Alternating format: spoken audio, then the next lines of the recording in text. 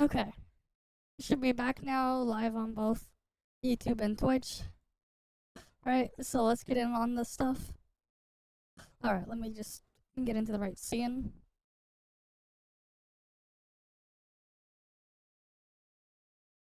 Okay.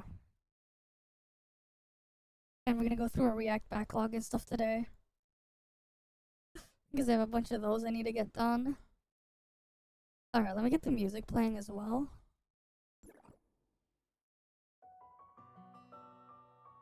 Alright. A deep space? Alright, let me get my alt booted up as well. Alright, so we can get our stuff here done.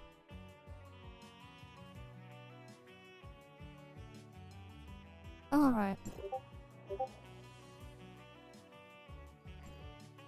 What was I pinged for?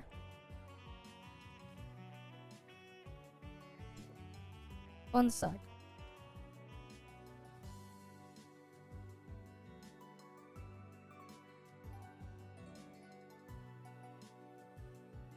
Oh, it's just, I guess it was nothing. Didn't look like it was anything. Okay, cool. Let's get our stuff here done though.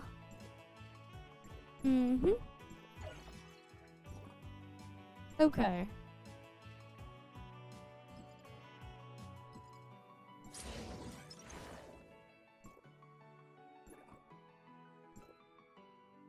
Yep, gotta claim this stuff there.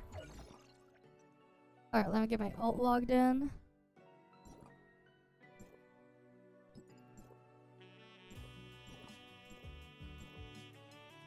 Grab those shards. What's the difficulty of Origin of War now? Oh, cool.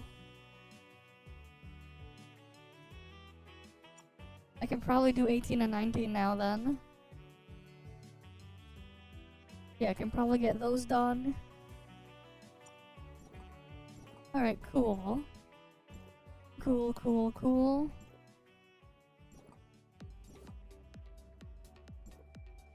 Yep, don't need to worry about, thing, right? Yeah, I already cleared all of, Void Abyss. So I got all the stuff there. Okay. Ooh, that's +3.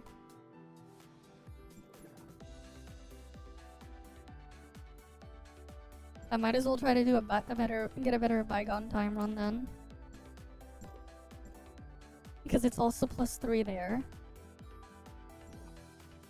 Okay.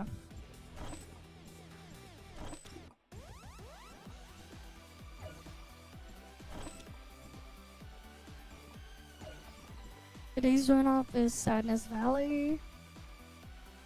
Alright.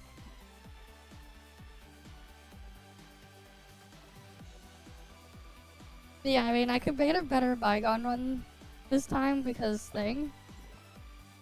Pretty sure.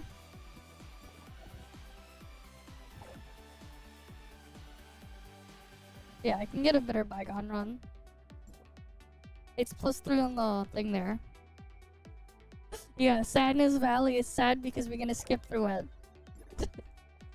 That's why it's called Sadness Valley, because we're gonna skip. It's sad because we're gonna skip. Right, that's why.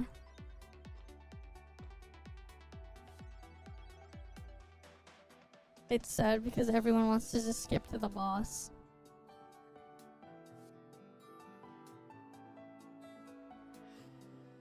But hey, it's primed for it anyways. Who doesn't like ultra shortcuts? Oh yeah, I have to also do multiverse hunt. Hi Tara. Welcome. Here, I have to get my multiverse hunts done.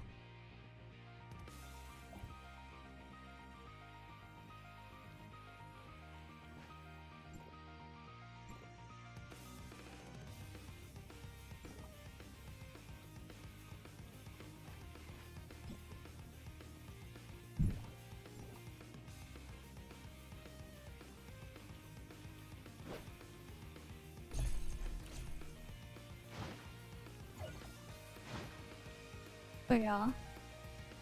And I think we gotta like finish some other stuff in Infinity Nikki after as well. So we're gonna do that too. Okay.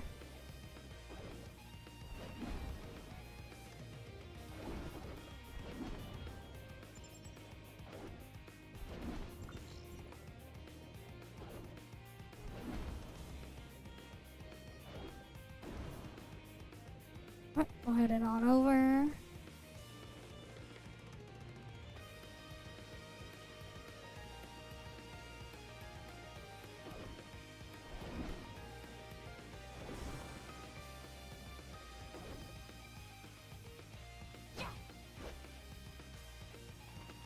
Alright, let me make sure I accepted bounties on my ult. Let's get these done. Okay.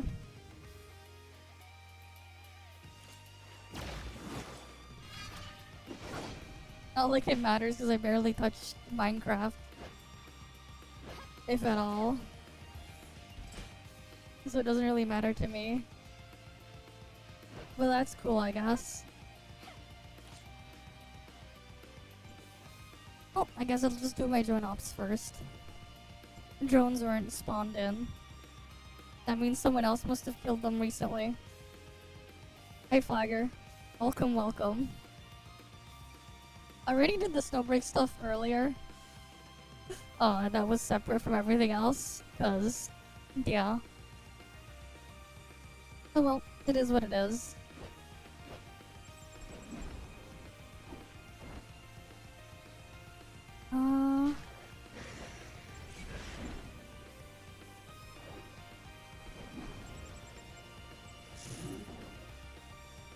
Alright.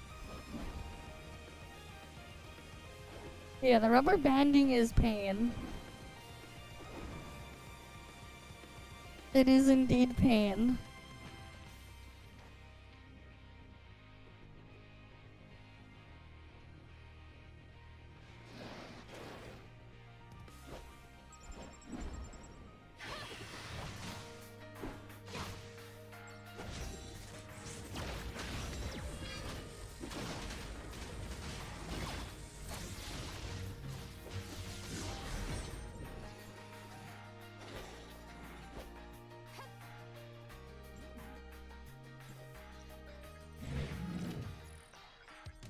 Alright, let's get loaded on out.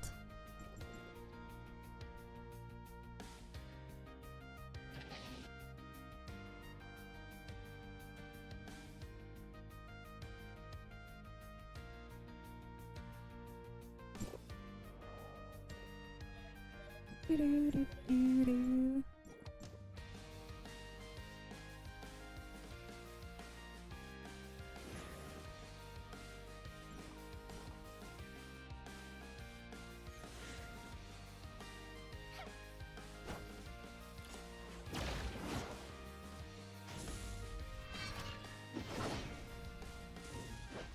What the hell? Why is the drone all the way over there? I can't hit it from here. Oh good, there's another player there too.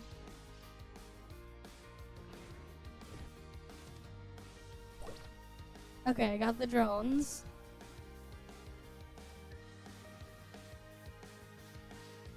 You did. You said something about that, but like you need advancements on Grey Fox, otherwise she's useless. Right, you need like at least A3, otherwise she's useless. Like actually useless. So make sure you get those. I don't know why they made her that way. Yeah.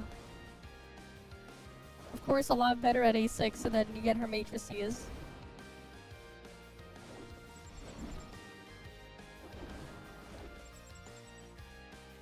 Alright.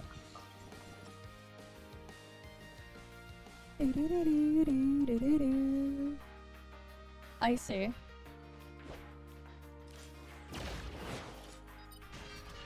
Surely you have Brevi already, right? Surely you also got Brevi.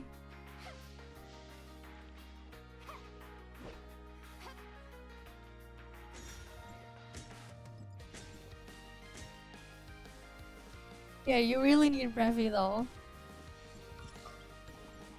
Brevi best benediction by far.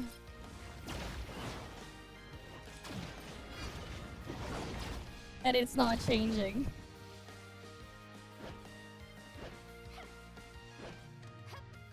Yeah. You gotta go through pain.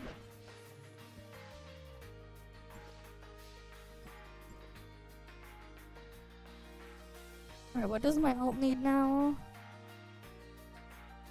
Oh, my ult needs exoskeleton dudes.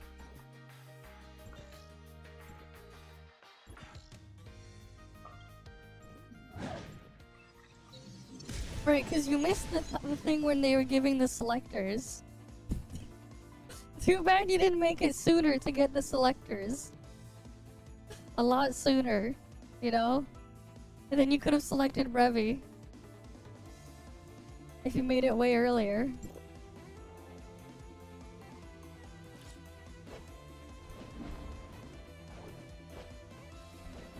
No, it's not that one. It was a different selector. There was a selector with 4 units in there. The one with Plotty. The one that had Plotty and it also had Brevi. There was one with Plotty, Brevi, Yanuo, and Yamyao.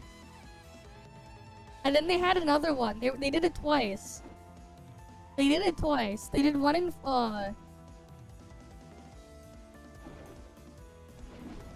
Here's the other thing though, they did it twice. Yeah, the first one was at the beginning of the year. The second one was in 5.0, I'm pretty sure. It was when 5.0 released. You missed them both times. And they had Brevi in both.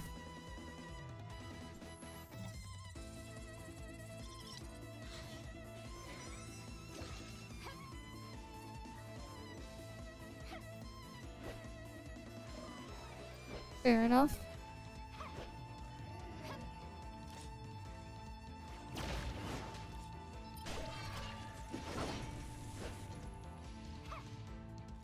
Yep, we got E8 music right now. We got E8 music playing right now.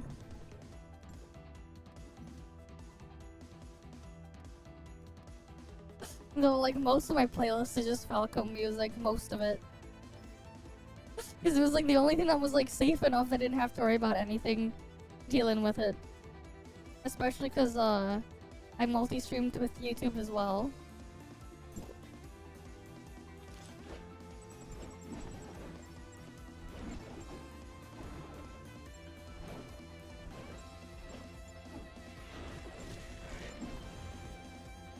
Yeah, that rubber banding is not great. Mega rubber banding.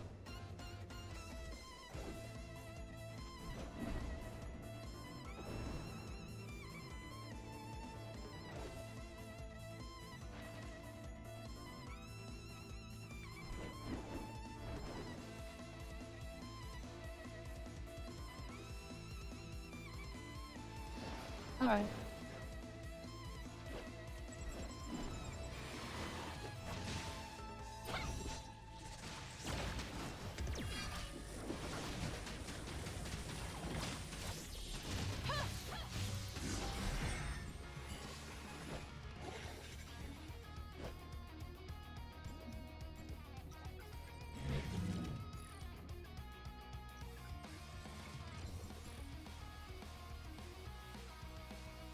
Alright.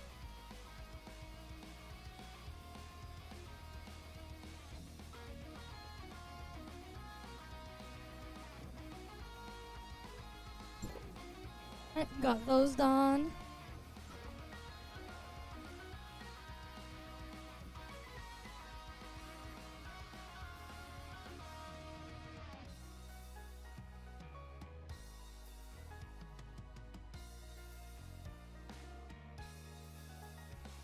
Wait, what the hell?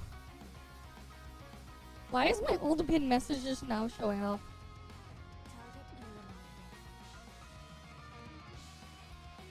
Okay, it's gone now. I was like, what the fuck? The popped out Twitch chat that I have on my other thing is just like was just being weird. Just gonna double check something.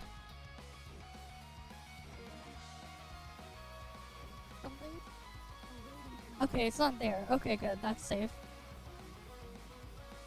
I was like worried something was where it shouldn't be. But it looks like we're all good. So that's good. Oh, cause yeah.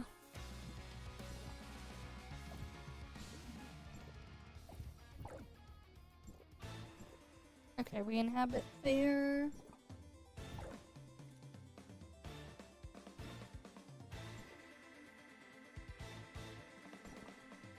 Yeah, I have the drugs already.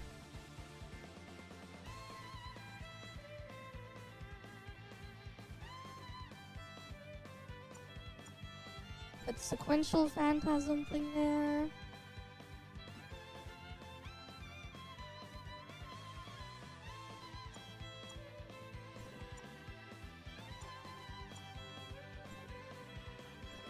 And then smart servant.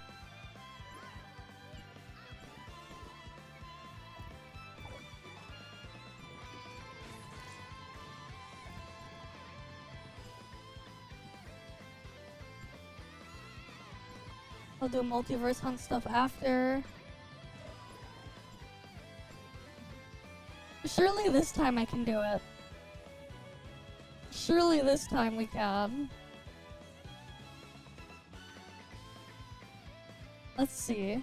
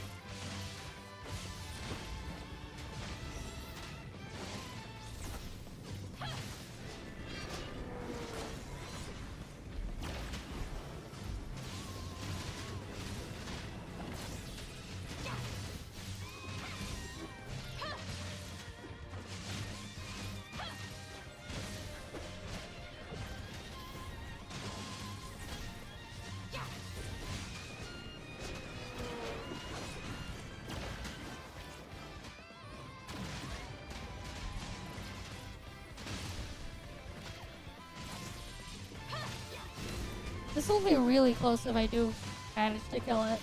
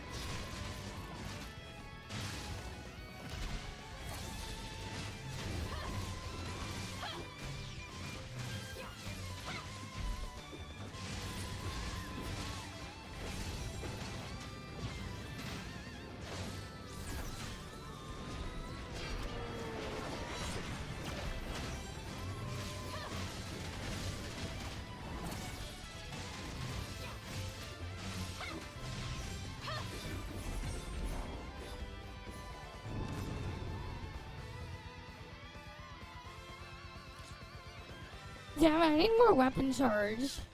I had the thing at the start, I might be able to.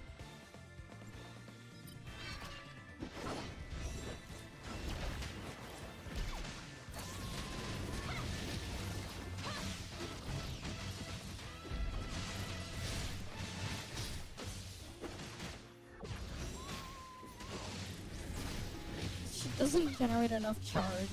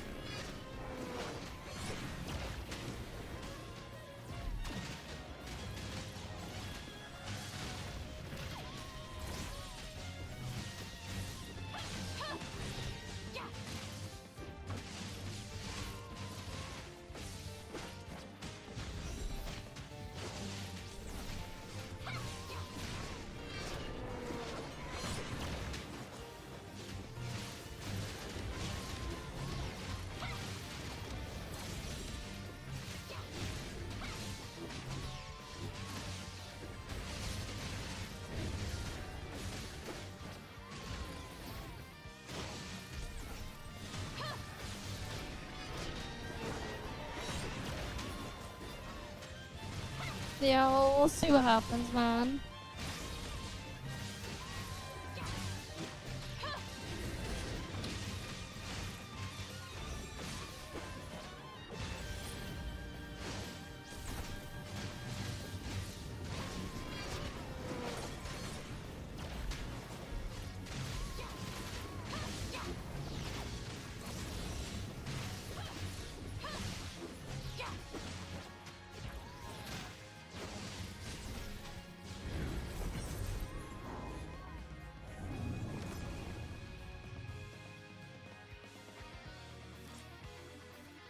Yeah, this is doable though.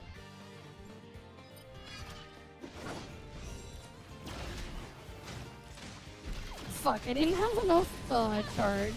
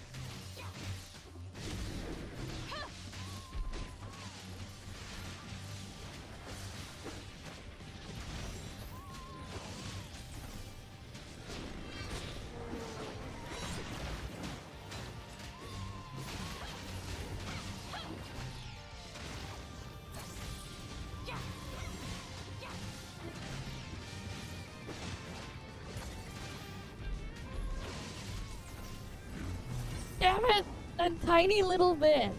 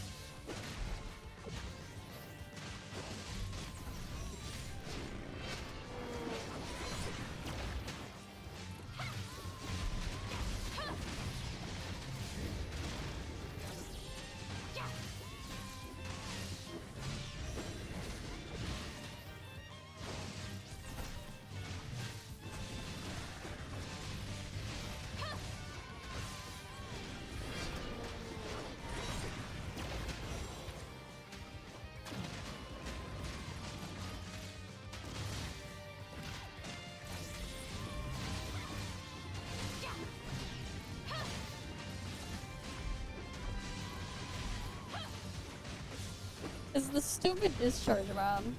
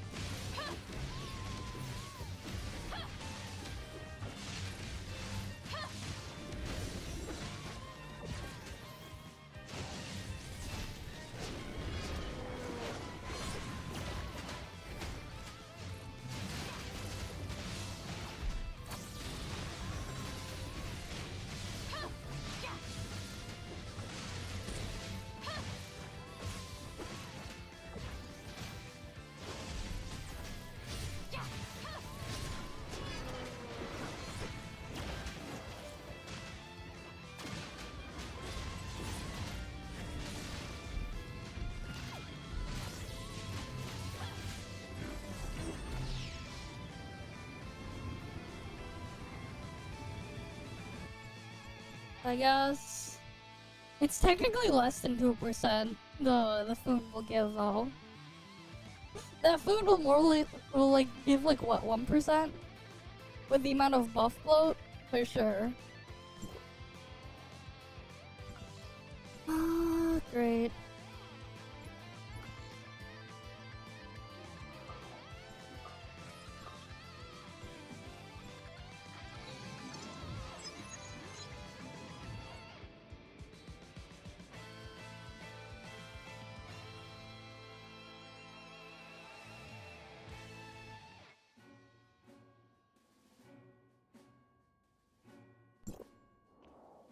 Wait, no, that's the wrong one.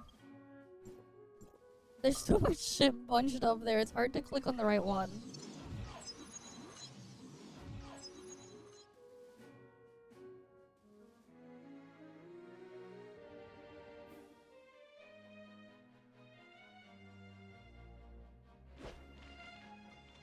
Yeah, there's like too much crap there.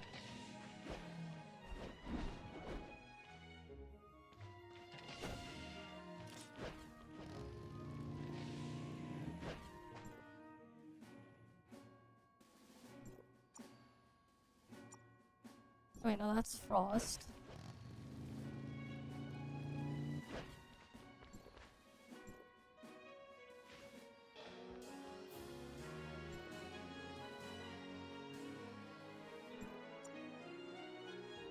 Here we go.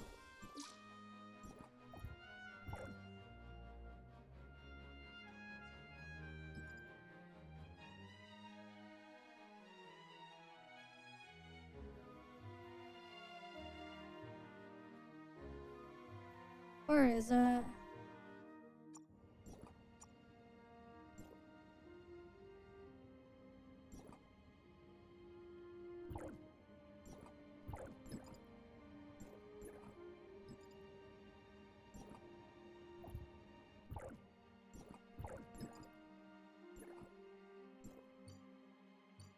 Oh, I forgot to buy these.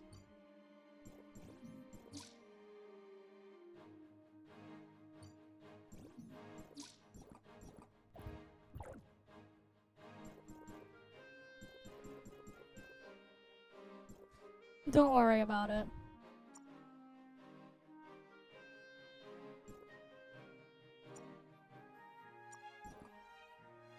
It's called I had my alt graduate, I was mentoring my alt, and I had it graduate a couple of times. I need to make another alt for that though now. Because I can't do that anymore. My alt is too strong now that I can't mentor it again after it graduates. It's too strong.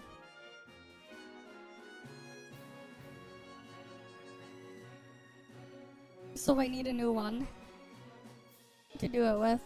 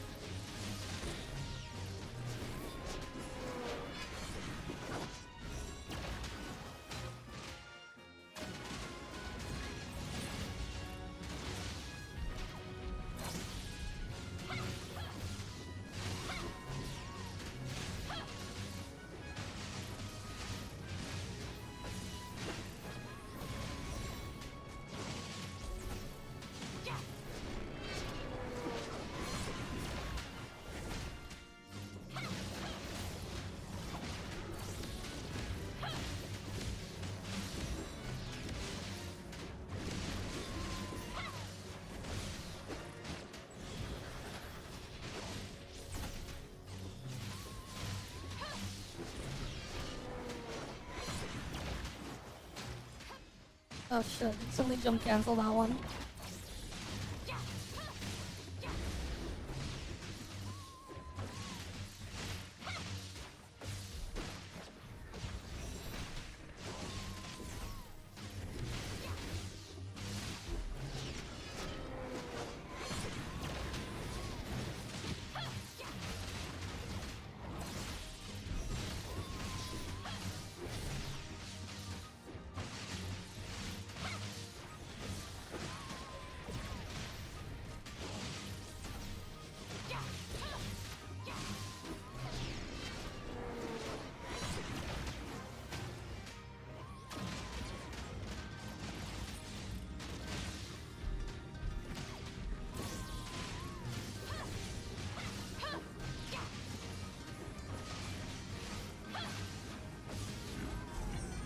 So close.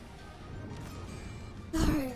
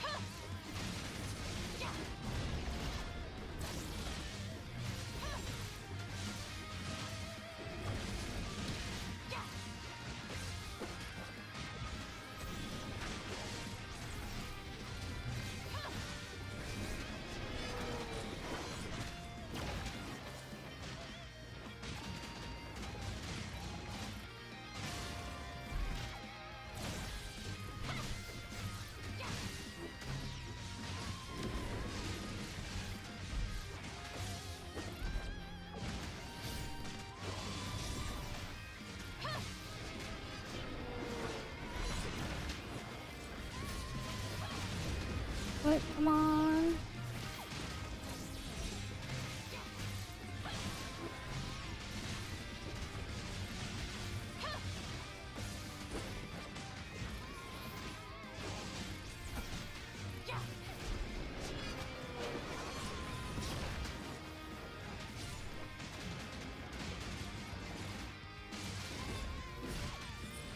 Fuck.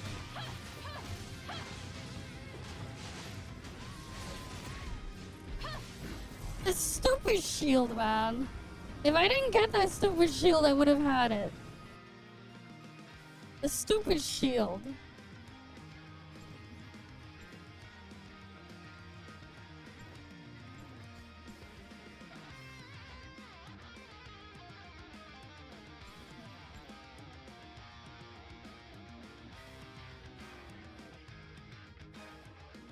Yeah.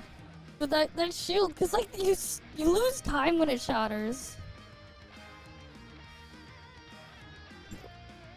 You waste so much time with the shield there when it like just having it shatter. I don't know why they kept that in there when like there's no use for the other thing for it.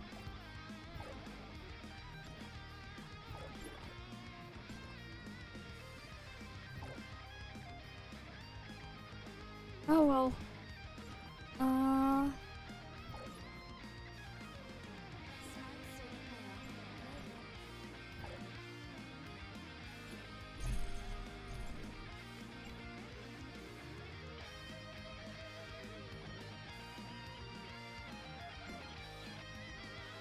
Yeah.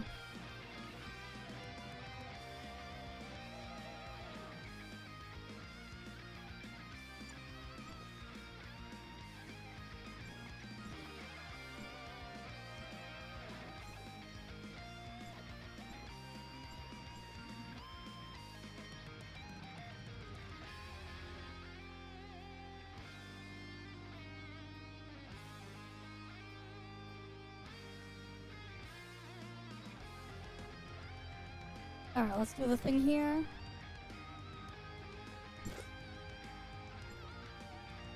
Okay.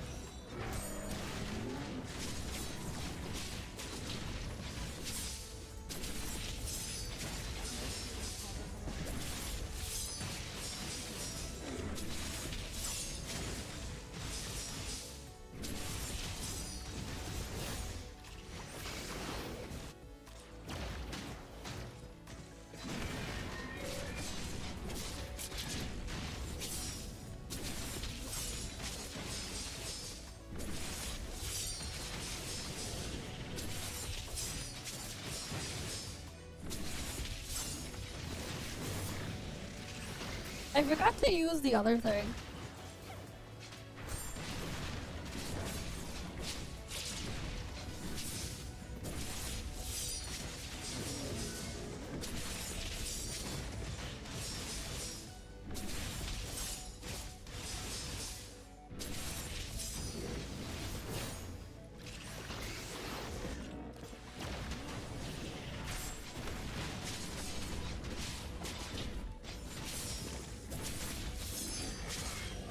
Yeah, I could probably get like a couple more seconds shaved off if I use the other thing for that. But yeah.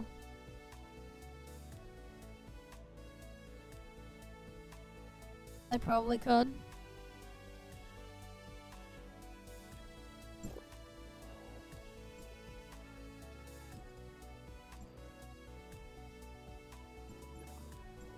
But yeah, we're stuck down here. Because his sequential I can't do.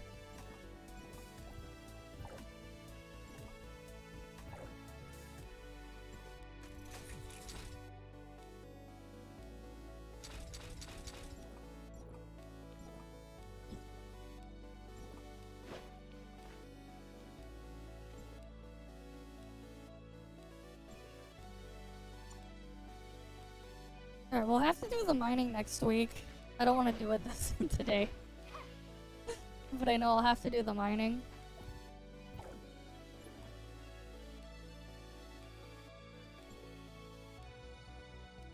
Don't remember if I made sure to grab the thing on my ult.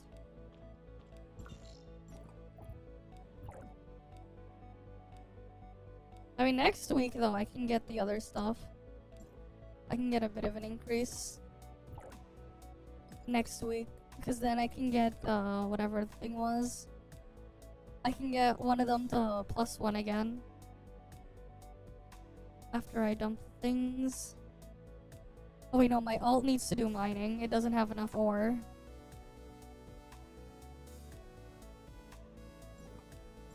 God damn it, I don't want to do mining.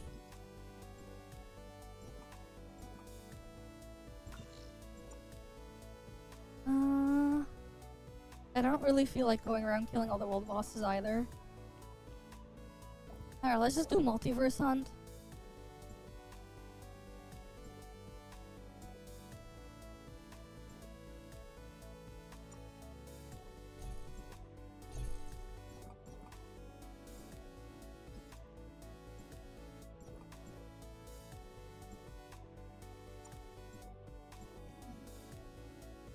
Right, doing raid category is always a nice easy one.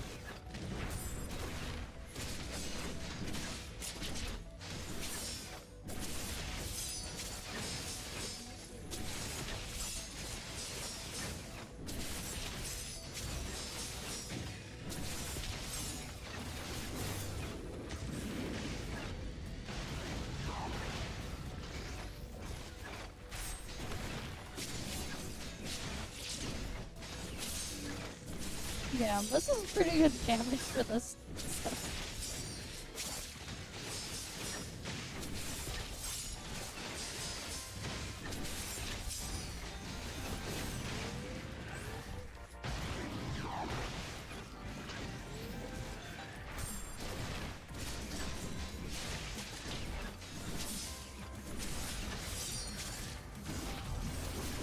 Damn, almost 10 billion for this.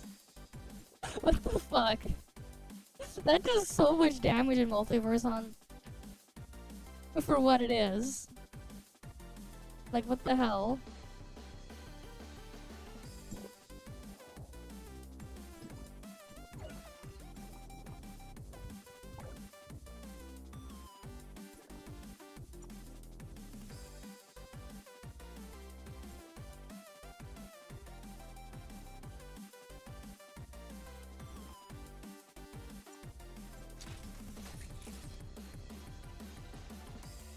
Oh yeah, I guess I could get the things on a better spot.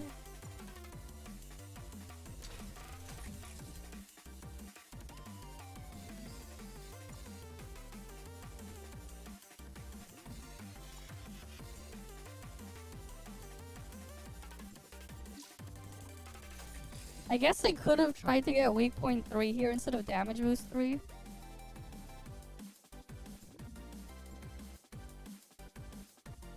And then reroll this thing until it gets weak point 3. Sense enhance. I'll do that after.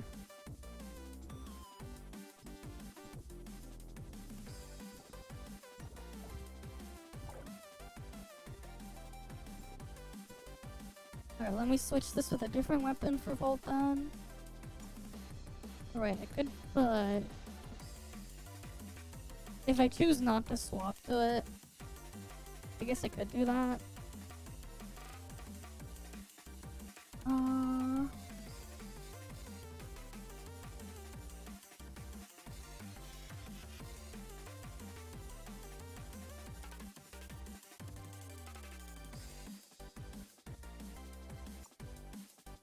Yeah, we'll put Tion in there. Why not? Not like anyone's gonna score stuff for the Tion category.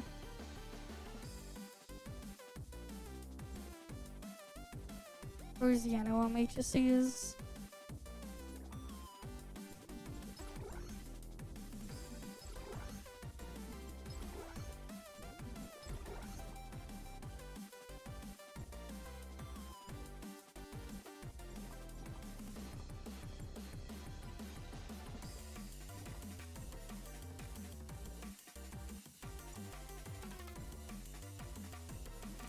Yeah, I should still get some buff from Tion anyways.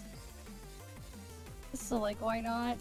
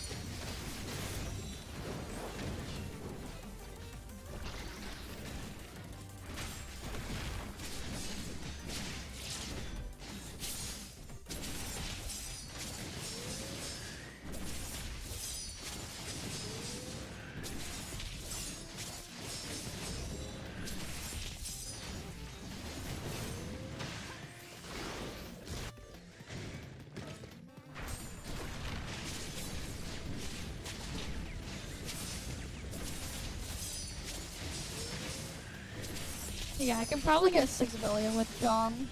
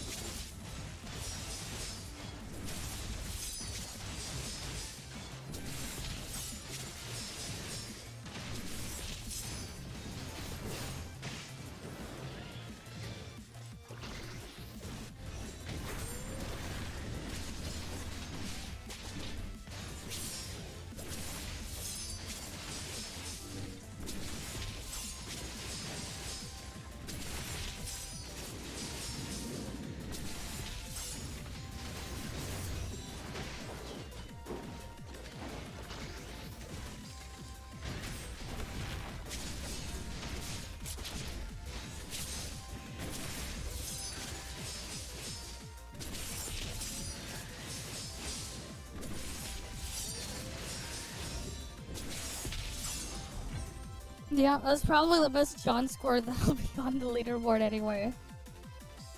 That's probably the best John score. Probably. Let's see.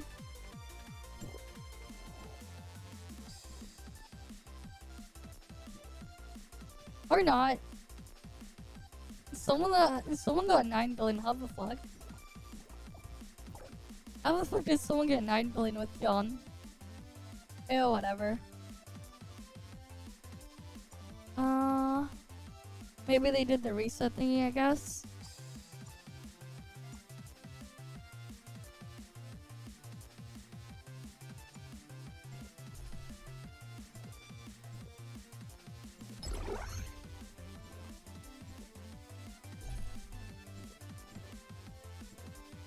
This should do good damage.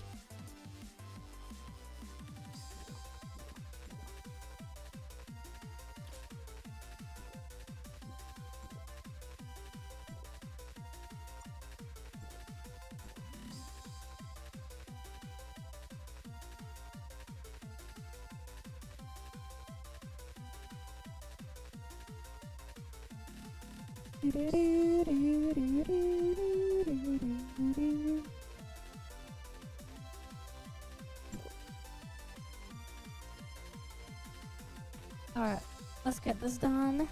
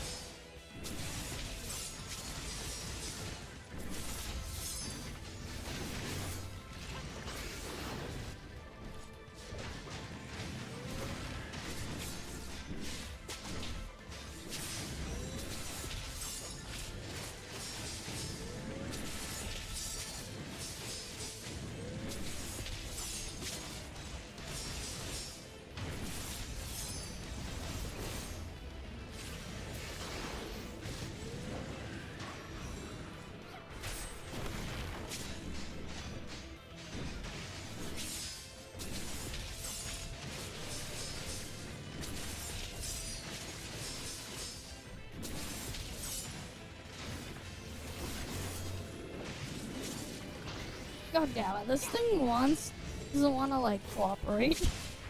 I'd stay in the bubble.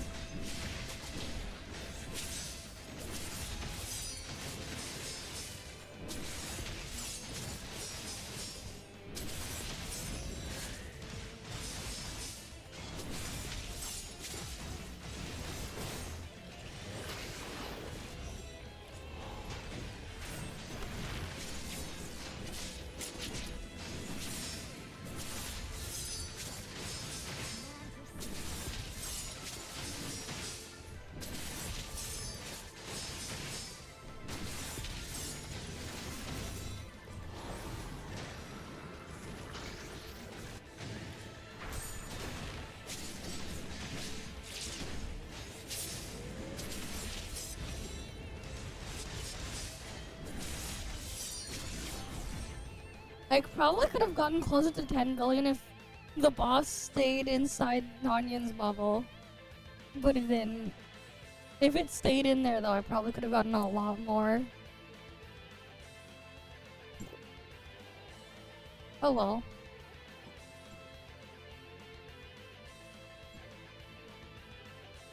Somehow I have number 1 there for Nonion though.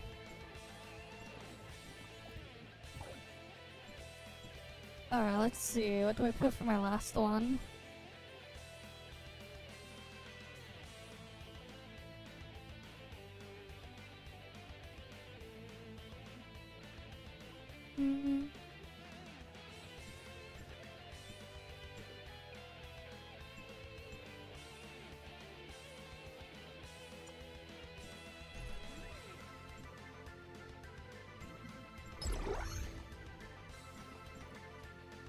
I'll do this.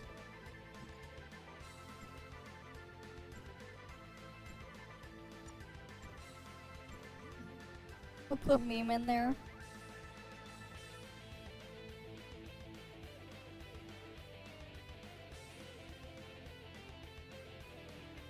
Alright, let's get this done.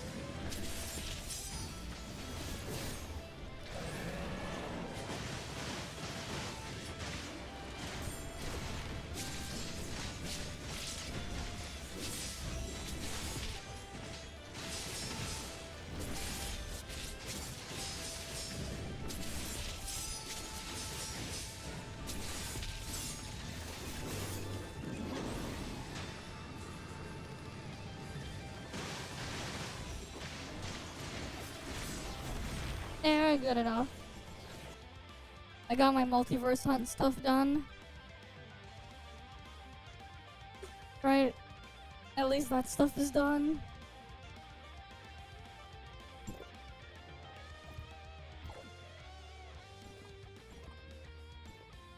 So now I don't have to worry about that stuff.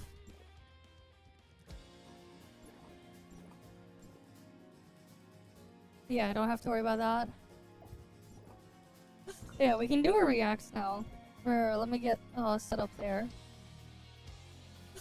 Because I didn't do that stuff earlier in the week. And I needed to get them done.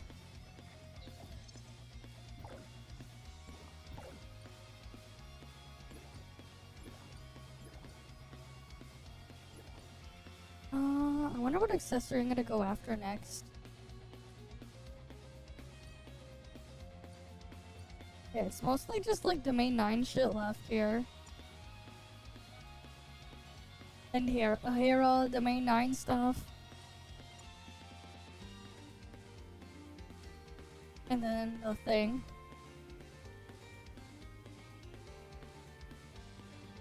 What do you mean? Depends on what you're playing. If you're playing ToF, what you should be doing is you should make sure you have more than enough to just get them guaranteed. Whatever that amount needs to be. If it means you sometimes have to sprinkle in some singles, then you do that. But yeah. The thing is, the probability is the same either way. It's not like your probability will change.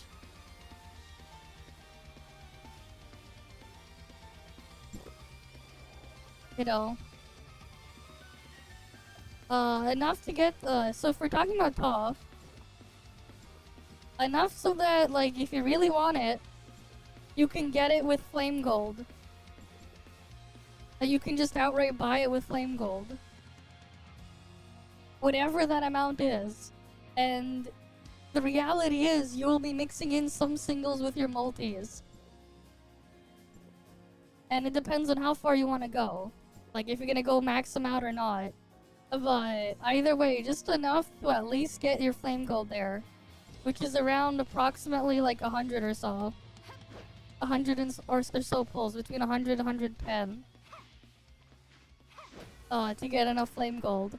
Though it is possible to get it a lot sooner than that through flame gold. Depending on what else happens, but yeah. Like, if you're gonna do it that way, like, you know. You only pull if you're gonna, like, actually go after it and grab it. No, like, random ass impulse pulling with, like, singles or multis whenever you get them. Don't do that. You shouldn't do that. This applies to every other gacha game too. You shouldn't do that. If you're really gonna go after and pull something, do it with the intention that you're going to get it and make sure you have more than enough to do so. Otherwise, don't bother at all. You're just wasting your time. And you're falling into one of their traps there. By not treating it that way.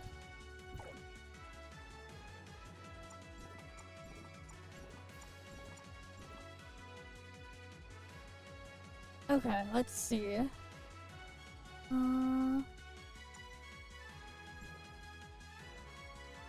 Which one was the thing I'm looking for?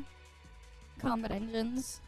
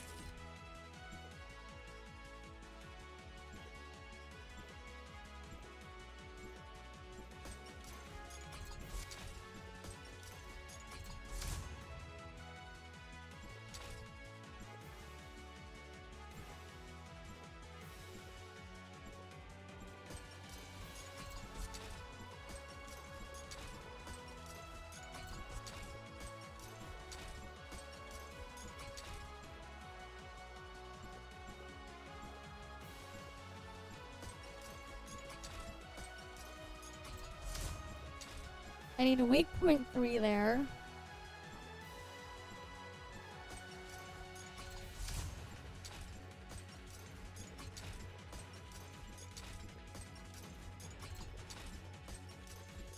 That is not weak point 3.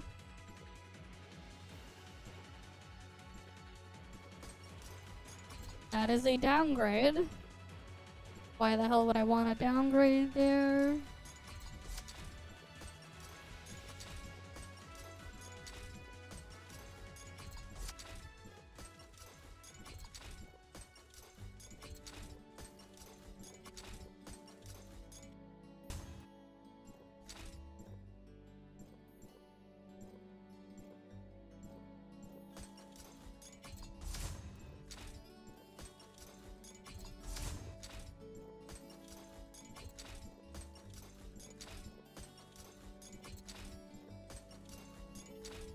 Yeah, I haven't done this in a while. I might as well turn the damage boost 3 to weak point and get that extra like 0.5% of damage.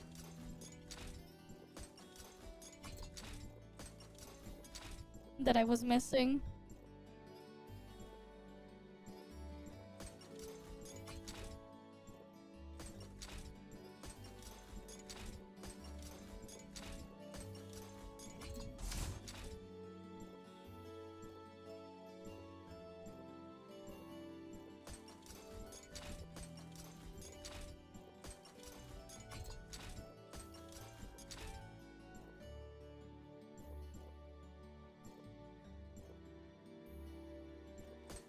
Nah, I can't get delay right now. I'm using blockers on it.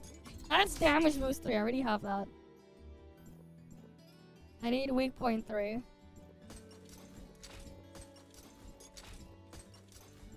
How many times is it gonna give me useless dodge plus 3?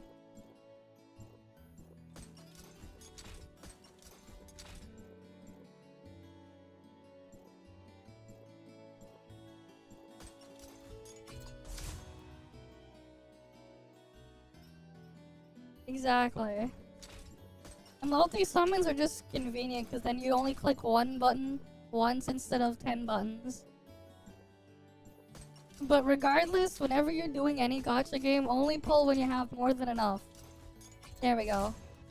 Never pull in a gacha game if you're never gonna guarantee it. Never do so. It is just stupid. I have another one though. This one too needs to get weak point 3. Because I have two of these for, 2 engines. One for Frostvolt, the other one for General. Because I don't have a better Fizz Flame one yet.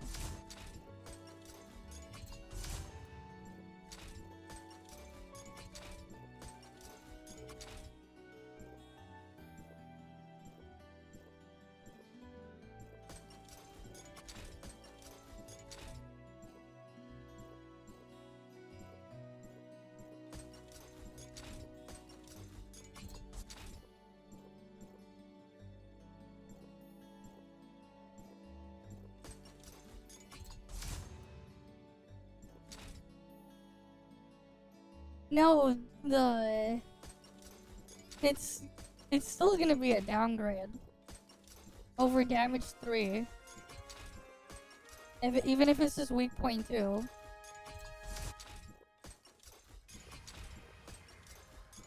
It would still be a downgrade. No, it was just always going to be worse. There is no niche use.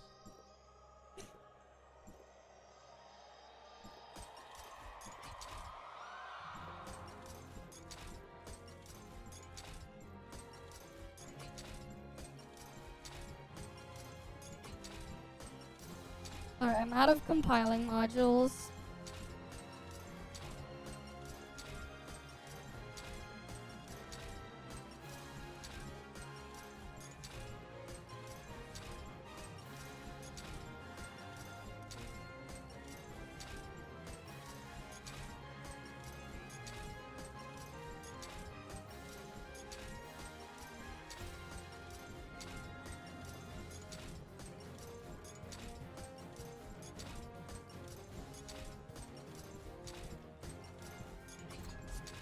I have a lot of clicks, but like, it's just pain either way.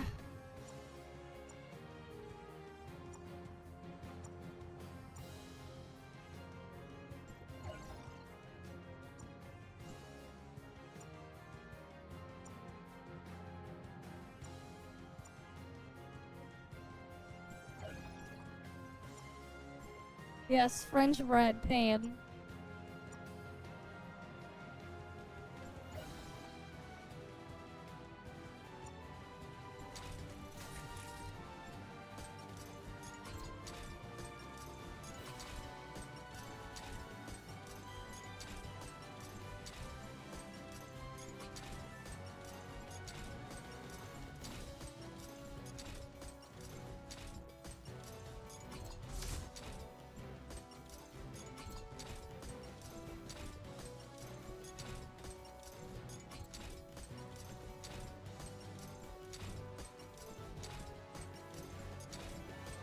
Come on.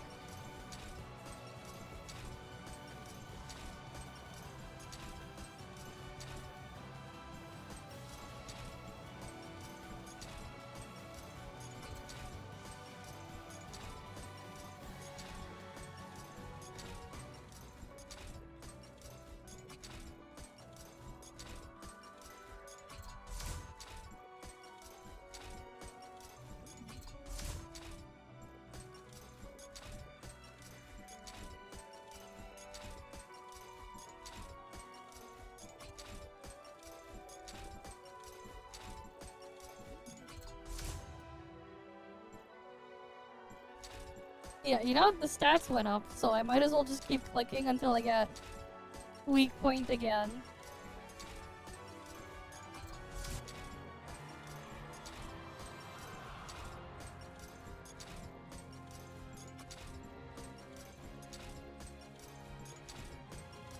I only clicked it because the stats went up.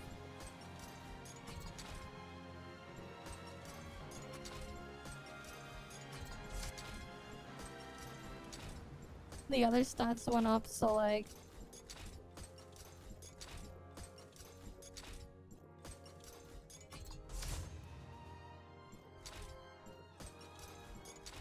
Yeah, because they ran out of the thingies.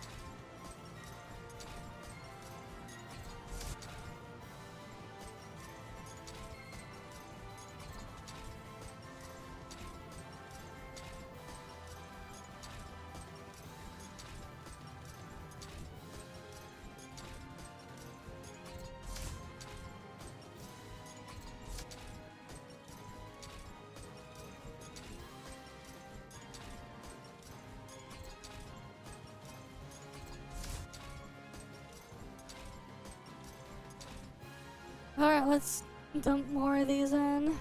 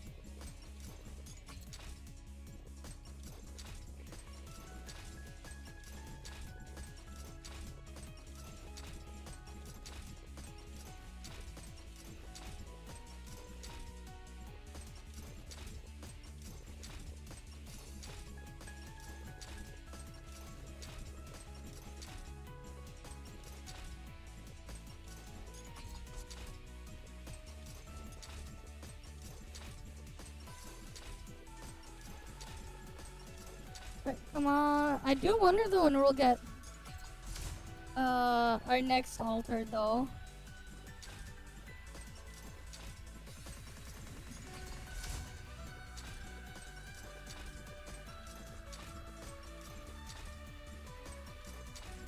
Yeah. It is super troll.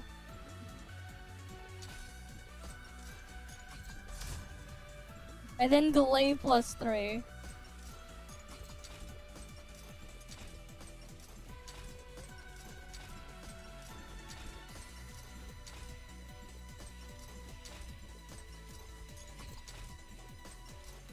Yeah, we've seen every single thing at +3 except for weak point.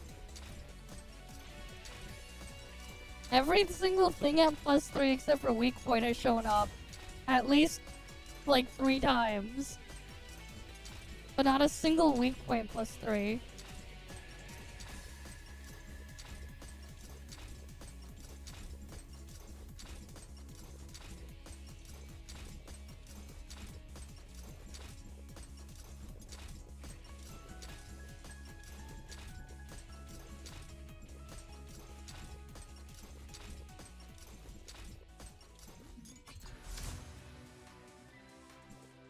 There we go. Finally, there we go. I got weak point +3 there.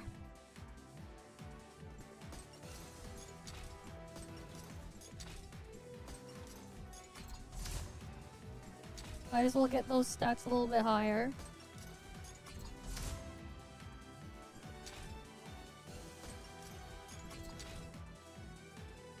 But yeah, now I have weak point there.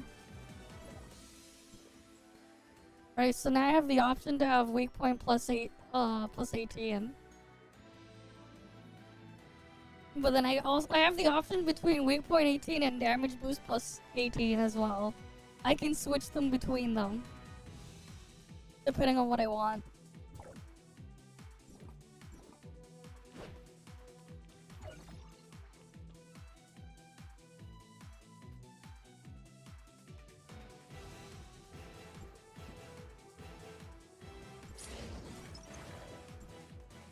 But like, yeah.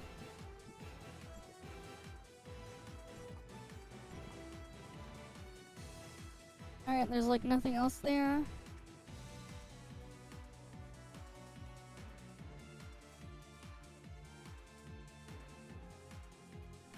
Yeah. But like, I'd rather just have the weak point thing there. Got discharge on the reactor.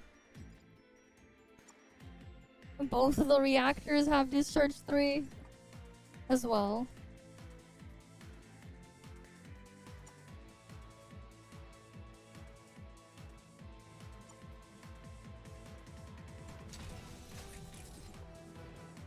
No, that one has skill only. That's the weak point slot. Wait, no, that's a normal slot. Okay. Just double checking.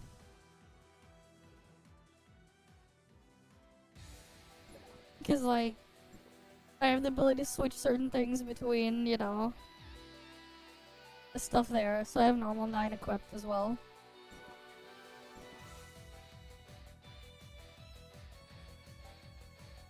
Okay, let's do some of the reacts then. We've been stalling here for long enough. Alright, let's get the thing. Because I have a pretty long react backlog. Look at all this shit.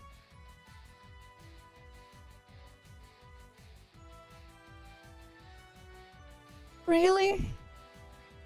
Really, Quark? Really?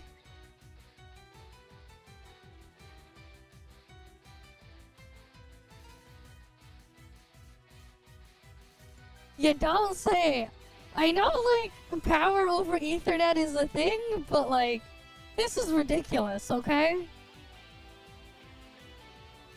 Like, I know you can send power over Ethernet, you know?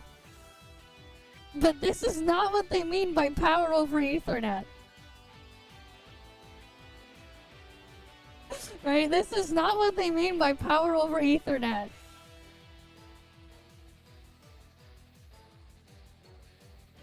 Wait. E.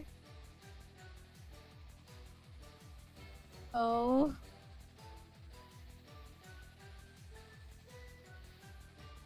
Wait. E. Where's my E? Where the hell is the E one? Why is this shit so unorganized, man? All these things.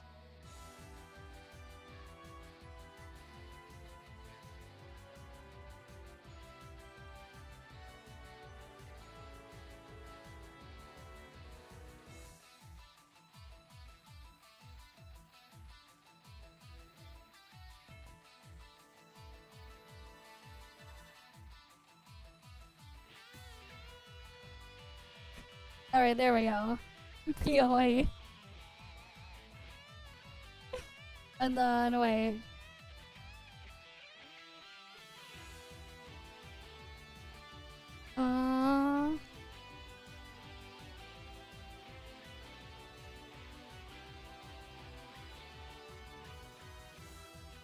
There you go. POE dead tombstone. There's your react. To that one. What the fuck? What the actual fuck?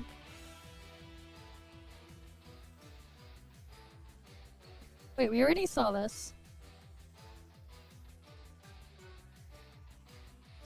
What the hell's this Wolverine state of play? Oh, wait, there's more shit here. What the fuck?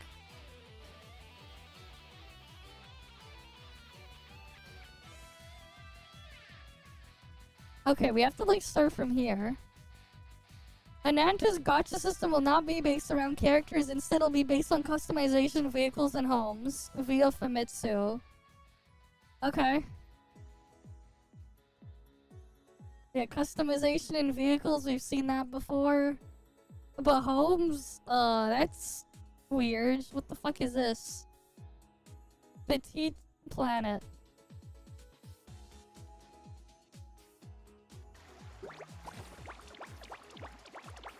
Okay.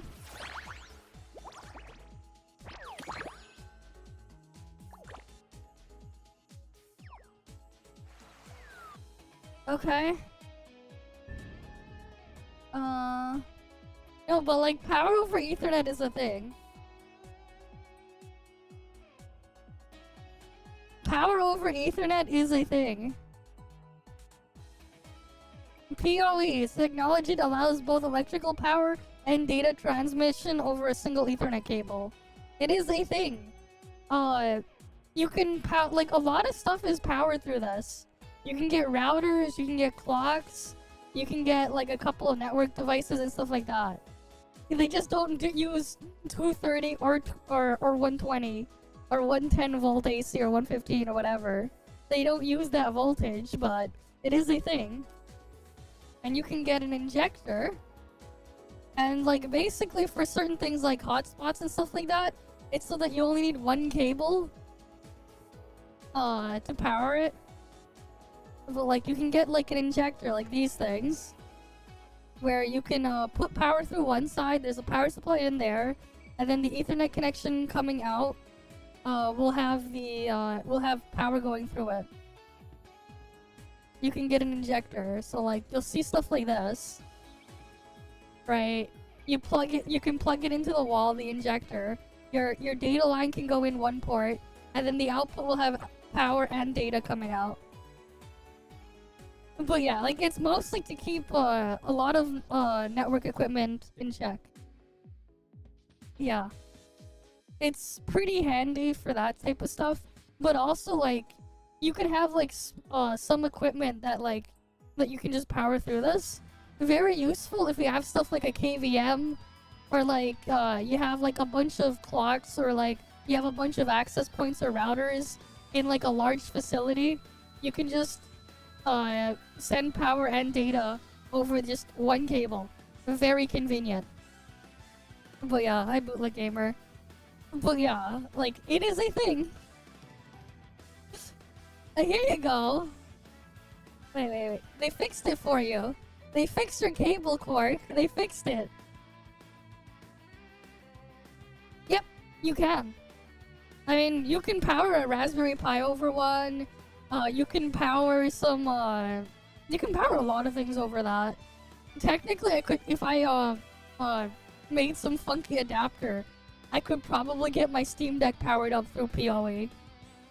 If I made a weird USB-C charger to do that, I could probably get that to work. It's completely stupid to do it that way, but you could do it that way. But like, yeah, I do use it though for powering my KVM, because yeah, I have an IP KVM that lets me access my other computer that's in a different room, where the stream is being relayed through. That is powered through PoE.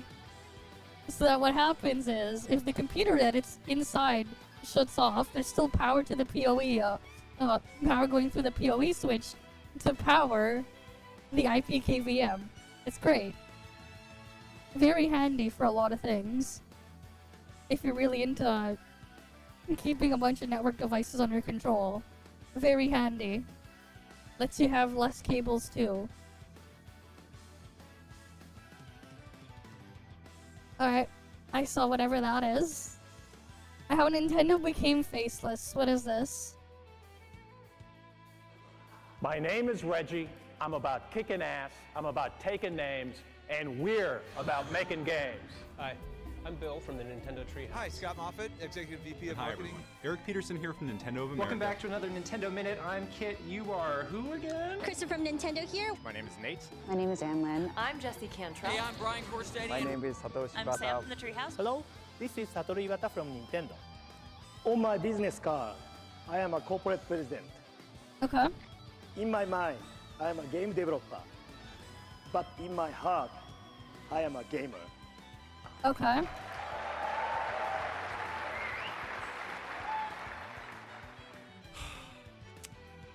$40 Mario Galaxy? There's a lot that's changed since Nintendo. You know, the $40 Mario Galaxy makes it cost more than it originally did when it was on the Wii.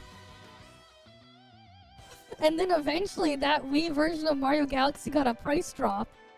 And now it costs double that price of that price drop Mario Galaxy.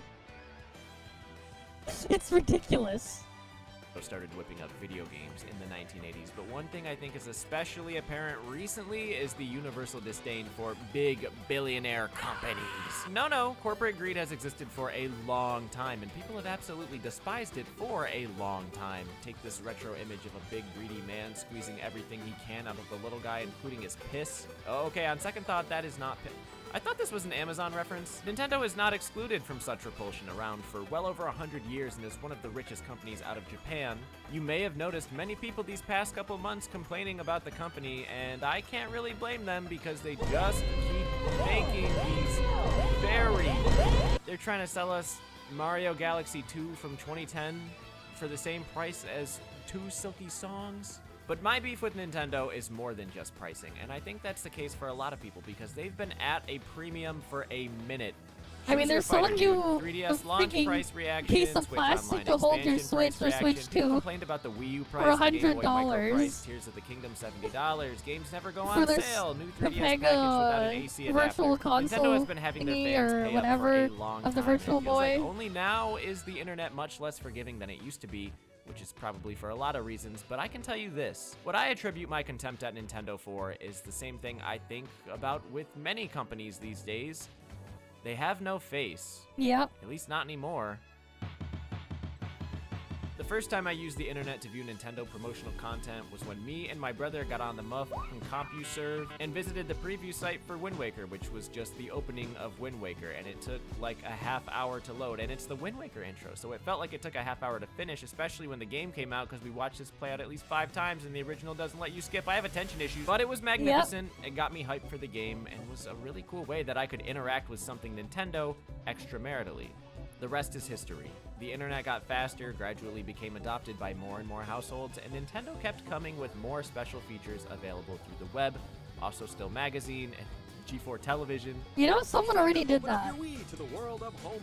That is It is already here a where many thing. my age got to know that behind the video game was a company, and more important, behind the company were people.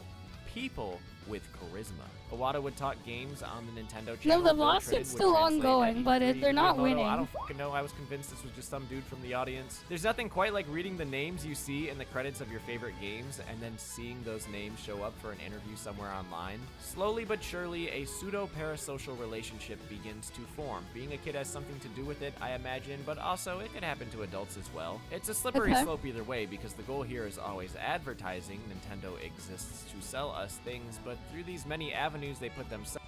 But like, wait, let me pull it up. Like, let's say go on AliExpress. You know what you can also get for $100?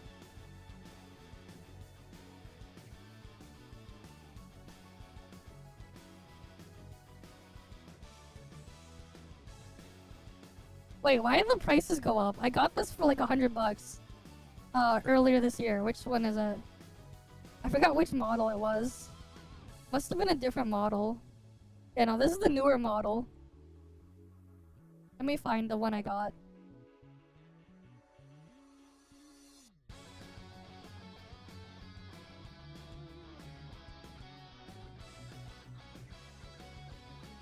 Oh wait, right next where AR.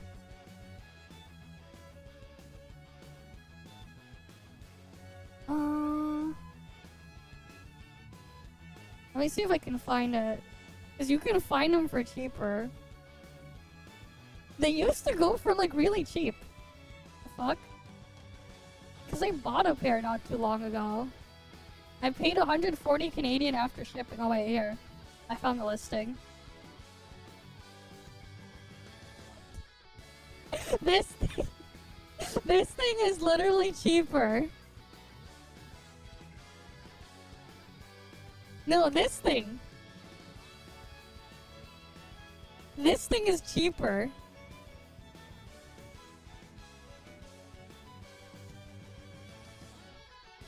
Oh yeah. Yeah, this is what I paid. I have to see if we can find it. There's probably similar ones.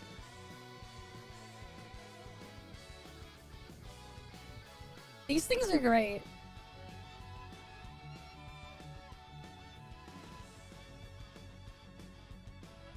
No, these are the Air 2s. Those ones are the Air 1s, the older model. Did they just eventually run out of the old stock? Maybe they ran out. That's probably why they're gone. I don't think they have any more. Because now it's just the Air 2s.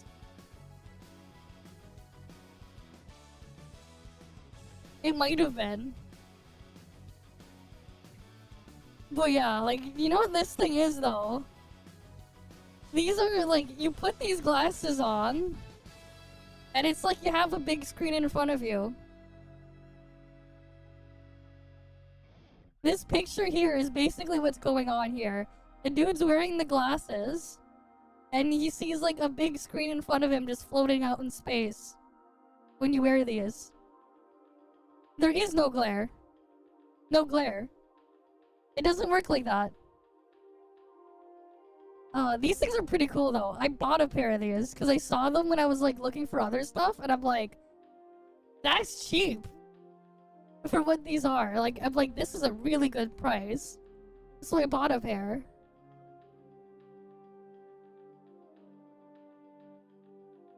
But there is no glare because that's not how it works.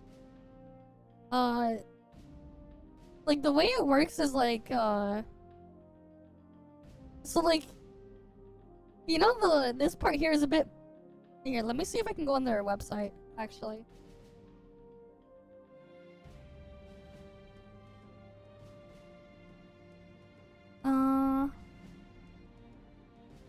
I'll show you.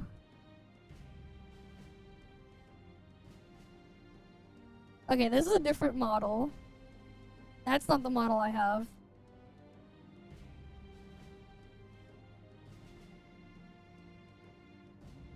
So like, unlike regular pairs of glasses, you see that this part is thicker here? The reason why it's thicker there is because of how these work. basically, this is just the cover, but you can see through it's like sunglasses. This is a reflective display here on the inside, a reflective thing here. The actual screen is behind this piece of plastic up here. That's why it's thick. And it gets reflected onto this thing, and then you can see through it. You can see the screen. There is no glare because it's on the inside. No eye strain. There is no eye strain. It's like looking at a projector screen. That's why there's no eye strain. It's not like VR stuff. It doesn't work like the VR stuff. It's basically like you just have like a big projector screen just strapped to your strapped in front of you. That's all. So there's like no eye strain because it doesn't do the stuff that like VR headsets do. It's a bit different because what it's actually doing is it's just using mirrors to do that stuff. No.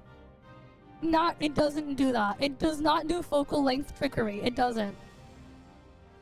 It doesn't. There is no focal length trickery. That's why there's no eye strain. There is no focal length trickery. It just uses mirrors. There's a mirror here. Where light can pass through the mirror. And it's just like, just a screen there. I mean, I guess. But yeah. Yeah, your eyes don't get strained. That said, if you need to wear glasses, you're going to have to like get custom lens inserts made. But like, those aren't so hard to get. They're like $50. You can get like custom lenses made. And what's cool about these, right? Like, you can like plug this in. You can like hook it up to your game console, your phone, or your computer or whatever, as long as you can have a display out over USB-C.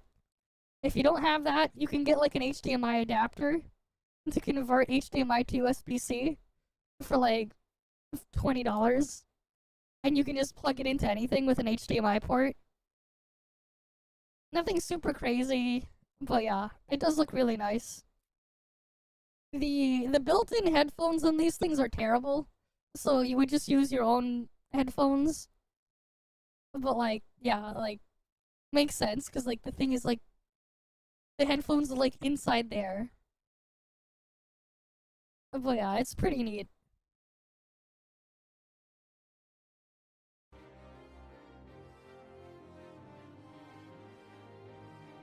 But yeah, I guess it was a crazy deal when I got it for like, for that price. I got it for a crazy price, but yeah. Yeah, that's also true. What I like doing with these is like, I like using these when I'm in bed and when I want to watch stuff like on my own time doing whatever.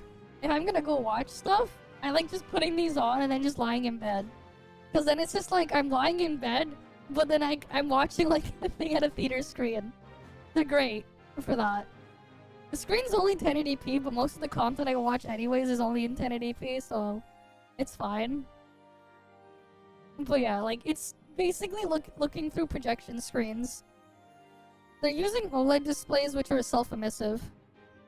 Yeah, it's fine. For a lot of things it's fine. But yeah. It does feel like you're looking through a projector screen. Yeah, no, the speakers in here are terrible. So what I do is just I use my own headphones. I use my own headphones. I just plug my own headphones into my Steam Deck or whatever, because I like to use this with my Steam Deck. I just like just load up Plex or Kodi and then play something locally over there, or like I just go on websites or whatever, use a web browser, watch stuff there from streaming services or whatever. It's nice. That said, you can't buy this anymore. They're not selling it anymore. But these things are pretty cool.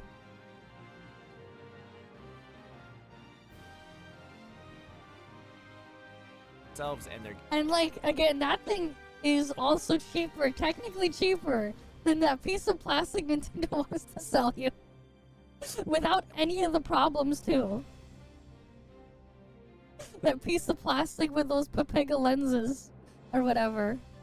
Games on display, there was a certain level of trust being built. Remember this, it will be on the exam. By the time we end up in the era of the Direct, the format that would pretty much kill off all the others and is still used to this day, Nintendo knew exactly how to approach web content. These employees had blossomed into full-time personalities, not to mention the people they hired as full-time Fair enough. personalities.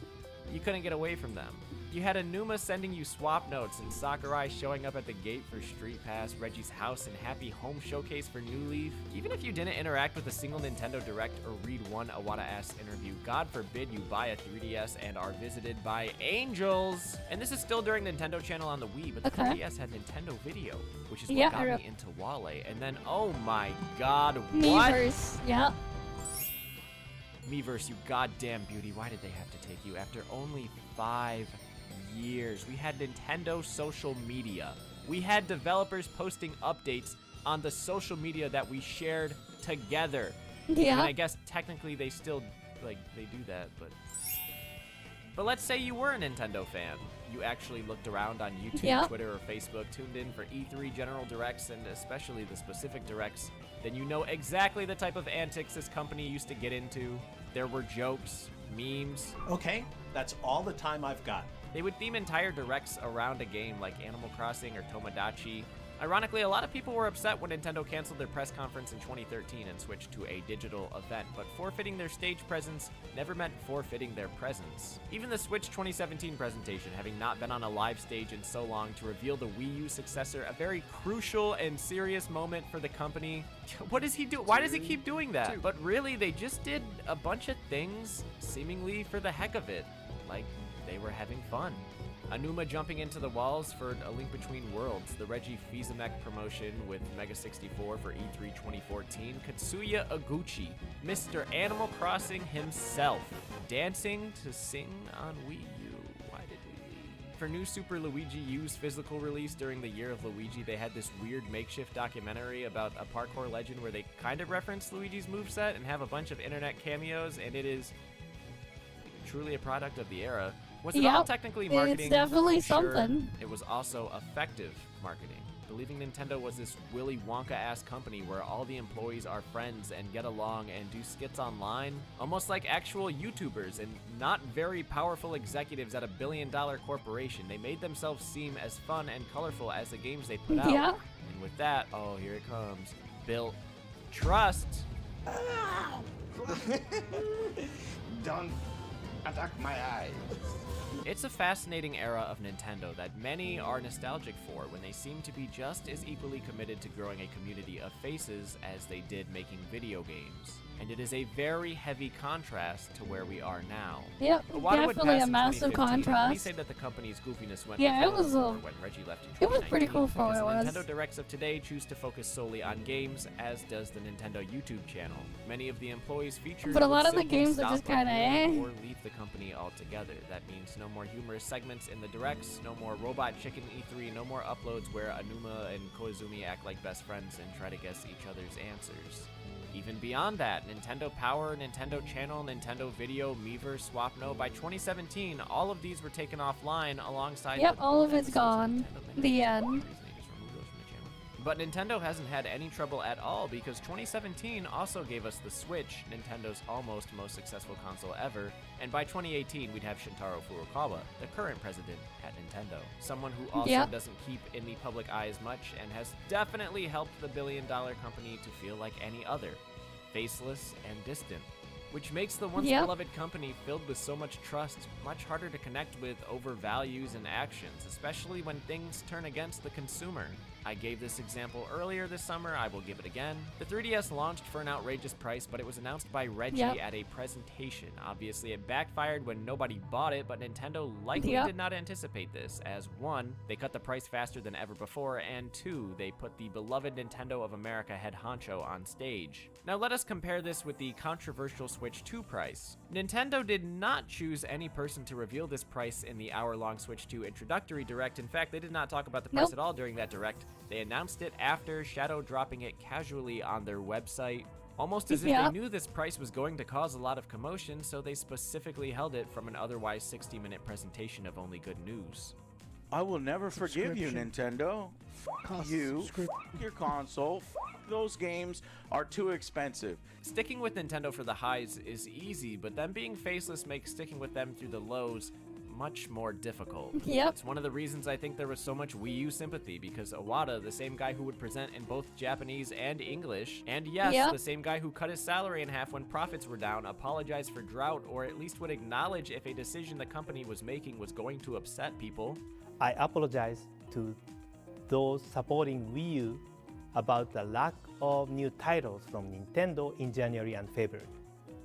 But please understand, I can't speak on his skills as a leader, but I have zero choice but to believe Iwata was a good he cut his guy. salary. Because if he wasn't Probably making was still decisions taking for in the stock company, options. he Yep. was making decisions for us. Probably. He gave Nintendo a And then face. he died Many at the of them, end. literally. Okay, yes, me reference. And when I say that, I mean he gave the fans died a of face cancer to at the look end. towards in times of both good and bad. A face that we could trust. Thus, even when Nintendo was being shitty back then, when they were understocking amiibos or had a stupid partner program, it was so much easier to have confidence in them, rather than a CEO who is technically amazing at his job. Nintendo's doing so fucking well, but like, dude, tell me this man knows what Rave Race is or Sin and Punishment. Furukawa, pop quiz, which one of these characters is Shulk? And I'm not gonna say that I don't still love the directs, even if I miss how much personality they used to put in them. The directs of today we got are still Kirby very 64 music in exciting there. and filled with fun new games, unless you're talking about the one from last Friday. For a company that's all about selling fun, it's harder to buy, figuratively and literally. Again, bitches. That is to say, it makes this company much harder to look at as anything but a company, one that values money and profit above anything else, including personality, side ventures, whether it's a silly wheel-spinning game on YouTube or a fun not game on their hardware, an entire social media platform, or a digital animation app that's also a social media platform.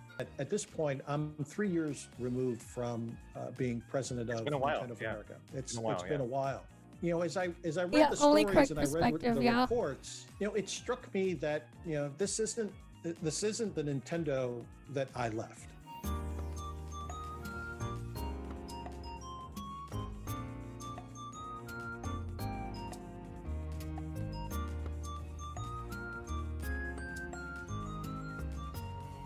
Well, it is what it is. Alright, we got this State of Play trailer. What is this? Wolverine. Wait, let me just mark that off. We'll do that one after, actually. The worst types of videos we're tired of. You know, we'll go through all of these first in order, and then I'll get to them. Have you ever seen a type of video you've seen many times before? The same style, topic, or some other crap that just reminds you of one of the other million videos that pass by? Oh boy, you are not alone. As today, I'll rant about exactly that. The type of shit that just makes me want to reach into my ass and pull myself inside out. Starting off with the most loved and most hated type of videos. You know which one I mean. Discussing the most loved and hated YouTubers, streamers, rage baiters, etc, etc. They are literally a copy of each other. The thumbnails always have heaven on one side and hell on the other one. Then we have a creator that has these devilish horns or an angelic ring on their head. Maybe you got curious like me and clicked on 50 of these, just to be presented with a for every loved streamer, rage baiter, YouTuber, content group, there is a hated one type shit. With all of them being the Don't Sunny worry, V2 they're gonna ripoff. slowly get It does not matter where I am. AI because ripoffs if I of watch them. football, Well, there's they a probably most already loved and most exist. hated footballer. If I watch Don't Minecraft, worry, it's only gonna there's get a worse. most loved and most hated Minecraft YouTuber video.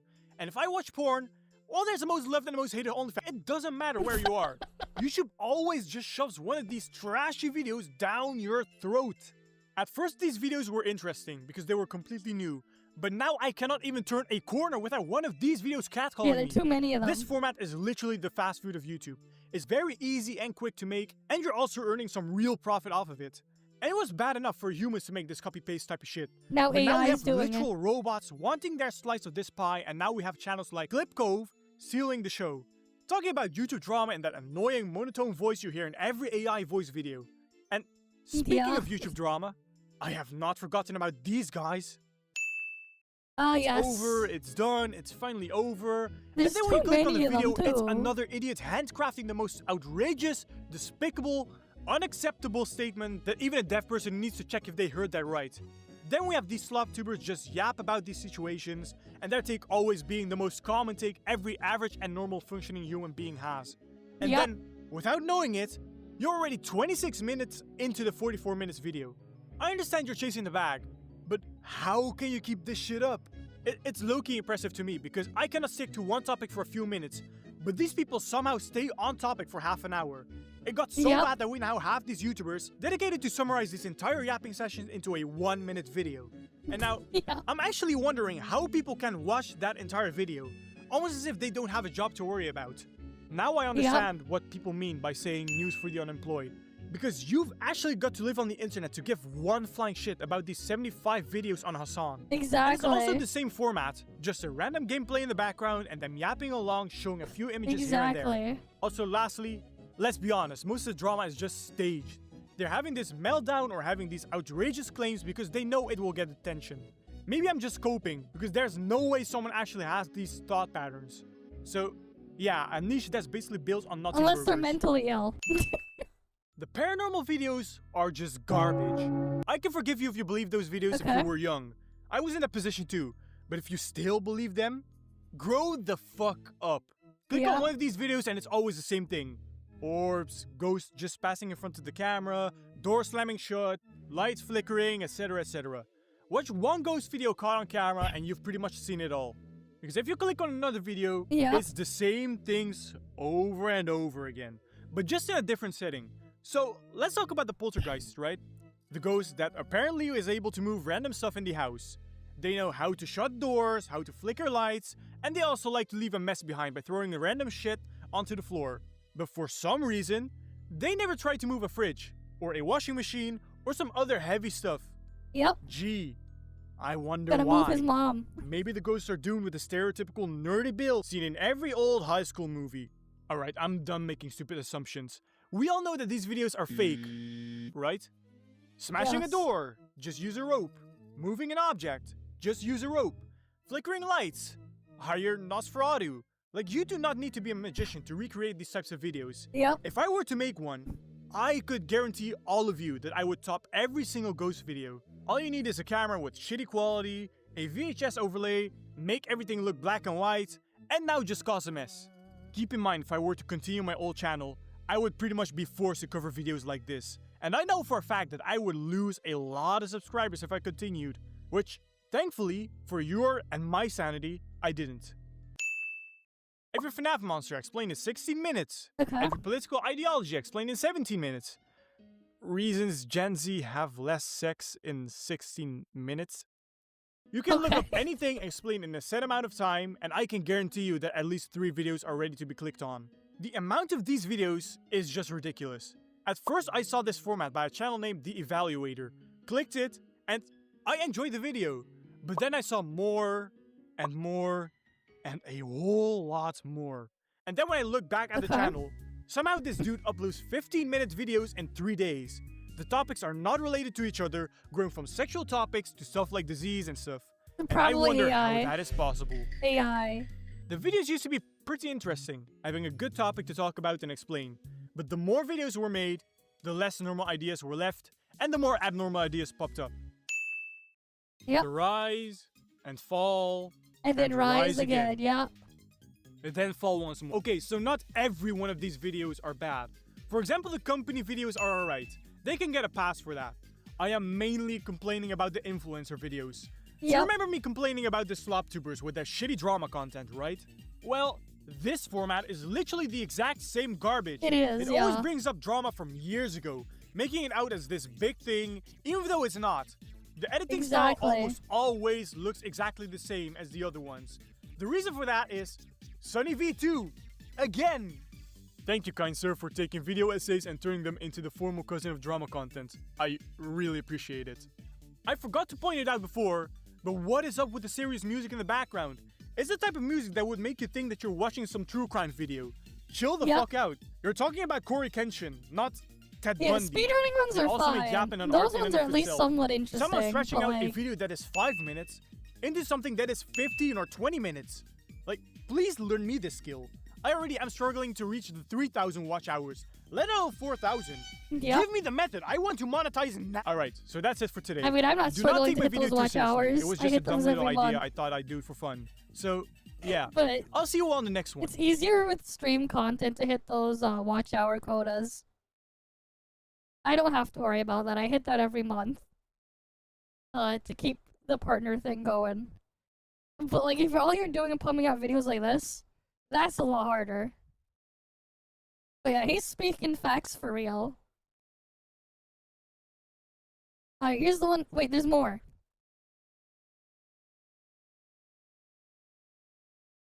YouTube is actually screwed. You cannot scroll around without seeing the same shit bombarding you left and right. Yeah. We're all tired of this unoriginal, clickbait garbage plaguing this platform. Today I'll continue ranting my frustration about we got this Mario platform. Bros music But now. first, check out the first part if you haven't already. And also, like and subscribe. Okay. I cannot believe I missed this in my last video, but we are sick and tired of reaction content. You look up this very interesting video, right? You find exactly what you're looking for. But do you want to know what else you'll see? 10 lazy-ass streamers leeching off of these videos. It's always one of those big streamers like X2C, Pokemon, or one of those goddamn Vtubers. Watching a shitty reaction video, they show the entire video, right? Yeah. You think they actually react to it? Well, no. Instead, you're looking at this blank expression for 10 minutes straight. No words, no reaction. Maybe if you're lucky, you're seeing them stuff their mouth, or you'll hear their brilliant comments like, "Oh wow," or "Damn," or maybe even, "That's crazy." Well, thank you for your very insightful commentary. I wasted my time watching 10 mid-rolls for this shit. I could watch the same mid-rolls on the original creator's video to support them financially. But no, instead I made an oopsie. And that oopsie was making an already rich and lazy fuck even richer. And if I dislike, the joke isn't on them, it's on me. Because why would they care about one dislike if they already gained $50 worth of ad revenue out of me? And I want you guys to realize something. Back in 2016 or 2017, I have no idea, we had this entire anti-reaction wave happening. But as of 2025, they are even worse than before.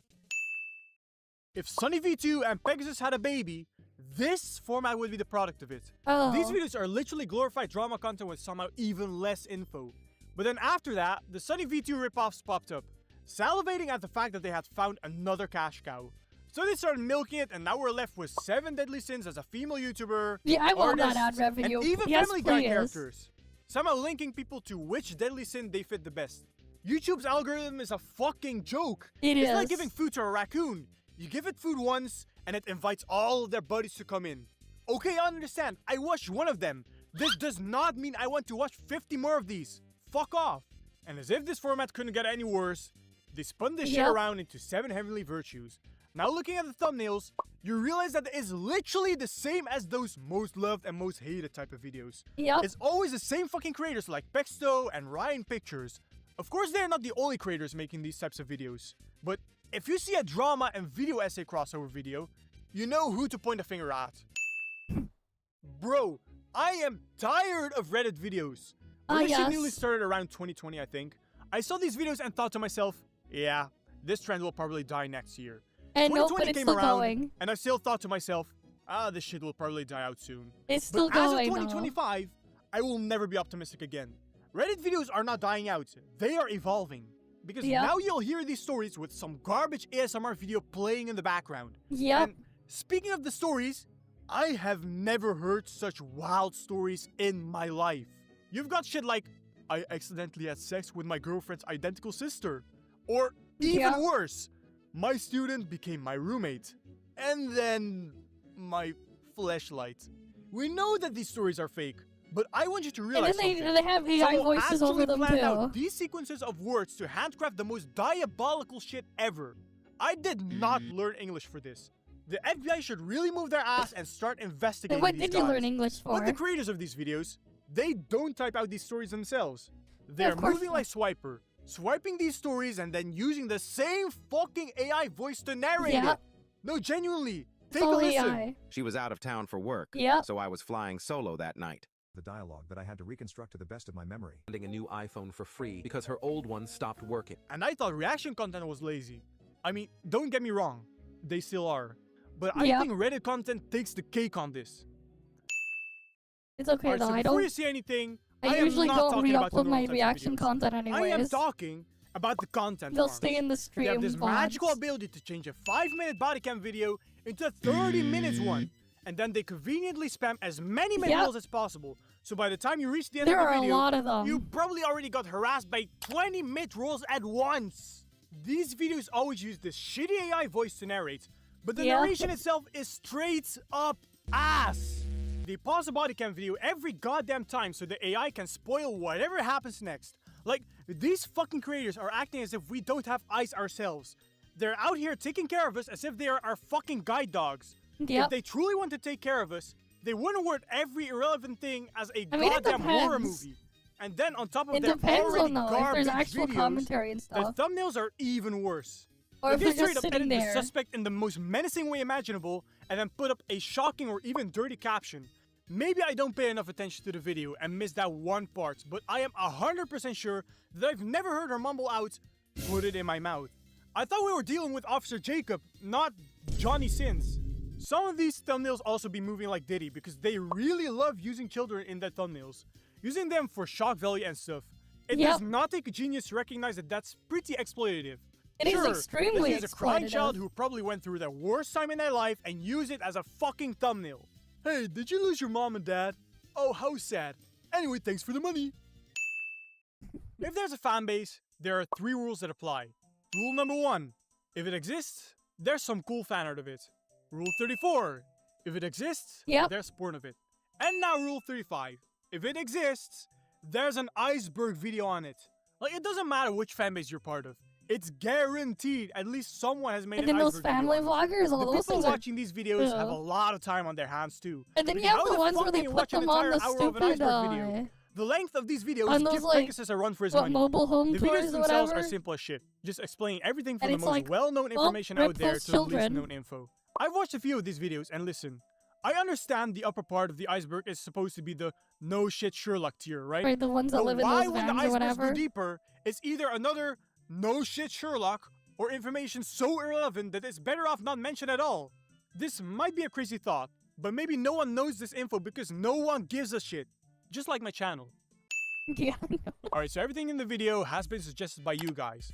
Too bad I Okay. cannot feature all of them, so I'll just go over them briefly. The why it sucks to be born a type of videos, I've which seen are a couple relatively of new. those You in know, my stuff recommendation. I'm like, why what the it sucks to fuck? be born a shark or whale or in the medieval times. I've gotten a few of you guys suggesting these types of videos, and I'm not gonna lie, these videos are like a plague of mosquitoes, just swarming around me. But I never actually clicked on those because it didn't really interest me enough. There are also some people that mention I don't predator either. catchers. Are you guys hiding something? Okay, so I am kidding. Their main complaint was that they aren't actually catching them, but they are using them for content, which is sort of true. But I'm all for it because fuck them ADPs.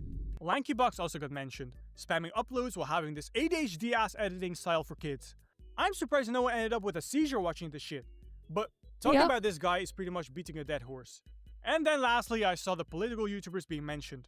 Not because of their politics themselves, but them being very biased. Basically by reporting on shit the other side does, aka whatever real politicians do.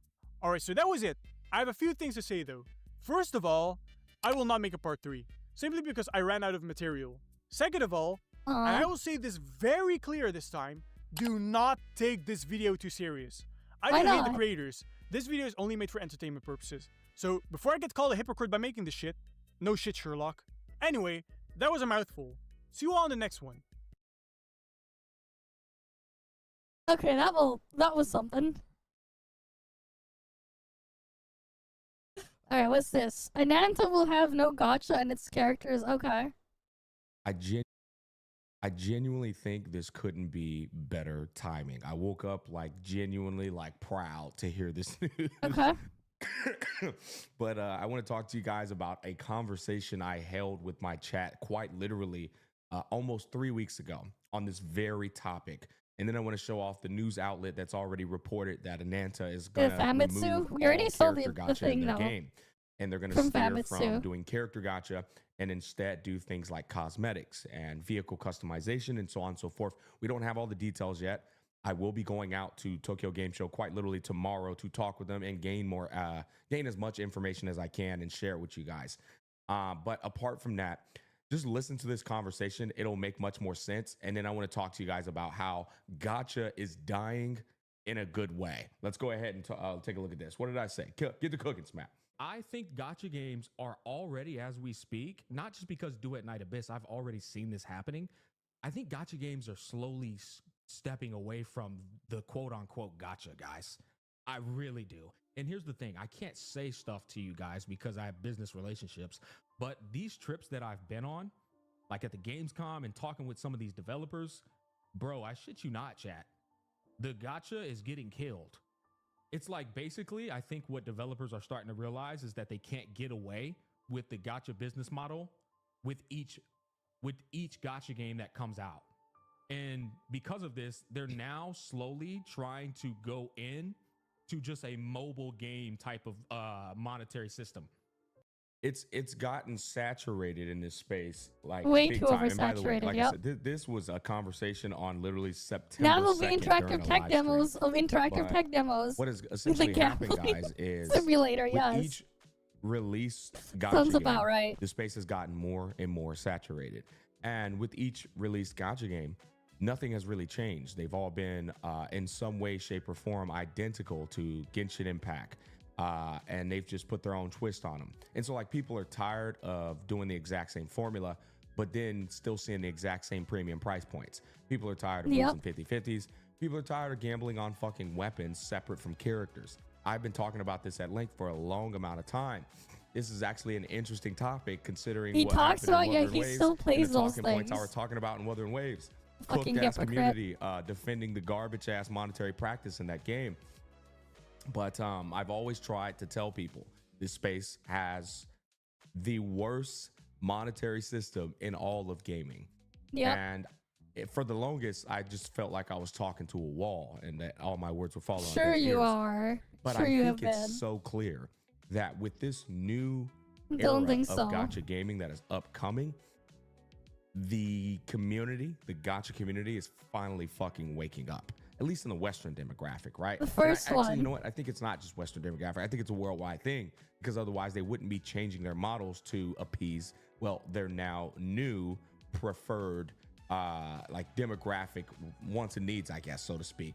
But the thing that I've noticed is like I spoke with a developer at Gamescom, and I can't disclose them, but they were saying the exact same thing that Do at Night Abyss announced that we have now gotten from Ananta, which once again, we're going to look at that article in a bit. But they were saying, we're not going to we're considering, they said we're still figuring out what we're going to do. Okay. But we don't want to put character gacha pools or weapon pools as our monetary system. They said we're thinking of doing a full-on cosmetic approach, and that's it. And I have told people for the longest that Riot is the ultimate example of cosmetics are all you need to make a ridiculous profit and be a lucrative business model. It's been proven. That's like by most not just MMOs Riot though. games either. Like Not just Apex Riot. Legends is another fucking That's microtransaction most game. with purely multiplayer cosmetics. games online. Fortnite, it's the same exact thing, right? So it's like you don't need this garbage ass 50-50 system and pay to win garbage in order for a game to make you money, right? This is just sheer retardation from. Here's the thing though, it doesn't mean they won't put pay to win. Let's be real. It doesn't mean they won't do it. It doesn't mean they won't. Because you can still do it without that part. There are ways that they can do it. Like most multiplayer online games have had, you know, monetization without freaking gacha crap in there. Most of them. But yeah, they're funny though because it puts on full display how much people suck at statistics. Yes. It does show that. And then, you know, and then like, it's not interesting when it's like, oh yeah, okay, he or she understands statistics. And like, they have all the stuff in there prepared and they know what the hell they're expecting within what range. Right, that's what you see when I do it. It's like, yeah. We always go in with like more than enough and it's like, yeah, here you go. Right, but like, you go watch like anyone else though. They're doing it. It's just like, bruh. The community enabling this, myself included, right?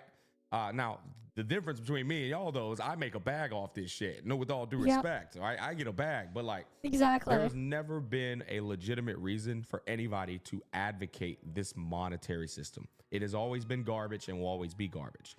And I'm so happy to see that gacha games are now turning into just mobile games, which, don't get me wrong, mobile games have their own problems, right? We all know this. But as I said, on the levels of in quality of games, gacha's at the bottom, then there's mobile games, then there's live service games, right? Then there's GTA, and then there's real games. Although mobile games have their own problems because they are literally the definition of microtransactions. There's still a step, it's still an upgrade. Yeah, exactly. And it's still It just the right question direction how of a much they monetary get shafted system with them. coming from fucking gacha. Exactly. So I'm very happy. But most that people another don't title has understand come out statistics. basically stating, and let's go ahead and now look at the article, basically stating that they are removing gacha from their game, right? As no character gacha. That's pretty much the name and answer. Yeah, I don't need to, it's kind of self-explanatory. As no character gacha. It's not just no slip-throughs. Define real game. You get all the playable characters. Not period. being fake. There is no Not weapon ban. pretending You and don't need hiding that. everything. And you could tell when you were watching that trailer, it had a very classic gameplay approach to it. It was just one guy doing some Jackie Chan, Shenmue, Yakuza type of combat format. You know what I mean? It didn't look like your typical gacha game. Swap back 4 characters doing their ultimates. Looks like super fancy visualizations and stuff. It was very classical. It kind of gave off that approach. Surprisingly, this game does not have what is known as a character gacha. And basically, you can get all the playable characters just by playing the game. So what are the in-game elements that require payment? Mainly the parts that allow players to customize their clothes, vehicles, homes, and more to their liking. First, welcome a character, and once you've grown attached to them, you can enjoy fashion in DIY projects. DIY projects are kind of like setting up your house, decorating your properties, and so on and so forth. An exclusive interview with the devs and even direct interviews with the characters themselves. If you're interested in this game, be sure to check it out. And so like that's this right here. But you've heard it from Famitsu. There's going to be no gacha in the realms of character pools. And I do want to clarify that. This lines up with 2 companies I'll be keeping in anonymity when I was at Gamescom that haven't released their games yet. And they were saying the same thing. They were like, yeah, we don't want to do the character gacha shit at all. We just want to focus on cosmetics. You guys got to understand, this is a Infinity Nikki is still a gacha. This is a new era. Like gacha is exactly. dying in a good way. This has always been the better way to run these games, and people who love your games, this is the thing that's always blown my mind about this space. There's such raving fans of the games, right? Sorry about that, my fucking alarm for my haircut appointment. There's such raving technically no fans character of gacha, the but games to the point where they're going to support these games even if there's no gacha. Like they'll just go to the microtransaction store and deck out their characters and stuff. Like, bro, I've never seen such a rabid fan base the way I've seen it in the gacha space. It's like clear point evidence. All that extra predatory garbage is an unnecessary greed. And I think another thing that makes me happy about this is it's going to highlight just how predatory the pre-existing gacha games have been. Now, unfortunately, people's brains are fried that are playing these games. And the good news for those companies is the way the world works in this regard is people aren't going to like quit the games. Now, they're still very much going to play them with their fucking sunk cost fallacy investment and their cope that their game is just doing is still. Yeah, you know, he can say all that all he wants, but then what is he doing here? Oh boy. Wait. Where's his thing? Let's look at his stuff here.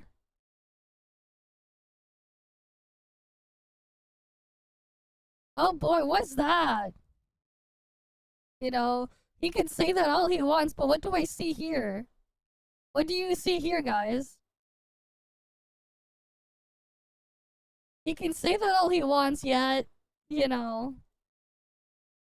Like, bruh, come on. Like a okay monetary practice. No, the fuck it's not. But it's good for those companies, right? The The Kudo event games, time the locking, Hoyoverse, stamina, time gates, and all that the stuff. Or other ways they do it too. You name it. Energy systems or whatever to play. The pre-existing gacha games, it's not like they're dying because Or whatever of these other new ways bullshit of they gacha put in games place to coming out. stop I you do from think they're playing. going to lose a lot of their audiences, a portion of them as time continues to go on with these new monetary systems. But I don't think they're dying out. That's usually, it's just not how it works. Like, you have your communities. If that was the case, Fate Grand Order would have died a long time ago. People love to play what they're already playing. They're complacent with that structure and dynamic. And so I don't think that's going to change anything. But I will say there should be some precaution. They're not going to be a new monetary system. These companies are also They're just doing what other Sith has been doing for selling you gacha games, right? a Let's lot not forget longer. that at the end of the day. These companies were selling you gacha games, the same exact companies. And so you have to understand that now all they're doing is they're coming at you from a different angle, trying to get you to spend the same money, which means they're going to be a bit more strategic in the mannerism of these microtransactions. If they can't get the money out of you through character pulls, they're going to try it in a different way. Like, I'm hoping that they just do the League Riot model where they're not before it turned to shit, by the way, where They they're won't. just cooking up some really sick looking skins, some really not. cool microtransaction induced elements that kind of like bring the life of the character out more, makes them pop off a bit more, or just makes them look cool and stuff. I hope they get to cooking in that regard to the point where people just can't No, stop. what they're gonna do is they're just gonna go even more aggressive on the freaking energy and stamina systems that make the games even more unplayable. They're gonna go harder on that end. And then they'll sell you the stuff that you need so you can actually do it. That's what they're gonna do. They're gonna make it a lot more inconvenient so they can sell it back to you.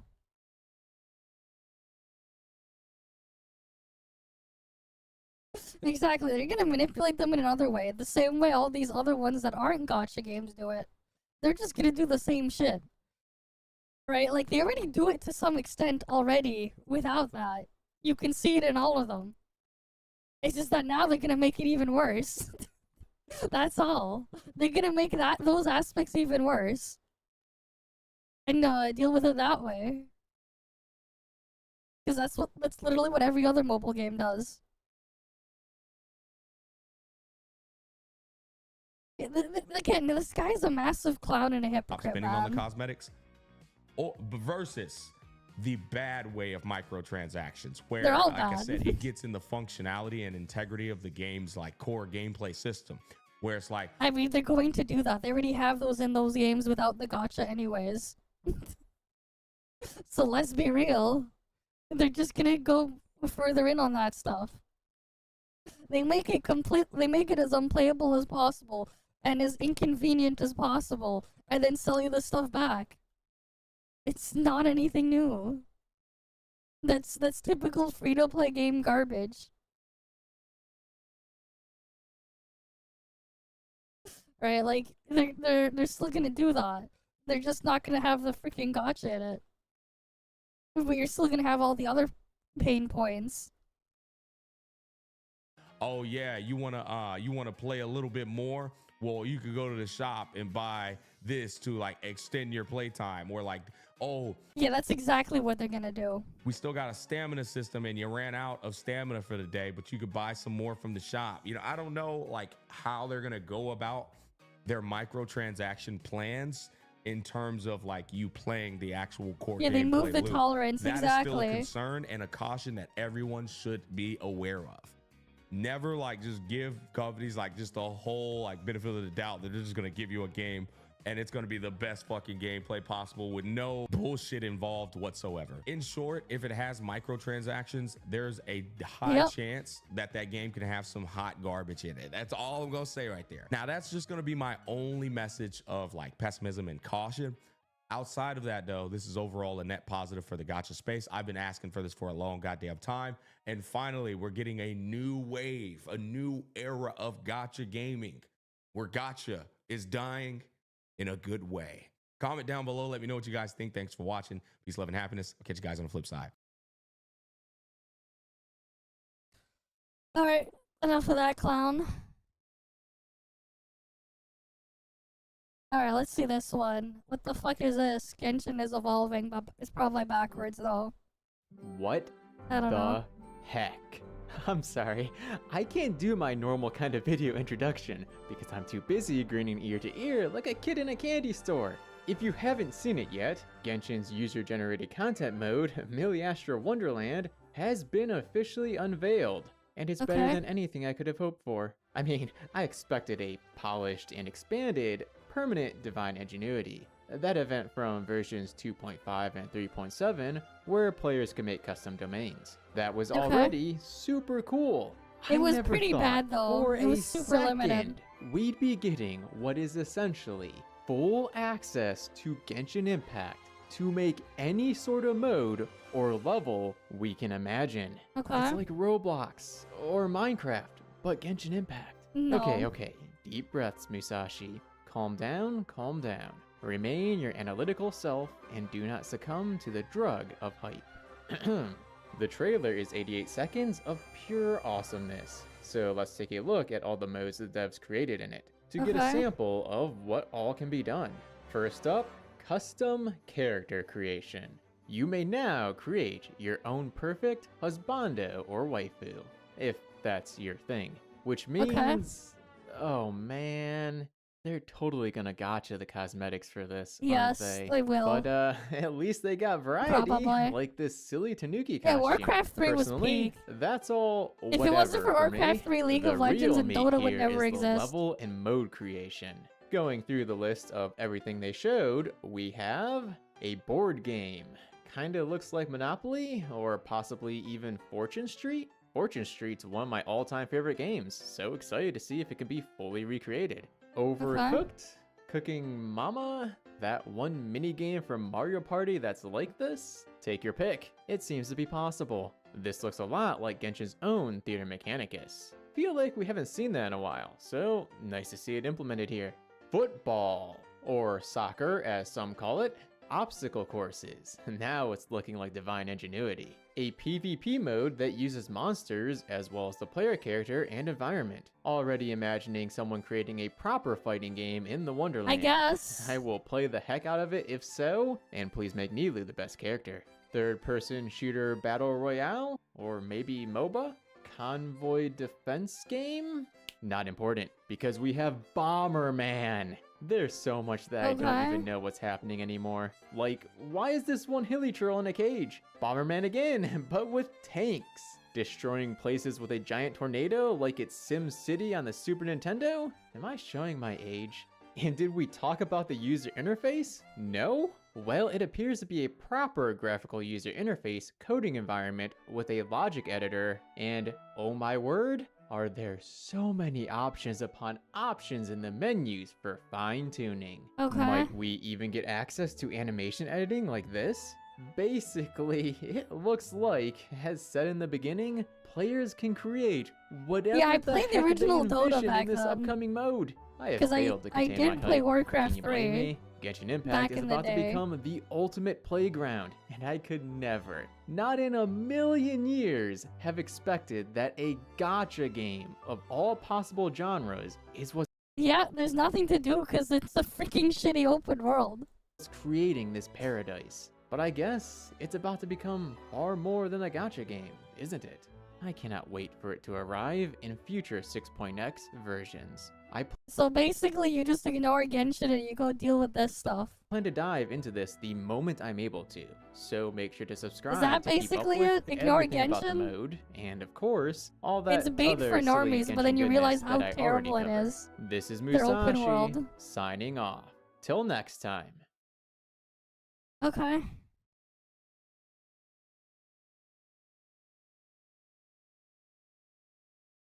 What's this Infinity Nikki stuff? I hate it when, I hate getting videos in Twitter links, because, it's a pain to look at stuff from Twitter.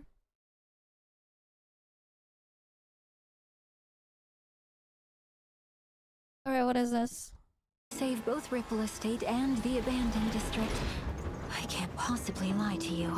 In this suitcase are scraps of a PC. And who would have the power to harm Wishfield's Sovereign of Sexy? Scraps are crazy things. They could be lifesavers or proof of death. You've gone to prison for a century and still don't get it? Some mistakes should never have been made. The boy who fell on the platform will be back, carrying all the scripts rejected to expose this fake world. You're just the type who won't cry until death's staring you right in the face. If you don't answer, we'll have to treat you as a suspect and detain you. So I don't know, many people man. walk the streets of Sichi and beyond. I've been There are waiting so like many cities way that are too just long. like it. When is like actual shit gonna continue? Friends, let's celebrate together! The Ripple Estate soiree is about to begin! The storm teaches us to obey, but flowers give us the courage. You long for I guess clear so. skies, only prove it with your eyes! Yeah, the 1.5 thing was terrible, man. Maybe start our own agency? Oh, but if we did, what would we call it? Okay, new event stuff.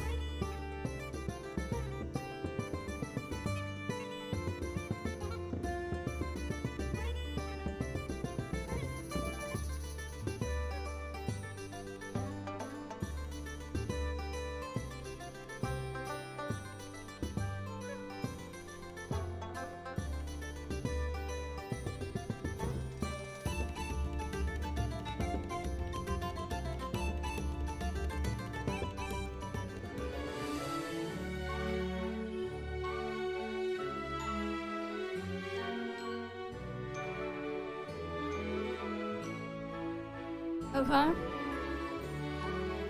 This is their event stuff.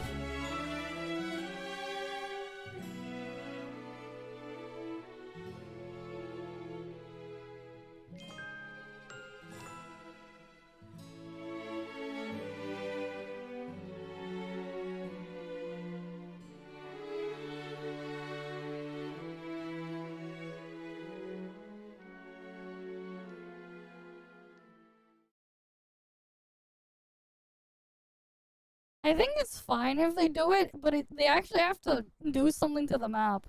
They have to actually put stuff in there. The problem with Infinity Nikki is like, it's just a temporary event. The stuff is removed after and nothing happens. That's the problem. I don't think there's a problem with like keeping the same maps if they actually put content in there. But like, there's really not really anything in there. It's just do the event crap and then you're done and then move on. That's the problem. I don't think it's just because they have the same map. It's more of there's literally nothing that goes on, and then after that you basically just forget about it after. Like even when they do those map expansion updates in Infinity Nikki, it's like, okay, you get new map, and then after you're done in there, like after like a few hours, you're never gonna go there ever again. So if there's anything else in there, there's no point. Right? You kind of just forget about it and everything after. At least that's how I've seen it, or how I've been treating it. Yeah, it's what was open worlds like that? Genshin's open worlds is like that. They're awful open worlds. Like at that point, it's like, what's even the point when it's just more nothing? You just made the file size go bigger, but you put nothing in there. So like, it went absolutely nowhere. Like, you keep in mind, like even then, like back when we were playing Tits the other day, right? Trails in the Sky, Trails in the Sky second chapter, Trails in the Sky the third, they all use the same map. Though Trails in the Sky the third does that in a different way and scrambles it, but that's its own other thing, right? Trails from Zero and Trails to Azure, same map used in both those games. Trails of Cold Steel 1 and 2, same map. Though they added new other areas and stuff like that in Cold Steel 2. And then same thing when it brought in 3 and 4 and Trails into Reverie. It's just that they've changed some stuff around, but again, a lot of the maps are reused, but they put actual content in there, and they did more with it instead of just having it there and then forgetting about it. I don't see anything wrong with keeping the map the same if they actually do stuff with the map. The problem is they don't do anything with it. They're just completely abandoned after the fact. Okay, let's do the Wolverine one now.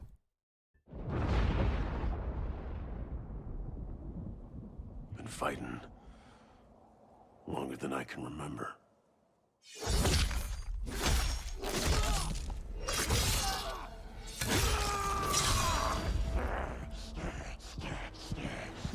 Okay. Right, that was leaked that they were gonna make this game, Insomniac. I'd like to say I'm not a violent man. The trouble just has a way of finding me. But I'd be lying. Doesn't matter where I go. Wait, isn't Wolverine super short or something? How far I run. Like, isn't Wolverine supposed to be short? Why is he tall there? I don't know about that. I don't think they would. But, yeah, isn't Wolverine supposed to be shorter? He seems a bit too tall for a thing. Death's always waiting. Right, like, how tall is Wolverine?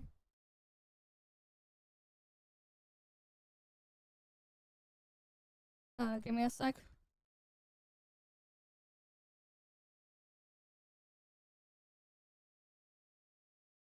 Right, he's supposed to be short, right? Yeah, he's super short, 5'3".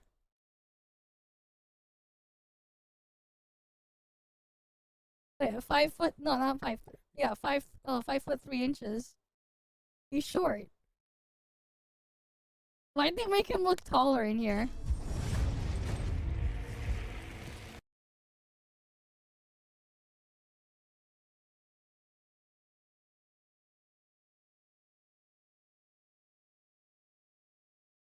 $160cm, yeah. He's more than half a ruler, like half your regular ruler shorter than me. If I was standing next to Wolverine, he's more than half of your standard ruler that you were using in school. He's shorter than me. Because I'm at 174. Whatever, he's short. Why'd they make him look taller in the game if he's supposed to be short? Not for me. No, I'm not. Like, keep in mind, 174 centimeters what? It's like, what, 5'8" or something? 5'7", 5'8"?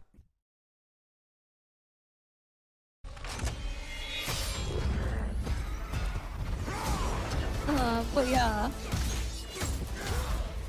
It's just that it's quite a big difference there when you realize, like, yeah, like, he's supposed to be short.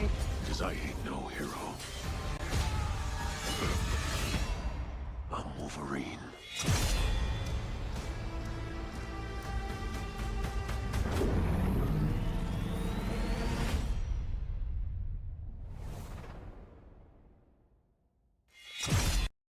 I mean, like, yeah, he's not supposed to be tall. He's supposed to be short. Wolverine is supposed to be short. So, like, yeah. Oh yeah, that was the video I was watching on my own and the thing. Not interesting stuff for React content.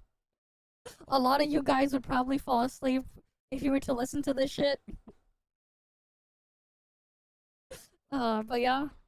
What is this? Monster Hunter Outlanders, they're having a beta. Okay, cool. Here's the trailer. I'm not gonna play it, but here's the trailer.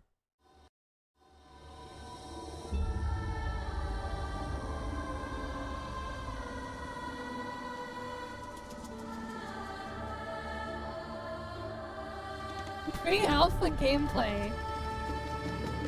This is pre-alpha.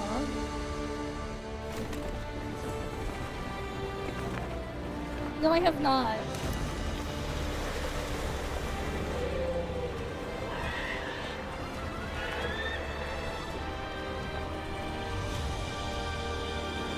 Yeah. because it's basically unplayable. That's why they're complaining.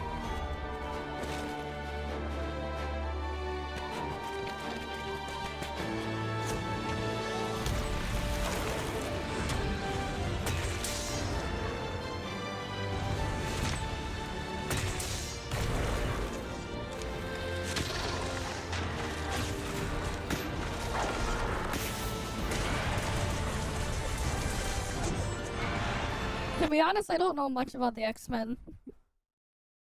I just know that, oh yeah, Wolverine's supposed to be short. I don't really know much about the other stuff outside of that. Just random shit I've heard from other places or seen from other things. I just know that Wolverine's supposed to be short.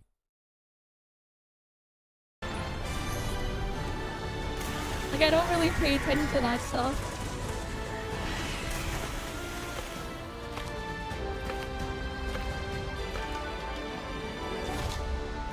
Yeah.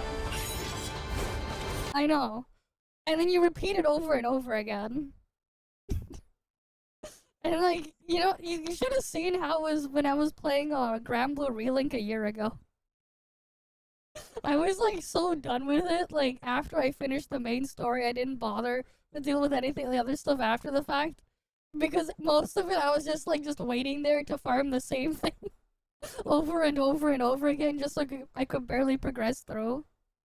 And then it's like, well, I'm not gonna waste a lot more of my life so I can go try the other characters in the game to do the same shit over and over again. Like, if I didn't like that shit there, and people told me apparently Monster Hunter games play like that, no reason for me to bother with Monster Hunter either.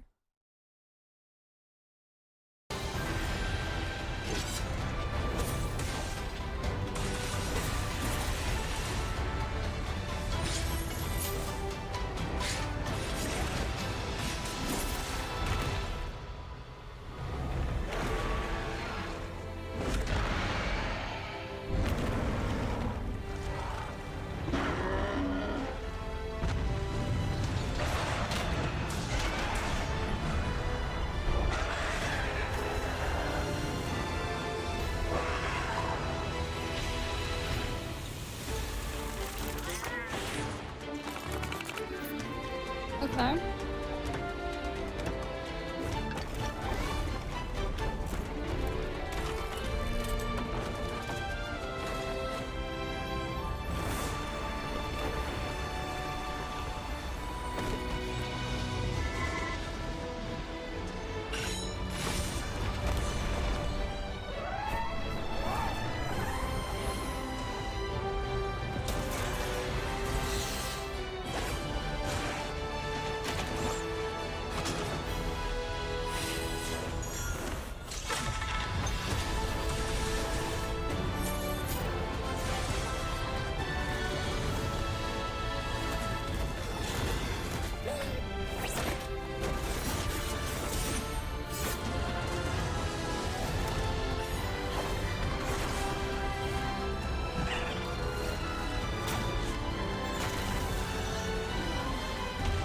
I mean, it looks cool, I guess, from the visuals there, but like...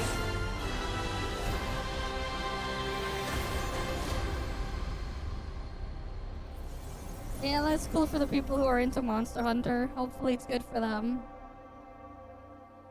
I don't really care that much for it, though. Right, but hopefully it's good for the people that do care. Right. Hopefully. I won't be playing it. Alright, what is this? Petite Planet trailer, what is this?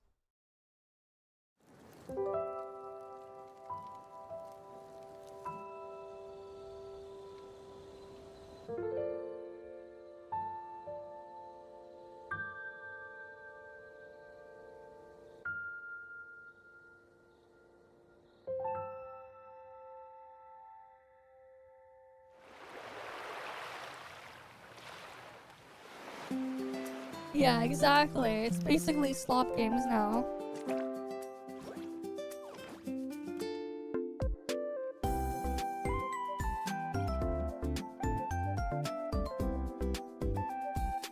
Okay.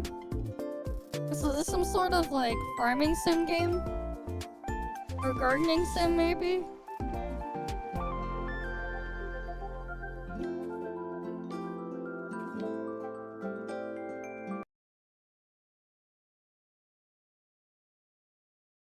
Yeah, I don't see a reason why I would touch this.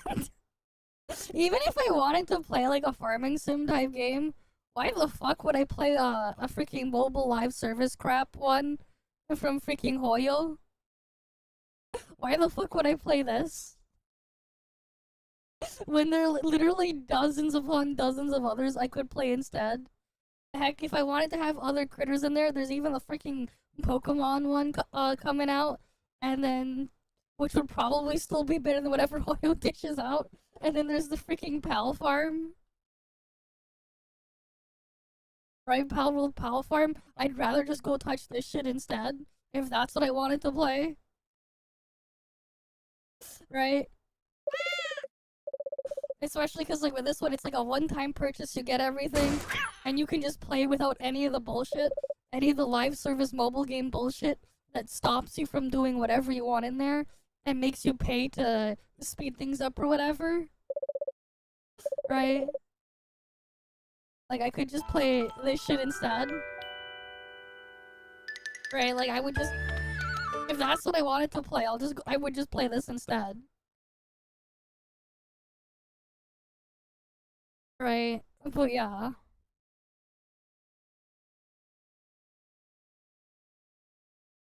Yeah, they'll probably add more content instead of adding... Exactly. And besides, we've seen exactly, like, what Pocket Pair's been doing to support, like, just a regular Pal World. It's just crazy. I do want to go back to a Pal World at one of these days. Maybe we'll check it back out again around 1.0 or whenever they have, like, their next thing up or something. I don't know. But yeah. Rather just, like, play Pal World.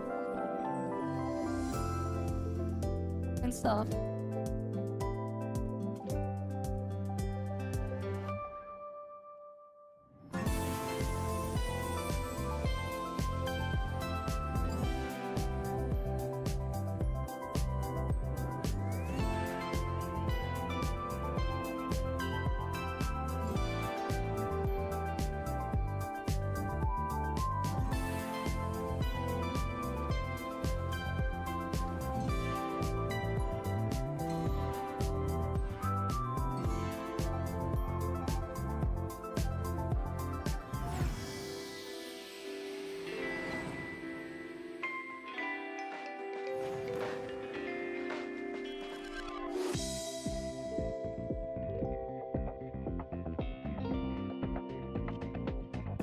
But yeah. Yeah, classic netties.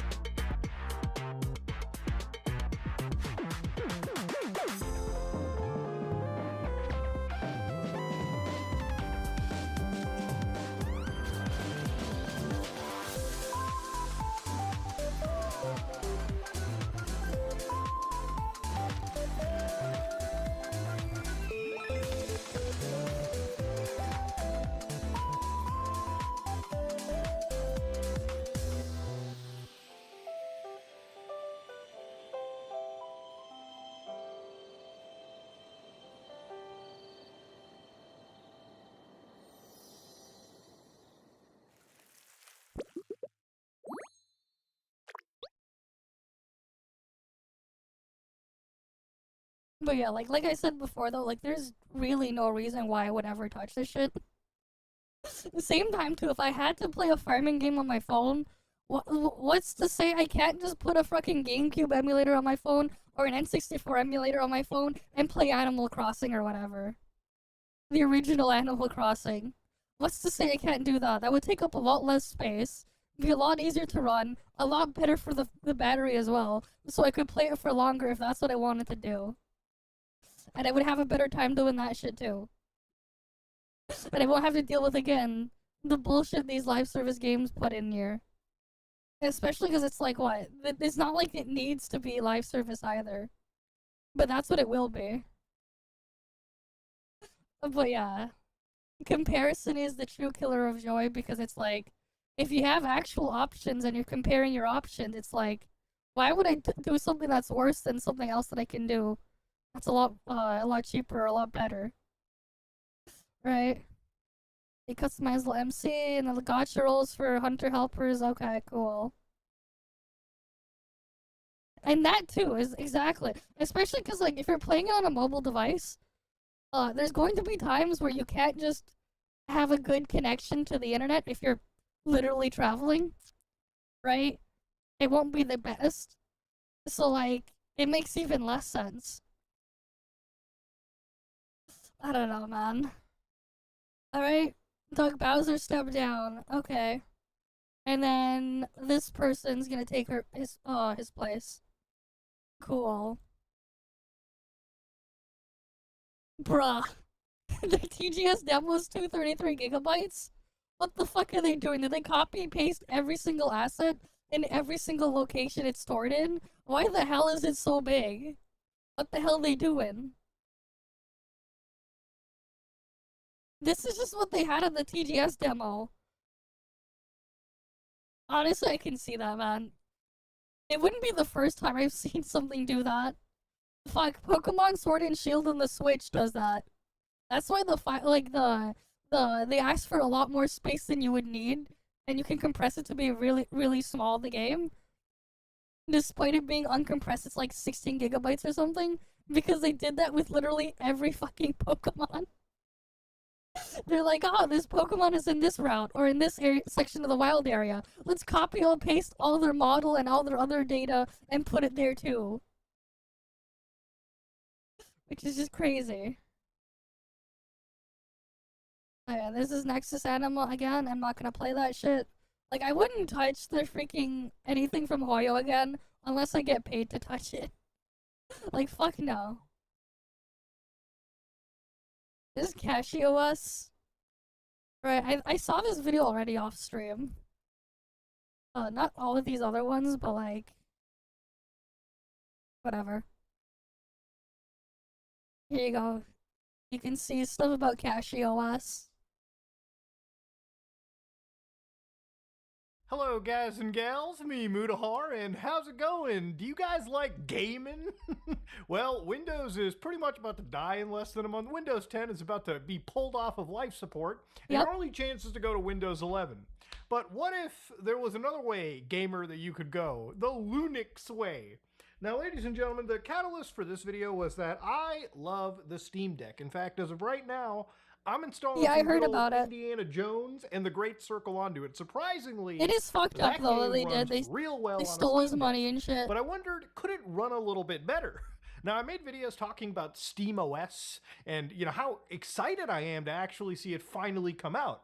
But what if it really doesn't need to be said that you don't need to wait for SteamOS if you want a gaming operating system? I feel like for a lot of people, they're waiting to go onto SteamOS's page and see a big old download button and just install it onto their main system. Let me know in the comment section if you're one of those people. Because I think that's just kind of the matter, right? But I don't think SteamOS is going to come out for general computers for a little bit, okay? I really think Valve is trying to cook something that's super duper unique. In my personal opinion, I think they might actually be working with big companies to get anti-cheats kind of working, but that's just speculation on my behalf. I wouldn't be surprised though if they're trying to do that. Of hardware. And the best part about the Steam Deck is it's not locked down like other handhelds. Yeah, you can put whatever you want on it. The Steam Deck actually allows you to wipe SteamOS completely, and you can install things like Windows. So if you're somebody that wants to play Call of Duty or your Game Pass games directly onto your Steam Deck, you can just wipe the Linux and install Windows, okay? I have seen people try to attempt macOS installation. I've never done it myself, nor would I care to do it, but because it's the freedom of your choices, you can do whatever it is that you want. So in this case, I decided to wipe SteamOS and install what I consider to be the absolute better option. Now, if you go to Distro Watch, one of the cool things about this service is that you can kind of see what are the most popular Linux distribution. Now, this is not a perfect list, but I used to be a Linux Mint enjoyer. I actually promoted it pretty much. I was using it for a few months.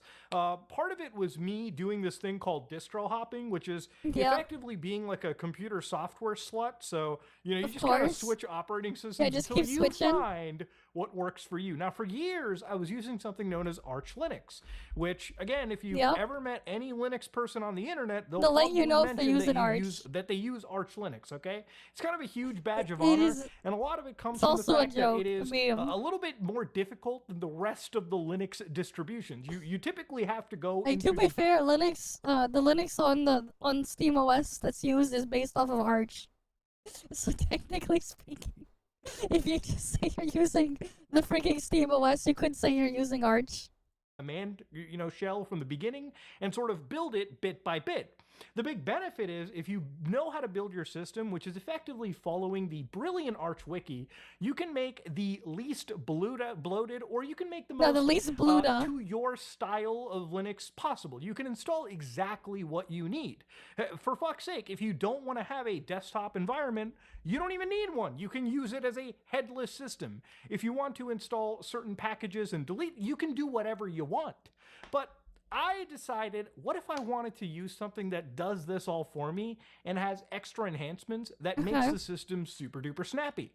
So at the #1 position is something known as CachyOS. Now, CachyOS has kind of been around for a little bit, and I've used their software for the last few years just to get access to more exclusive game features that typically would only be on Windows. So if you go to their website, you can see that they bill themselves as the blazingly fast and customizable Linux distribution. And there's no joke about it. If you actually look at some of the benchmark work going on, they are pound for pound same as Arch Linux, but in some cases they might actually be giving a little bit better performance when it comes to watts, right?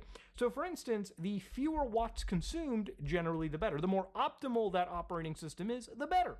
Now, obviously above them is something known as Clear Linux. Now, Clear Linux is something that I've kind of dabbled around with years ago. But unfortunately, Clear Linux is discontinued. So really, the next best thing from my experience is CachyOS. So to give you an idea about how CachyOS takes it on, you can go to their site, go to download, and you can download a desktop edition, which is what I've used, and you can actually download the handheld edition, which supports Rogue Allies, Steam Decks, Legion Go's, all of them. Basically any handheld, PC computer that you can use to play video games. You can install handheld edition and get those same benefits that we're getting on the PC. Now, to install CachyOS, it was a simple matter of taking a flash drive, downloading that handheld edition or desktop edition, depending on what you prefer, using a program known as Balena Etcher to copy the ISO you downloaded to your flash drive, and then booting into it on your device. Now, if you're on a PC, you can boot into USB as you normally would, but if you're on a Steam Deck, as long as you have these USB hubs, you can connect your flash drive in, and holding the volume down and power key, you can boot into the USB. At this point in time, you will be present with the actual live environment of CachyOS. I've put Windows on my Steam Deck before. Typically, just pop up to you the first time I had to do that so I could play the NTE beta on it and try it. Here you can pick your locale, you can pick your region, enter a password, you can even write or dual boot CachyOS alongside SteamOS or anything with ease. Now, once you've installed the actual system, you'll go through a few updates. The initial boot up will be a little longer because you're also downloading Steam and everything alongside, but once everything is said and done, the one-time setup will kick in, which is incredibly similar to a standard Steam Deck, and once everything is up and going, you might realize that maybe nothing's really changed. But this is where the secret sauce comes in. So going to the guys over at CachyOS, why would you use this Linux system? Well, it's because they provide a large selection of optimized packages for various CPU architectures. So you know how Windows 11 has those wacky system requirements? Well, if you look at CachyOS, the system requirements, at least at the minimum end, are 3 gigs of RAM, 30 gigabytes of storage, and I'm sure you guys have at least that, a stable internet connection, especially for installations and updates. And of course, when you look at the micro-architecture level support, it has more CPUs supported than, obviously, Windows 11. Only up to Haswell, though. Haswell, anything from Haswell and newer. Wait, no, they don't even have Bulldozer. They have Excavator, though.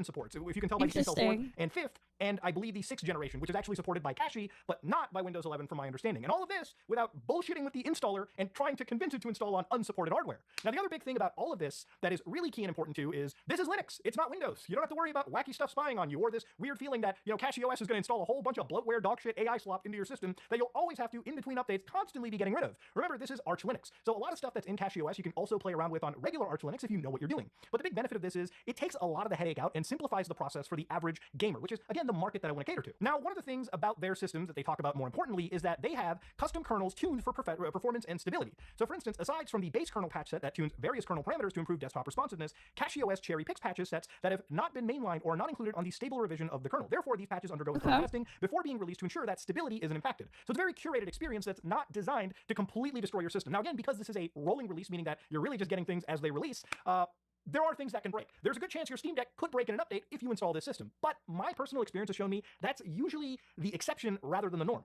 So of course they've also got the advanced CPU scheduler support, so they've got EEVDF and BOR, which again, all of this stuff combined together, what is really the thing you have to understand is this is a very snappy operating system. Now this is probably the most snappiest system that I've been using for a while now, and I've been blown away just how better of an experience this is as compared to other systems. Now again, Cache OS, I wouldn't be making a video on it if I didn't actually feel that it was an overall better experience, which is something I can actually advertise to you and at least tell you guys that if you're a gamer and you want something that runs smooth and snappy, this is it. But it doesn't just stop there. One of the cool things that you can do with Cache OS that I find really, really awesome is the gaming support they have is basically built right in. So if you go to their wiki and you go to gaming, one of the reasons why I want to kind of talk about the Cache OS wiki is it's very centric to Cache OS. Just because this is Arch Linux, I highly do not advise that if you have an issue with this, you go over to the guys over at Arch Forums and make a big hubbub about it, because they're probably going to rip you to shreds if you start asking them help when it really should be the Cache OS dudes. But they have an amazing community, and I highly recommend if you have problems, check out their Discords, check out their actual community. They will help you. But of course, when you go into their gaming section, they have all the packages super easy to access. So if you go to their essential packages, they have many ways that you can get inside here, but the meta package is probably the one that most of you gamers are going to be using. So if you open up that spooky terminal shell, ladies and gentlemen, yes, it might seem scary, but if you look at it, it can be kind of cool. So if you copy this exact command, sudo pacman-s Cache OS gaming meta, and just basically hit enter, you can see, ladies and gentlemen, that it will basically install all of the packages you ever needed.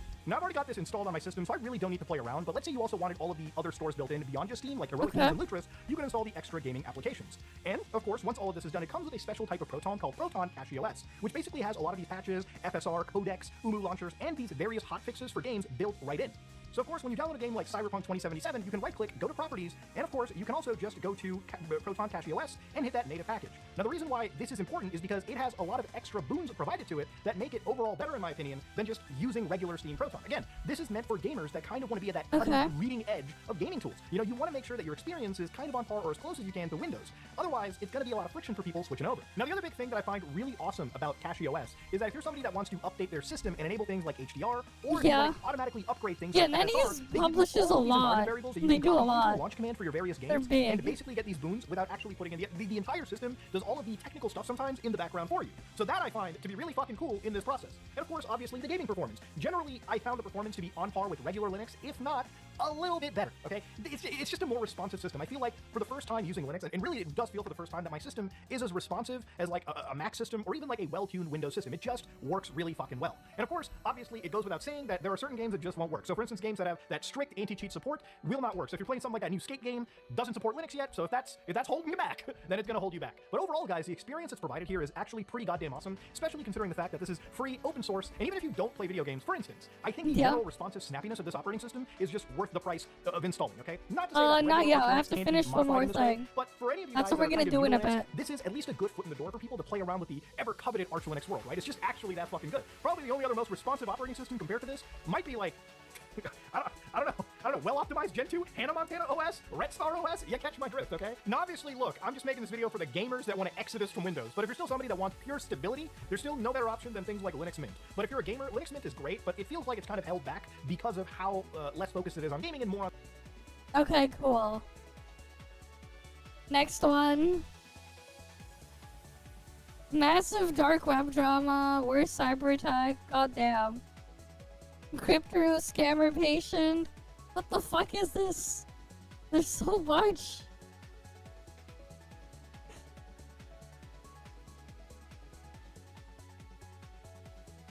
Red Star OS, Best OS. Yeah, Best OS in North Korea. Hello, guys and gals, me Mutahar, and we got some deep web drama today, ladies and gentlemen. You know what I love about the internet sometimes is like, you can always find insane controversies and like places where you actually least expected it to, okay? And when it comes to the deep web, this is something that I didn't even know was a thing until a few days ago. What I'm talking about today is a United States versus Conrad Rockenhouse. They might be like, who is this Conrad Rockenhouse fella, Mutahar? So a few days ago on r/tor, there was an account known as Ad0. Now this account belongs to a user known as Adrienne Rockenhouse, which is obviously the wife of Conrad. So here she writes, my husband Conrad is wrongly incarcerated in a county jail. I'm posting this here because you are one of the few communities that will understand the full technical and political reality of how he ended up there. My husband is a former Tor operator, and at one point, he ran some of the fastest relays and exit nodes in the world. The nightmare began when he refused to help the FBI decrypt traffic from his exit nodes. So to give you an idea of what happens here, right, ladies and gentlemen, I care a lot about internet censorship and our right to free speech, and I think a lot of people just have that belief in general. But to give you an idea, to keep those freedoms, it's not free. It's not something that, you know, just exists. You have to constantly fight for it. What happened over here was apparently the FBI couldn't get her husband to decrypt those nodes. So they told the judge he used his graphics driver to access the dark web and jailed him pre-trial for 3 years. Now, the story isn't like a one-side win situation. It actually gets pretty complicated, so I want you to kind of stick with me here. But to give you an idea, I love the deep web. I've browsed it for years. I've made tons of hours of content. I would actually probably wager that out of all of the online content creators that cover the deep web, I probably statistically have the most hours of footage out there. And I'm not saying this is a flex. I've just browsed it for years. And one of the things about my deep web browsing series, if you've actually ever watched it, is that generally I like to show that the deep web isn't this like spooky place the media has made it out to be, where red room torture sessions are everywhere, even though those easily exist on real platforms, like real clear web areas. It's not like a haven for child molesters, even though there are lots of them out there. In fact, a lot of the places you can find on the deep web are actually just goofy websites, you know, these kind of like edgy websites where everyone pretends to be an assassin or whatnot. In fact, I would say most, if I had to percentage out my deep web browsing series, maybe like 80% of it is just goofy laughs, and the other 20% is this mystery, like spooky horror that the media makes it out to be. But the important thing about the deep web is, ultimately, it is the most important tool for people that need privacy and anonymity, people that are journalists in dangerous parts of the world, people that are oppressed by their regimes, where they can't exercise free speech. You and I can basically say whatever the fuck we want on the internet if you live in North America, within reason, of course, as long as we're not putting out violent calls to actions. You and I can say whatever the fuck we want. Granted, not everyone will like our speech. Maybe the government won't even like our speech, but we are free to say it. There are parts of the world where you do not have the freedom, which is why Tor is such an important thing. Now, to give you an idea really quickly, ladies and gentlemen, Tor is not something that sort of came out of nowhere. To give you an idea, the Glowies were the ones that came up with it. Tor was a product of the U.S. Naval Research Laboratory, part of the United States Navy, where they developed the Onion router, which is a general approach to securing the routing and traffic flow information for network communications by separating identification of network location from routing. So basically, this is how the government decided and designed a way for us to anonymously communicate with each other over the internet through the Tor network. Now, the way that Tor works in its anonymity is basically producing a crowd large enough for everyone to hide into. If Tor consisted of 10 people maximum, it would be pretty easy to identify who the fuck those 10 people are after a while. But because it has millions of users, anybody that runs a exit node or any kind of node is actually a pretty important person to the Tor network. So here they write, the Tor network strength comes from its thousands of global volunteers who run the relays that form its backbone. This is not just an ideological choice, it is essential to the network security. When running an exit relay, it carries potential risks. It is a legal activity in the US, and these volunteers are the reason the network functions. So when an American intelligence officer, soldier, or diplomat uses Tor from a hostile foreign territory, their safety depends entirely on their internet traffic. If you run a node, there's a good chance that someone in your nation, if you're an American, has probably been safe because of your actions, okay? Now, I'm not here to do the America needs you to run a Tor relay, because the story that I'm about to share with you can possibly make it a very scary effort. So to go back to Rockenhouse, this is a set of footage that's been uploaded by his wife that recently got posted on the internet for you to watch. So if you go to Adrian's channel right now, you'll notice that in the last 2 weeks, a lot of videos have been posted. So for instance, he is a disabled veteran, and that is his wife, so I assume that's Adrian. And at this point in time, they're just like sort of chilling, they're minding their own business, they're in their fucking house. And here you can see that these Suburbans roll up with what appear to be U.S. Marshal Services. So you can see that they're actually going to get out of their vehicle at this point. They have their hands completely up, okay? And again, you've got federal agents ready, pistols drawn, everything is good to go. These people are, without a doubt, absolutely complying. And it gets even scarier, because according to the wife, there was a point where K-9 units were threatened, and he was actually physically assaulted, according to her. Now, if you look at more of the footage, what's interesting about it, too, is obviously these federal agents don't exactly appear to be completely threatened. Like, yeah, some of them have their guns drawn, some of them are just walking around, basically looking at the house. None of these people feel like they're actually in a clear and present danger. At least, that's what it appears to be through this footage. Federal. He knows what's going on. Yes, he does. Yes, he does. Alright, let me just lower it back. He violated his release because he's an adult. The warrant isn't for you. The warrant is to search his property. There is to a warrant. What is the warrant for? From his probation officer. For violent federal. What's his name?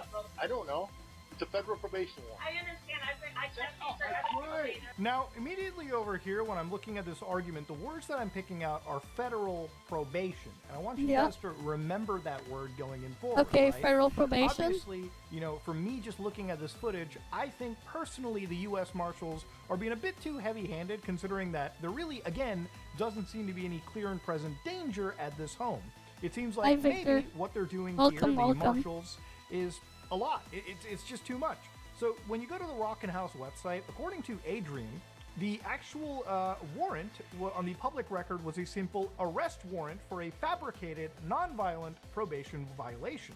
So she even provides that right over here. You are commanded to arrest and bring before a U.S. magistrate judge without any unnecessary delay Conrad, who is accused of an offense or violation on the following document filed by the probation officer. So again, it's just order of the court. The offense is briefly described as follows: violation of bond conditions. So again, I want you to remember this because, you know, in a story like this, not everyone is completely innocent. So according to Adrian, what was actually happening over here was in a multi-year saga that had started in the state of Texas.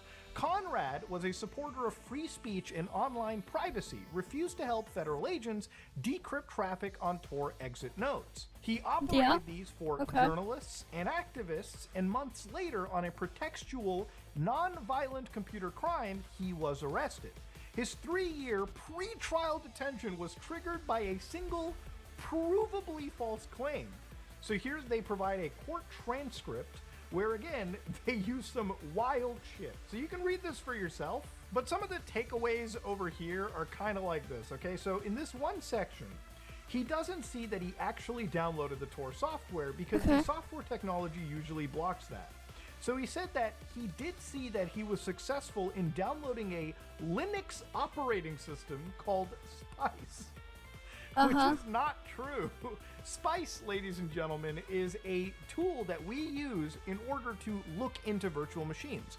So for instance, in this virtual machine that I have right here, you can see that in my information, there's something called Display Spice, which is a server that I use in order to see what's going on in the virtual machine. So when I hit play, instead of passing through a graphics card, I'm able to see what this VM is. I'm able to operate this VM with a graphical display because I'm using a Spice mixed with a graphical like display server in order to access this VM. Without Spice, I would not be able to see this Windows virtual machine. So that's effectively the technology right over here. I know it's been a little bit confusing for anybody following this, but that is the technology they're talking about. And again, the mentioning of Linux, Linux is not evil criminal software. It's not. It's just an alternative operating system in a world dominated by corporate greed. So in the case of Spice software, it allows connectivity to a remote virtual machine. And so not only can you potentially circumvent the host-based monitoring, but any network-based monitoring that may be occurring. It's an intentional effort to circumvent monitoring based on the logs that I reviewed. So then a question is asked, based on your knowledge of the defendant and his activities in this case, does he possess the knowledge and capability to install this kind of software? And the answer is yeah. So based on the case at hand, throughout the investigation, we identified as unauthorized access or exceeding authorized access in this instant case, or in the indicted case on a Linux or Unix-based server. And this is also indicative of the same kind of capability, the ability to install a virtual machine to utilize Linux-based operating systems. So according to her, and I know there's a lot of things that are being thrown here, but according to Adrian, the case against him began when he was forced to confess to a non-violent CFAA, which is that computer crime. So just months before the 5-year statutes of limitation was set to expire, the federal government arrests him on the CFAA charge. The family alleges this was a pretext for his refusal to cooperate on the Tor matter. So because he wasn't assisting the FBI, they decided, okay, the statutes are still within reason for this computer crime. Let's fucking arrest Conrad on that because he's not helping us decrypt this internet traffic that we need to look into to break the privacy, allegedly, of the world around him or people that we consider to be bad. Because remember, if it's one thing about Tor, a lot of places that get actually like hacked or, you know, a lot of places that get like sort of taken down by the feds usually happens because the feds might be running an exit node themselves, or the feds might actually have found a vulnerability somewhere that they've exploited. Again, cops have to get lucky, but thankfully in their case, they only really have to get lucky once. So down over here, the lie that triggered detention. Conrad's pretrial detention was triggered after his probation officer submitted a false violation report. She falsely claimed he installed a Linux operating system that wiped their monitoring software. So again, when we get down into it, because of his prior computer crime, he was not supposed to be using a computer outside his mandated usage, right? So what the law enforcement agents were like, wait, he installed this Linux OS that bypass whatever software we used to spy on the guy. But in reality, she said the software was a standard SPICE graphic driver, which is not an operating system. That's true. That he had prior approval to use for his PhD program. Furthermore, the officer used the presence of the SPICE server to suggest that Conrad might be accessing dark web websites. The claim that under oath, she had no proof to support. So a documented conspiracy. The false accusation was fueled by a malicious campaign from Conrad's ex-wife. So now we're bringing ex-wives into it. Newly obtained documents show Luster confessing, which is his ex-wife, in a letter to her parents that she had tricks up my sleeve to keep him in jail. Emails show her colluding with Conrad's own attorney to secretly provide damaging letters to the judge and probation officer to prolong his incarceration for her own financial gains. So from 2019 to 2022, based on those false pretenses, Conrad is held for 3 years in a pretrial detention in various counties, both in Texas and Oklahoma, and the lengthy detention was influenced by improper communications from his ex-wife. So why are we kind of talking about this situation now, ladies and gentlemen? Because in 2025, it seems as though Conrad is still going through a lot of bullshit. Conrad, who is apparently 100% medically retired and a disabled combat veteran with a traumatic brain injury and PTSD, is now being the subject of this crazy harassment. And according to this, all of this is due to the fact that Conrad was just simply not opening up the doors for the feds. Now, the thing about the story that immediately had me going is maybe this guy is so principled that he'll spend years in prison, but he just won't let the FBI have access to those Tor exit nodes because he really is somebody that believes in anonymity, he believes in security, he believes in people's privacy, right? By contributing, by giving the FBI what they want, you're basically undermining the entire reason that Tor is built in the first place. So maybe that's a super principled guy. Or maybe he's just worried at what's going on. See, for a lot of things on the internet is when you run these exit nodes, I think legally you're allowed to run them through something known as Section 230. So this is the actual legal statute right over here, which I guess protects sites like YouTube, for instance, where they're kind of served as sort of a distributor for information. And really the legal liability is not always on them for anything that is illegally posted, right? Like, for instance, I think legally, if I run a Tor node and somebody sends something illegal through there, as long as I guess I comply, or, you know, I'm not the, because I'm just like the distributor, because I'm just like the medium that is used, I might be legally safe. It's one of the reasons why sites like YouTube are not directly sued for any violation of DMCA or legal things when it comes to, again, I'm not a lawyer, but that's just kind of the fucking protection that is offered through here. And again, Tor is such a dangerous thing at times, especially to be like a backbone hoster, because you never really know what the fuck is gonna happen if the government decides to really go on your ass and prosecute you. So immediately you might be wondering, okay, Muda, is this like a guy that's being like fucking jailed for his right to protect people's speech? And the thing is, I would say on the surface level, if you didn't research everything, probably, but this is when things started getting weird. Like I said, I want you to remember when the cops had started talking about all this monitoring shit, all this pre-trial, all of these like, you know, probational things. Generally, if you're on a probation for something, it's probably because you had a deal. You know, you instead of going to jail, you're on a parole thing, and as long as you don't violate certain things on your parole, you should be good. But it seems like Rockin' House might have actually done that. So a bunch of guys on, you know, a bunch of nerds decided to look this up themselves and found some new information. So for instance, one user here says, okay, I think I found the original thing Rockin' House was convicted of. I needed to see why the fuck are the U.S. Marshals so horny for this? Back in 2014, Rockin' House worked for a travel booking company. He was fired. He used stale VPN access to connect back to the company's infrastructure, right? So something they didn't plug up. He detached a SCSI LUN from the server cluster, crashing it. The company, not knowing he was involved, retained him to help diagnose and fix the problem. During the investigation, the company figured out he caused the crash, and terminated him again. And then he somehow gained access to their disaster recovery facility. Damn. And physically fucked up, a bunch of servers. They were down a total of about 30 days and incurred $500,000 in losses. Damn, so that's he crazy. pleaded his case out, so I guess there's some claims that, again, are pretty uncontested. Now, of course, if this is true, this makes it a pretty serious non-violent computer crimes act, okay?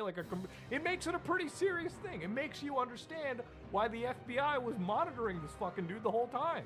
Yep. Now, when I talked about that, when I played the clip of the marshal screaming about the parole violation, it starts to make a little bit more sense, right?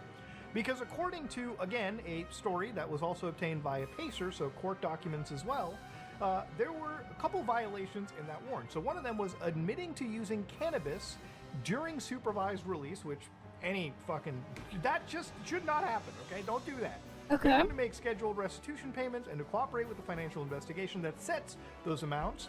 Falling out of contact with his probation officer, which is a severe no-no, opening several new lines of credit, using an unauthorized iPhone, because again, part of his condition to be out was all of his fucking phones, computers had to have monitoring software, so they would just know that this guy wasn't going back to doing fucked up shit. Now, the thing you have to understand about the CFAA is that even things that are benign, like for instance, if it's really easy to hack into something, it doesn't necessarily exonerate you from a serious crime.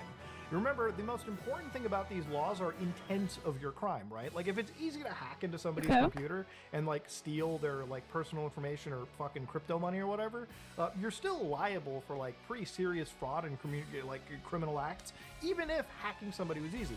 Just because a door is open, just because I leave my door unlocked, for instance, or my car door unlocked, doesn't give you the right to sort of break and enter or steal my property, right? You get what I'm saying here? So that kind of stuff kind of applied over here, and the CFAA was pretty fucking paramount. Now, inside this entire situation, there's been some pretty spooky scenarios, for instance, where apparently, according to some of the users who read the Pacer documents, there was apparently him looking into possibly Googling the term Nambla, for instance, but apparently further down into it, it also appeared that maybe this was somebody that looked into a satire website like Encyclopedia Dramatica and sort of got that idea out that way. Now, if this is true at all, the last thing you want to be doing when the feds are monitoring your computer because of a court order over something you did and agreed to, by the way, the last thing you should be doing is looking up North American Man-Boy Love Association. If the feds raid you for looking up shit like this or use it against you while you're being monitored, I mean, there's just no way to say that you're a complete and utter fucking buffoon. Again, if this is true. But this guy isn't as innocent as the wife had posted, right? This guy is somebody that agreed to being monitored, and because he's now dabbling in virtual machines and ways to circumvent that monitoring, that's why the marshals are so horny for this guy. But I don't even agree with how excessive they are. I'm just giving you guys a full, complete side of the story. But look, the ultimate point that I wanted to look into it was the government using this as some vector to silence this man from hosting his free speech exit nodes? Actually, no. And this doesn't really serve as a reason for anybody to really worry about, I guess, hosting a node, because the node wasn't the issue. The issue was, according to his court transcripts, it was the fact that he was apparently violating his monitoring. That was it. It was it's kind of like fucking with your ankle bracelet or something. It's gonna piss any law enforcement agency off. When you've agreed to be monitored, you're gonna be fucking monitored. So apparently they said that, when it came to the monitoring, the way that it's enforced is the defendant has to download a program, basically a spying malware, to look on everything on your device, okay, just to see what the fuck you're doing. So him accessing the deep web, okay, as a way to obfuscate what he's doing is already a violation. So even inside the actual case, when I was reading it for myself, according to even the agents, they corrected that Spice server stuff to begin with. So realistically, what the story kind of boils down to, it seems, is they basically hit him on a previous offense. He pleaded out, even agreed to pay over $500,000 in criminal restitutions. And any time that, the FBI was or any agency that was looking into him, the moment he fired up a Linux virtual machine and accessed the deep web, which is pretty similar to how I access the deep web for recording, the key difference was that was ultimately the basically was a tipping point to say, listen, this guy's just trying to bypass this fucking like monitoring. So that's why the FBI or the marshals were that fucking heavy-handed on it. Now, again, there's a lot more to this too that comes with how he was handled. Nobody, in my opinion at least, should be held pre-trial for like 3 years. I think that everyone has a right to a speedy and due trial, and I think that, again, this is one of those stories where I told you it was going to get like fucking interesting and like nobody was going to be the quote-unquote good guy. Because it seems like the truth is somewhere in the middle of this, right? You know, Conrad is not, I would imagine, an evil person, but he is somebody that had a prior conviction that put a lot of scrutiny onto him. But again, the FBI or the Gestapo in this case weren't necessarily on his ass because he wasn't giving up people's free speech. Ultimately, I would say that there probably is a bit of leveraging of a prior conviction. Alright, we're basically done there. 3 years in jail for a pre-trial. What about the right to a speedy trial? Nothing about that is fair. Exactly. Exactly.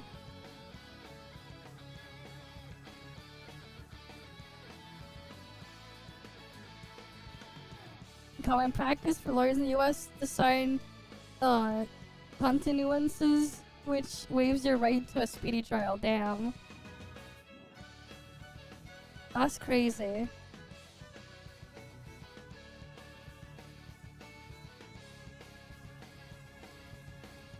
Yeah, justice delayed is justice denied.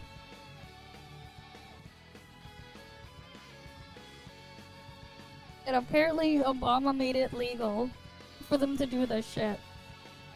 Apparently, I don't know. That's crazy though. Man, there's so many of these. Ugh. Alright, we'll do one more.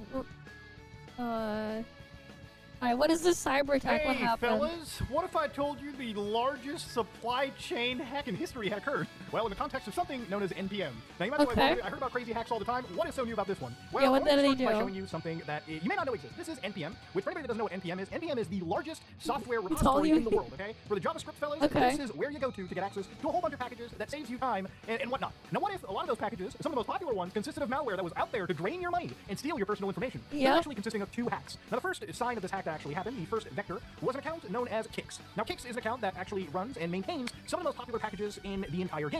So some of these packages like debug, like color, like leaf, these are packages that billions of downloads occur to on a weekly basis. Okay, these are very popular downloads. Now, what effectively happened over here? Well, let's get down to it. Now, how did Kix get hacked? All right, did they run some crazy malware? Did they, click on a spooky ad? No, actually, it's how most hacks tend to happen.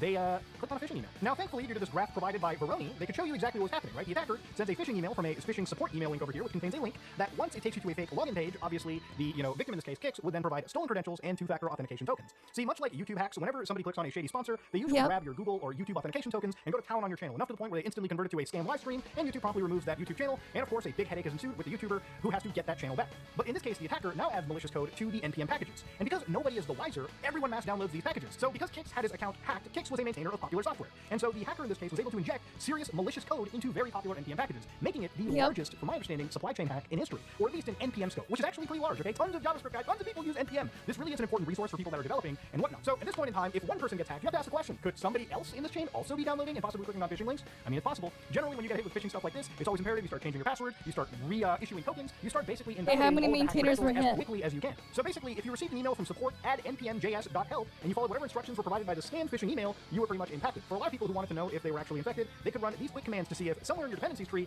malware existed. So for the Kix hack, what was actually the malware that was running? So in this case, the malware that was actually running in this situation was a crypto stealer malware. And of course, one sample that was provided was actually right over here. So this is deobfuscated from Security Alliance, and you can read it for yourself. Now generally, you can see that obviously it's looking for, again, Ethereum, it's looking for Tron, it's looking for LPC. This is a crypto stealing malware. And of course, the job for this is to always sniff for crypto credentials. So when you reverse engineer the actual malware, when you start to deobfuscate it, you can see that for at least Ethereum requests, it overwrites the destination address of any call to approve, or transfer and transfer from, so any of these calls, to an address known as OXFC4A4858. Now again, you can also take this Ethereum address and kind of get a rough idea and see through Etherscan just how much money was possibly sent over, right, through these compromised crypto wallets. Now you can see from 10 days ago, the actual NPM exploiter from all these various accounts ended up amounting, at least in this wallet's Ethereum value, to $454. And of course, that's not really a whole heck of a lot when you figure that's one of the largest exploits in history. So what was really funny about this hack and what was really hilarious is that despite the actual magnitude, the attacker may have actually stolen a very minuscule amount of cash, somewhere around, from my understanding, $500 to $600 US. So realistically, what's funny about it too is like if somebody was using this to financially like enrich themselves, they made nothing, but surprisingly, if you add in the cost of all of these cybersecurity experts that were basically tasked on with, cleaning this act or dealing with the aftermath, probably cost far more down the road. It costs far more to deal with it than what the hacker took. Now, obviously, this hack was pretty huge in one way, but there was an even bigger hack that had happened. See, there were actually 2 breaches. Now, what we're going to talk about is a self-replicating worm, and this is something known as the Shai-Hulud hack, which happened a few days afterwards. So basically, a self-replicating supply chain worm now infected about 100 to over 200 different NPM packages. And in fact, as I'm recording this video, there are more and more that appear to actually be coming up. So I'd be like, how did this happen? Where would this have happened? How did this occur? So for instance, right over here, this is just one of the actual packages that I believe was infected. And you can see that weekly downloads for this kind of stuff is huge, 2.2 million. So when you factor in how many people are downloading possible infected malware, it's a lot. And again, the target for this are people that are developers. So how did this actually happen? So the self-replicating worm, what it does is it steals the developer or cloud credentials, which are basically the developer GitHubs, their Azure tokens, AWS, and then using malicious actions on GitHub, it then starts reinfecting various other packages. Hence why it's a self-replicating worm, right? It just keeps worming its way through the entire system. So as it hits one package, it then tries to see if it can infect 2 more packages or 4 more packages, or however many more the worm goes. Now, when people were investigating the first guy that was hacked in this, apparently it was the account tech support RXNT, which is where the first implementation or the first showcase of this Shai-Hulud worm actually showed up. So according to the guys at Checkmarks, how Shai-Hulud works is infected repositories include a JavaScript payload that performs many actions, including downloading an open source secret scanner to start identifying those various developer credentials, the most important things they're going after. Then it starts by doing this by probing the various AWS or those cloud environments. So again, it determines if those defenses are in place and then starts staging next portions of its attack. So anytime the worm finds valid credentials, they get sent back and are then used to help propagate more and more infection. Now, the history of worm software is interesting. If you want to know how a worm works, you can look at the first computer virus in history, which is Creeper, which again, the concept of Creeper was it was a software that would go through ARPANET, for instance, and again, it would simply just replicate it. It would be the first self-replicating computer worm. And it wasn't really malicious software. It would basically just output, I'm the Creeper, catch me if you can. So again, very minimal impact. It was just a test. And because Creeper was the first worm, obviously we developed Reaper, which was technically the first antivirus software because its job was to delete Creeper as it moved across ARPANET, which is the original or precursor to the internet. Now, you might be like, well, Muda, does this affect me personally? No, not really. At the end of the day, what they're doing is they're actually targeting the developers in this case. So rather than targeting, your crypto wallets or just the end user, their idea here is to get as much, information on these developers as they can. They're trying to possibly steal secrets and then possibly find other compromises or, again, vulnerabilities down the road. The idea is not so much targeting me and you, it's actually just targeting the developers because secrets in that world are just worth a lot more from my understanding. What about now? What is happening, ladies and gentlemen? What are we going to be doing going forward? Well, as it's still ripping itself through, it's certainly not as large as the Kix attack that happened before, but I think the funniest thing about the Kix attack is just the headache that was coming from it and the fact that the actual hacker behind it literally earned almost nothing through the process. Now, of course, if you're the end user, depending on what Shai-Hulud is used to grab, like what kind of information the people behind it are grabbing, this could actually have a trickle-down effect if the secrets behind some of these software vulnerabilities or anything discovered could be used against you down the road. But again, for the first attack, the crypto one, obviously nothing really massive happened. You're talking about, a theft of pennies to maybe $500. Okay, very small take, very small amounts of cash to be earned from arguably a pretty massive supply chain attack. But Shai-Hulud is a very interesting hack in this situation. It's really one of the most interesting sort of worms that has sort of come out. It's hitting multiple different packages inside arguably one of the largest repositories. And again, the people that are researching this kind of a hack to figure out, where this worm is coming from, who's really behind it, and again, what the intentions of it, it's just an ever-escalating story. And again, Shai-Hulud is something that isn't entirely made on its own. Obviously, it uses software that you can even get access to and play around with. Software like this, for instance, TruffleHog, which is one of the pieces, one of the components, which again was used to find quote-unquote the leaked credentials. You'll be like, how does this just sit inside GitHub for anybody to play with? And the thing is, ultimately, when it comes to cybersecurity, right, people can literally engage with this kind of software in a good faith. Or again, stuff like this is kind of like playing with a Swiss Army knife. Okay, there's a lot of bad things you can do with a knife. There's also a lot of good things you can do with a knife. It really depends on the intention of the person behind the actual keyboard. But ultimately, look, at the end, I don't think Shai-Hulud is led by anybody that wants to do anything good. Shai-Hulud, other than being a cute nod from my understanding to like Dune, really is just a piece of software where, again, I want to know who's behind it because ultimately they're there to target the developers and they're there to find, some level of vulnerability. And ultimately, I think down the road, whatever they find, either they sell it to another group to use against the end user or just against, people who are developing software. But the moral of the story here is obviously, you might not know what NPM is, but the people that design the internet that you work on or the various tools that you use absolutely know what NPM is. And for those... Okay, cool. Yeah, there's just all this stuff. There's the Tylenol one. Crypto scamming cancer patient. Apparently Deus Ex Remaster looks terrible. There's this stuff, and then whatever this game is gonna be a game key card. That's unfortunate. Dragon Quest 7 remake, cool, I guess. Not really gonna be interested in that, but that's cool. But they cut content. That's a lot of cut content, though. That's crazy. They're adding like an arena and another scenario, but then they cut out all this content. Damn. We can look at these other things another time. Let's just do the Infinity Nikki stuff now. And then we can end off there. Alright, let's go to Infinity Nikki now.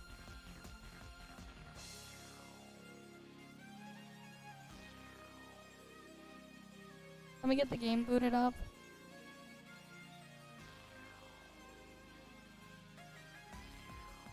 Okay.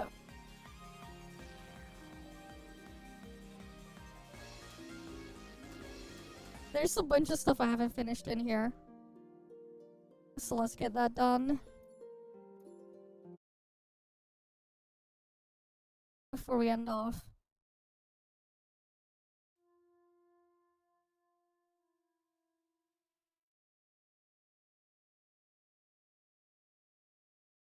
Alright, come on. Gotta wait for this thing to load on in.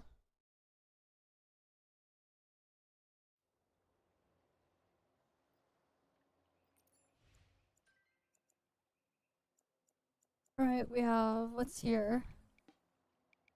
There's this shit.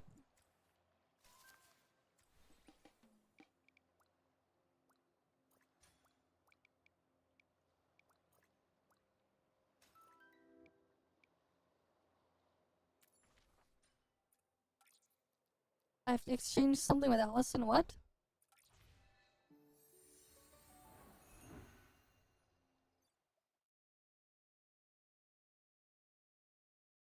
Alright, let's go on in over there.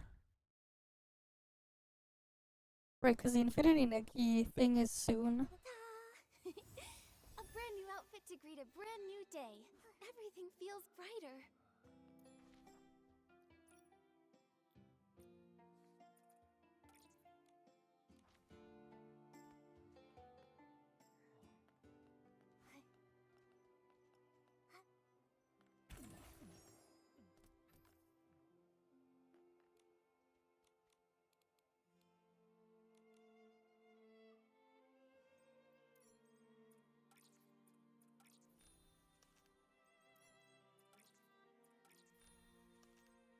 Okay, so you can just buy all sorts of records here.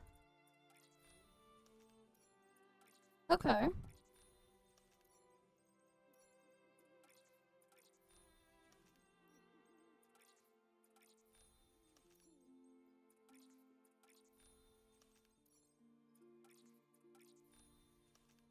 See, why they don't have like a buy all button?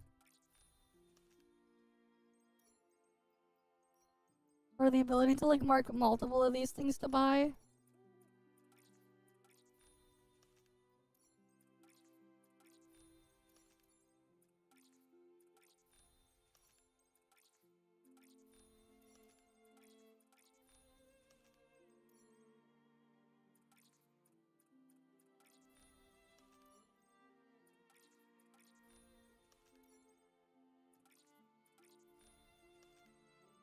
Okay, I have all of those there.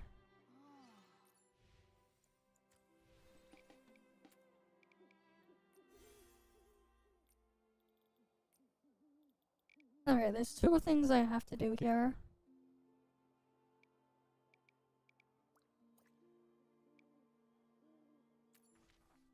What even is that thing there?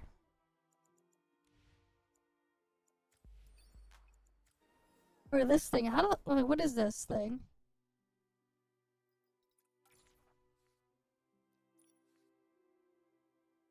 It just points me to the stage.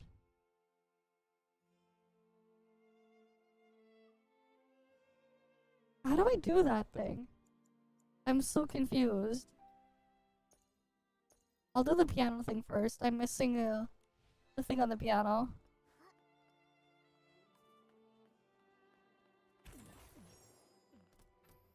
Oh, this game has such terrible performance. Always stuttering.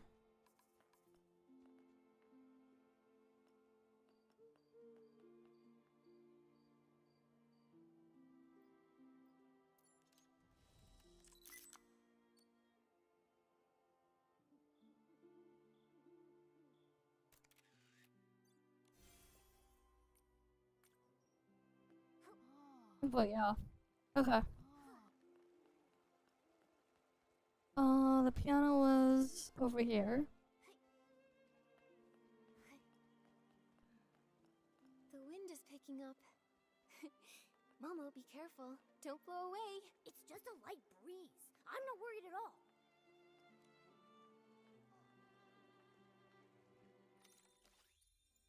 Alright, let's see.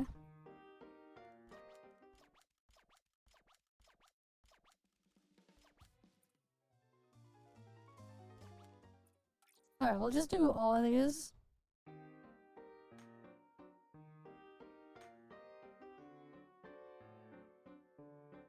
Oh, I don't have my things on the...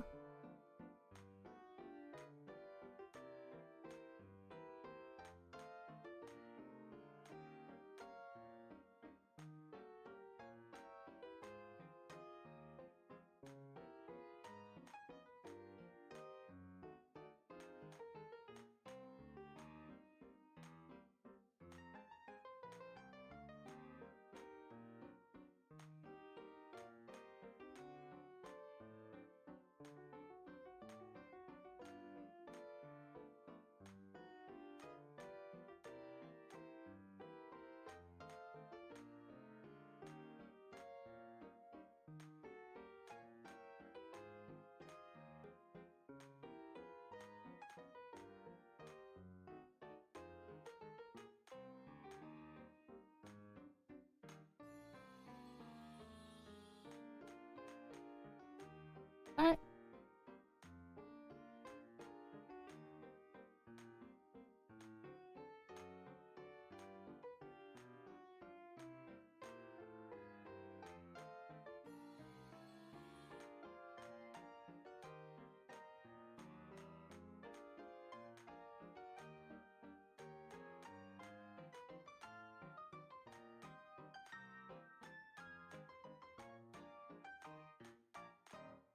That was long. What the hell?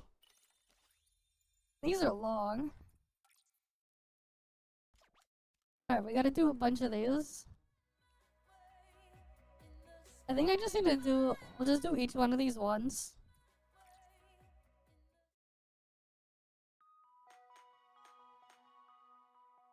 Right.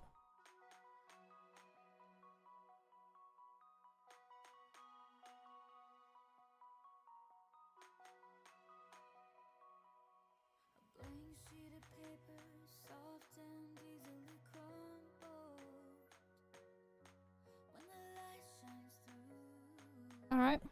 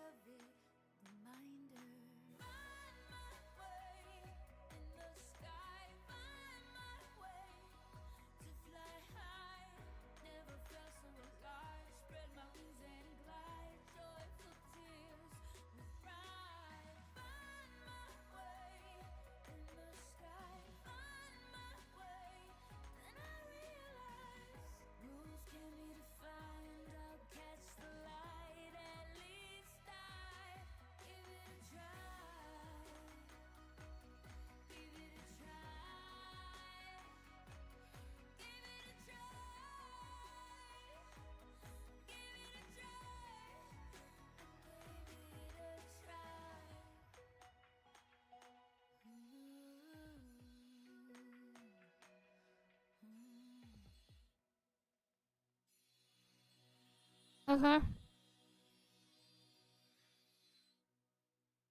It's so awkward though with the where the keys are laid out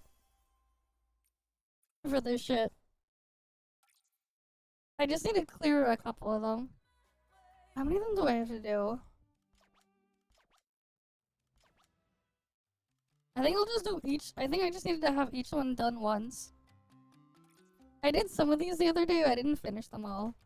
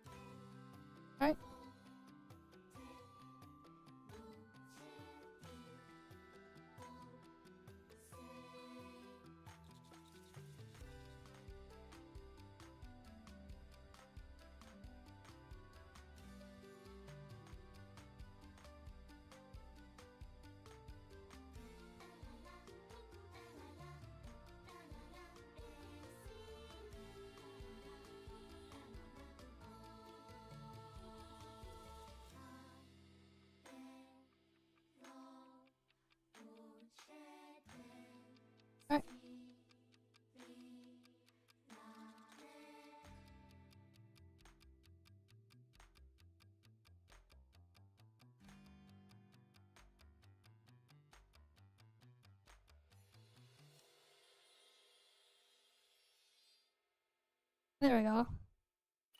No, that'd be even worse.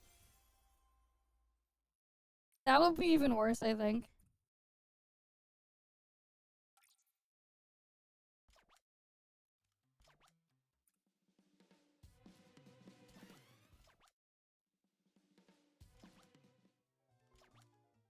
Alright, we need to do this one, I think. Yeah. I'm just finishing all this stuff here because I didn't finish all this stuff yet.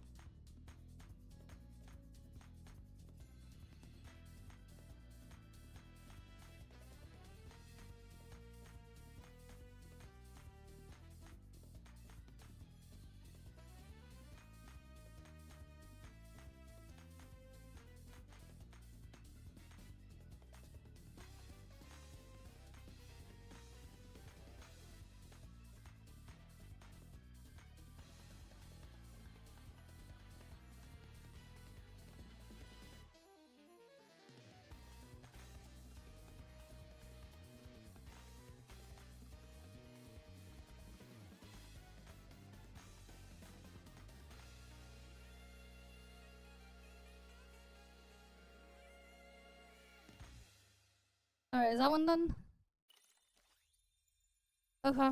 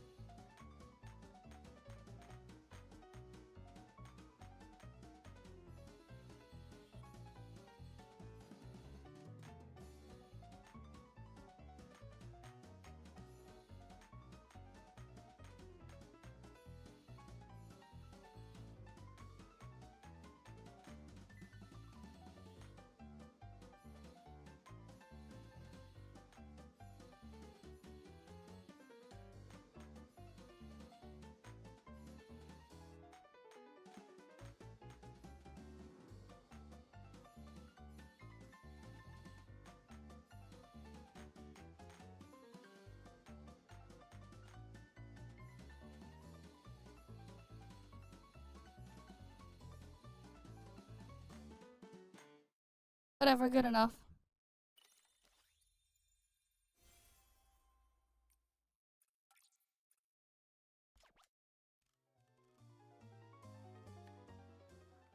Alright, did I complete the thing here?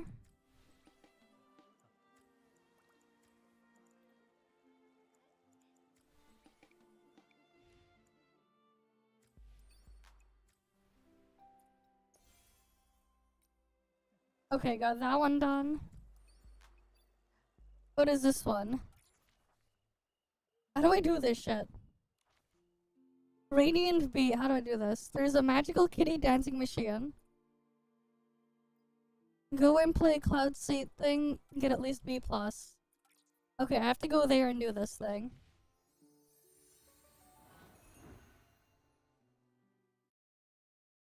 What about playing chopsticks? I don't know what you mean. I've never played a piano. I've played on percussive keyboards in the past, but not a piano.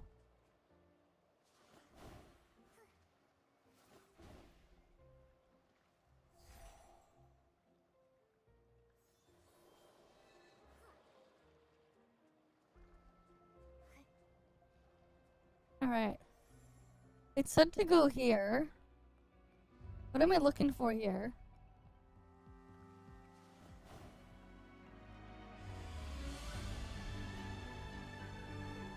I'm so confused. How do I do the thing here?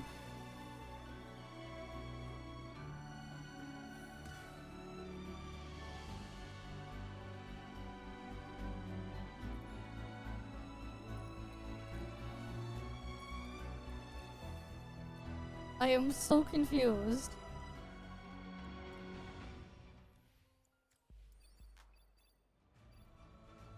I don't know how to do this thing because it's not telling me how to start it.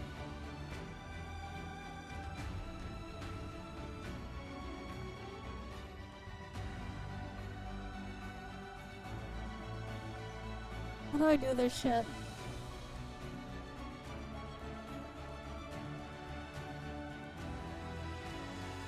How do I do this thing? How do I start it?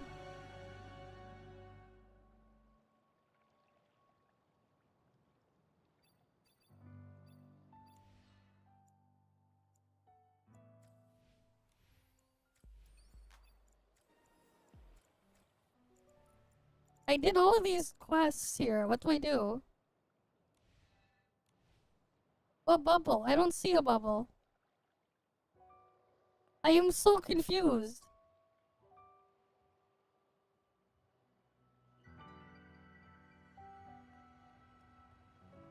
I am so confused. What the fuck am I supposed to do here? It says to go here, but I don't know what the hell I'm doing.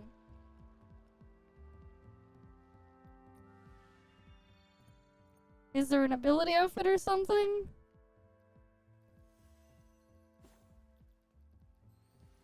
I don't see anything there.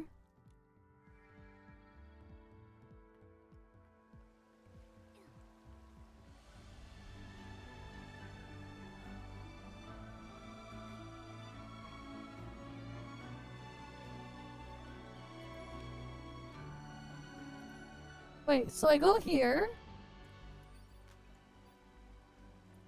Go. That's all it tells me. That doesn't tell me anything. I am so confused. It just tells me to go here. What am I supposed to do?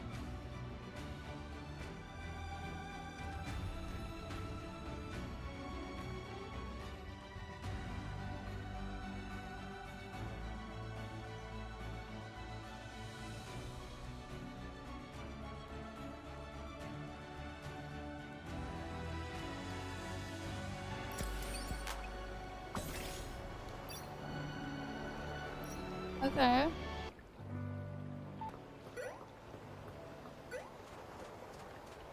Why didn't... Where's the bubbles then? Where are the bubbles? Oh, they're over... Why does it tell me to go there when the bubbles are here? What the fuck? Why did it tell me to go where it isn't?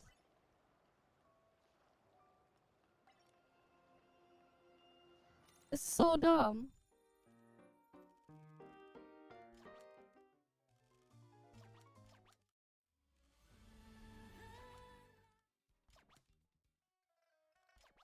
Oh, you can unlock more. Okay, which one am I supposed to do here?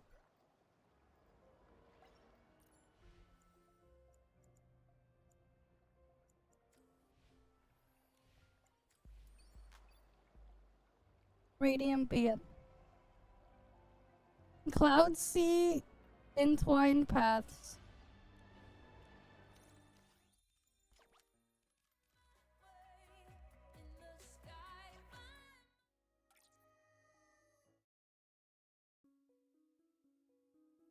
Okay.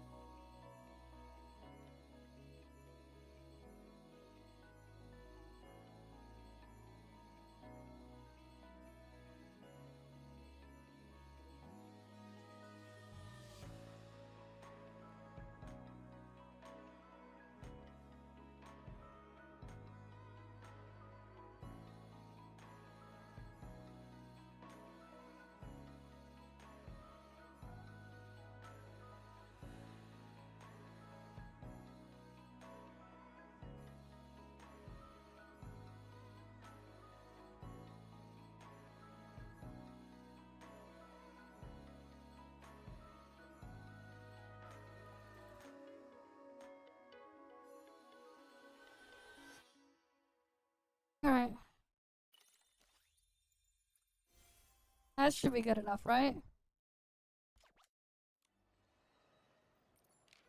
Unless I needed a specific difficulty?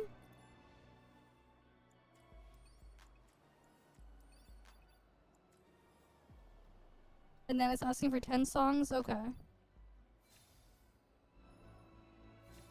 Oh, there's like a whole outfit here.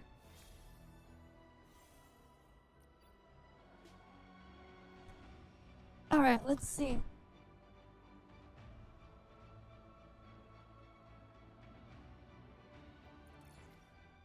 Wait, what do I have to do here? The Star Shrine stage has a pair of big wings. Grab a camera and capture. Oh, okay.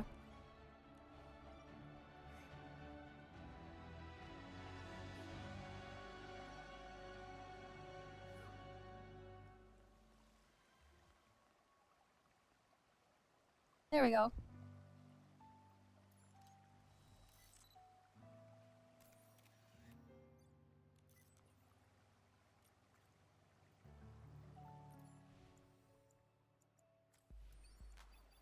That was easy.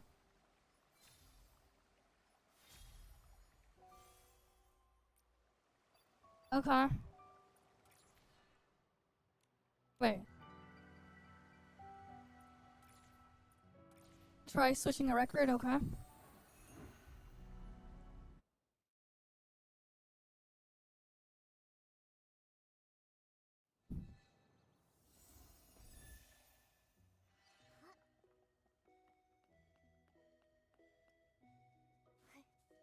Yeah, basically just not really touch the shit here.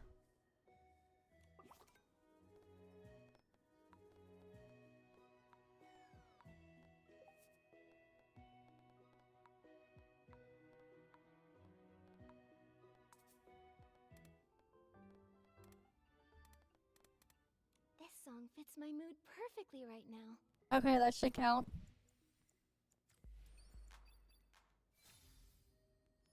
Alright, at least this is easy to grab.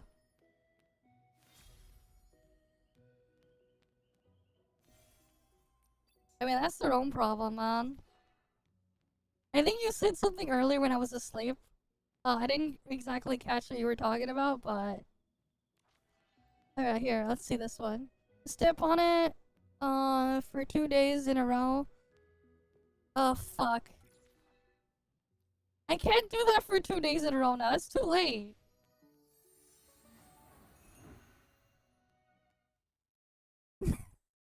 Why the fuck did they have to do this shit? It's so stupid.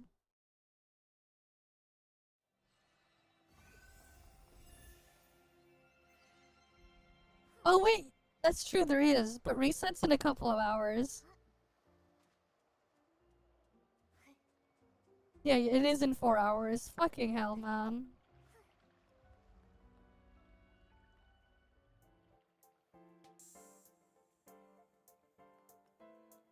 So where is it here? What's the step after this? It's so stupid that you have to do it in order too. You can't just go look at the next one.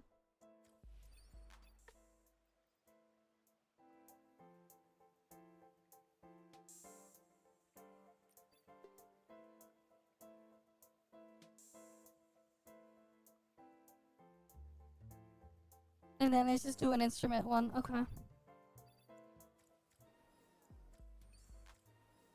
I have to do another song. Was it just this one, or is it up here?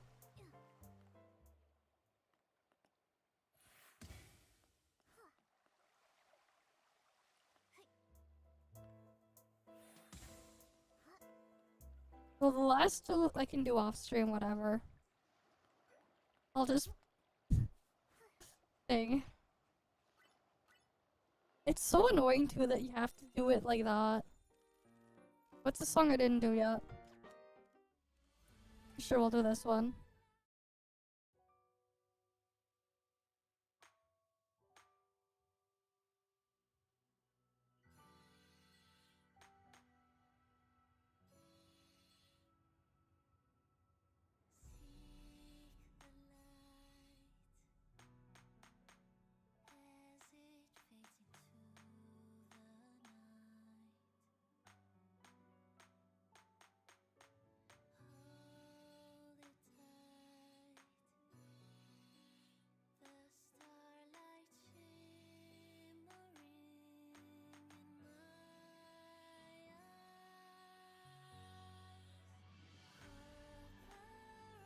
Yeah, I guess.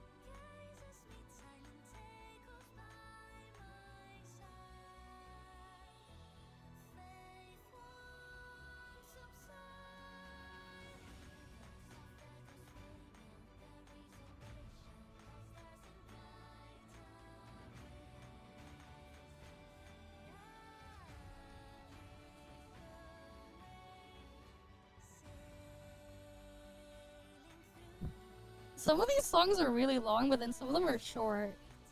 Like, this one's a long one.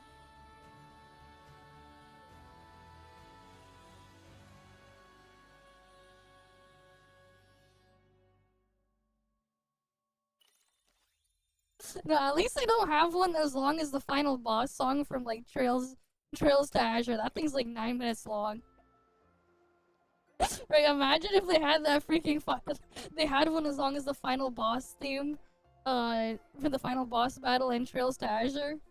The freaking 9-minute long song, where like there are occasional pauses before then it just goes crazy on you. Here, I'll play it for you guys if you don't know what I mean. Let me just find the album for it. Or actually, no, we'll just pull it up on a web browser.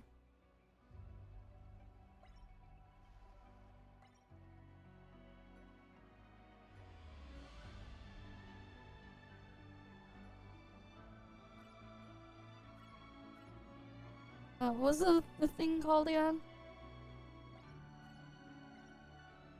I spelled it Azure Arbitrator. Oh, yeah. Was it the evolution one that was longer? This shit is like really long. Yeah, it's like 8.5 minutes long. The Azure Arbitrator. That's not even from the correct game. What the fuck? What the fuck what are they doing? They put the wrong thumbnail there. But yeah, Azure Arbitrator. It goes like this.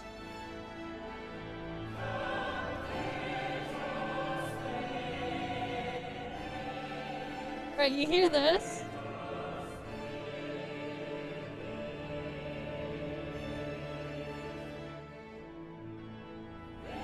Right, it's like, okay, maybe one of this type of music, right? And then just wait for it.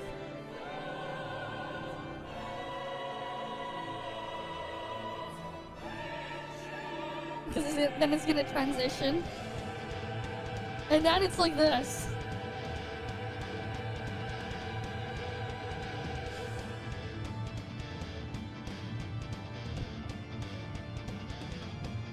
But yeah. True legend there. Yeah, damn, they got to 1.3 million views on this. And it's just gonna keep building from here.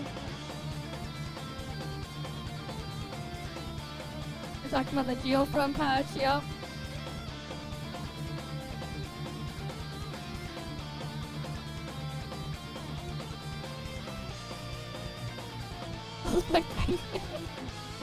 Oh yes, the penguin plushie.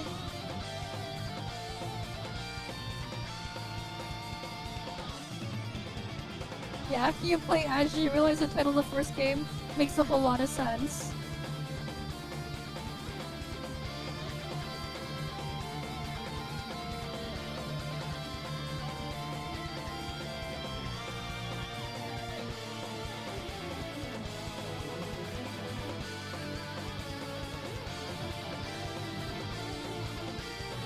You do?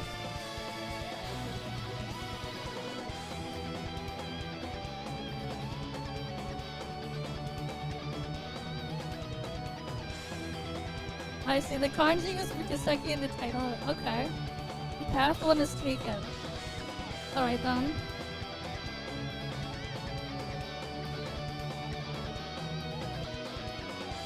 But yeah, like imagine it's like you get... If they had you do one to like 8.5 minutes of this. But then you'll get caught off guard by the random pauses it has. When it gets to it. Because it'll just come out of nowhere.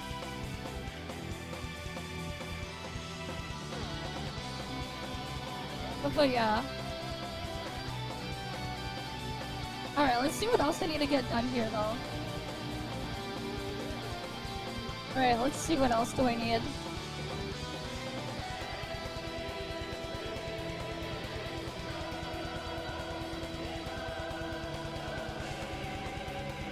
Okay. Play Echoes of Yore. I gotta do that one. And then that one should be pretty quick.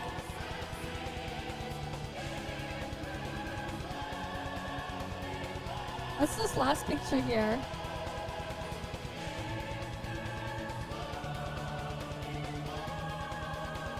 It doesn't really matter. It's not like I need to get these upgrade packs.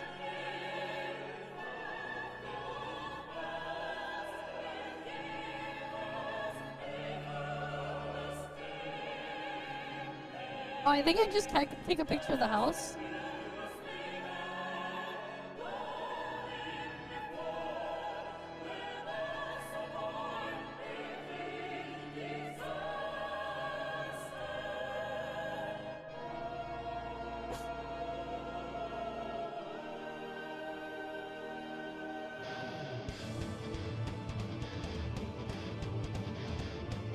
Oh, and my fingers are on the wrong keys. No wonder why.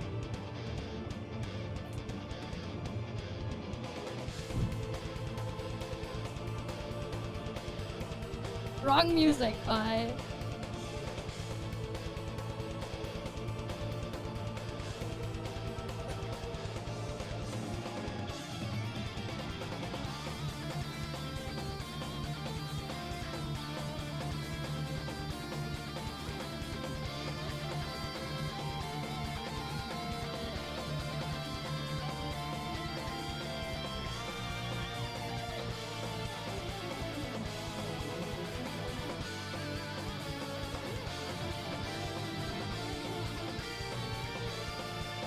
Alright, he's going.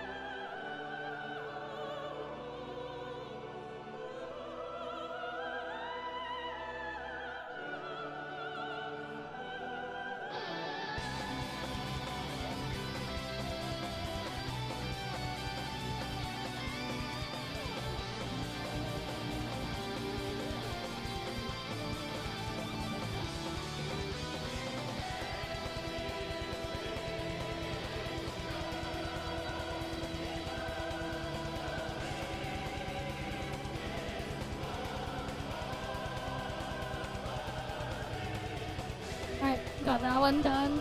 Easy.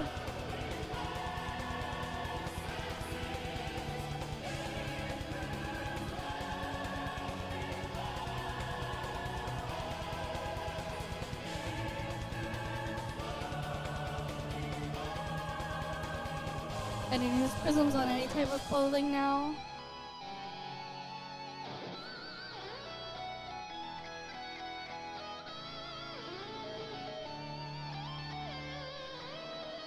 Okay.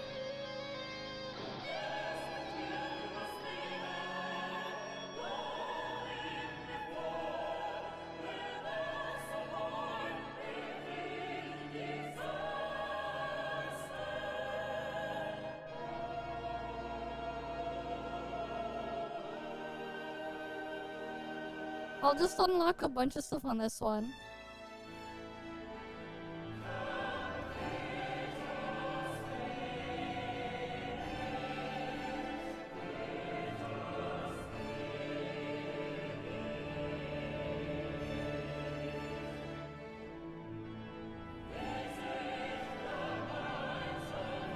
Alright, that should count.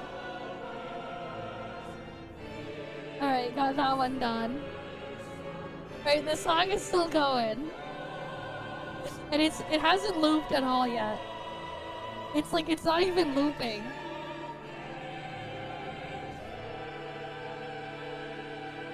That's the crazy part.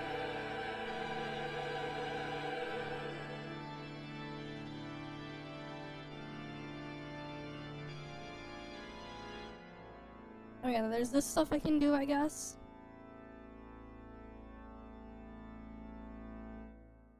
Right, and then here's that random pause out of nowhere. But it's not over yet.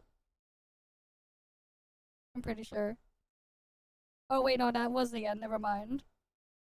Where was that random pause? I guess I didn't know. I was like doing the other thing, I didn't notice the random pause.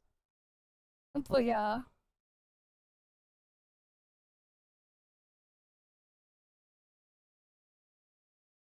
But yeah. That's what they had there. So they did do like a new version of that song that like they did for like an anniversary album they had, but like it doesn't have that pause, and it removed the orchestral voices in there. It's this one.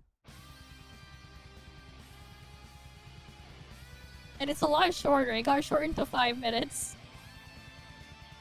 Because they removed the thing.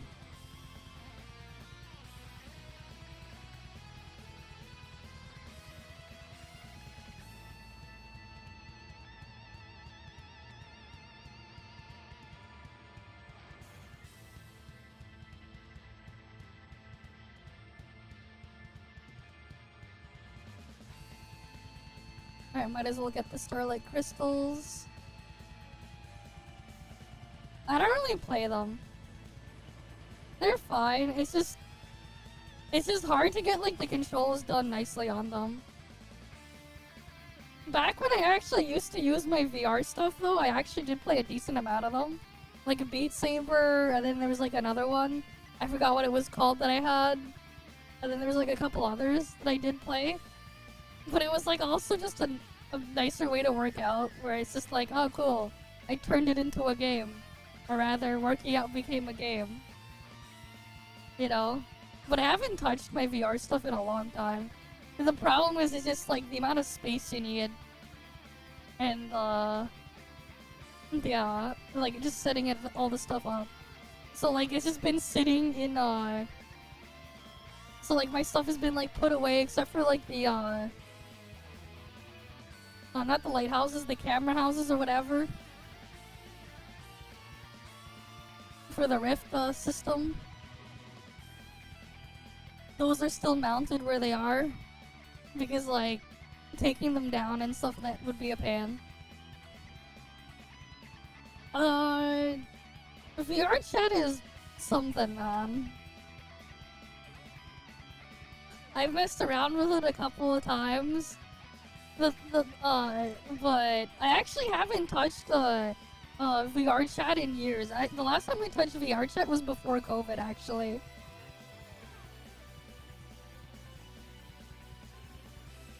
Last thing I remember though in VR chat, when I tried it was, someone was hitting on me. And they had this really strong French accent. I don't remember what they were saying. But like, this person was trying to hit on me.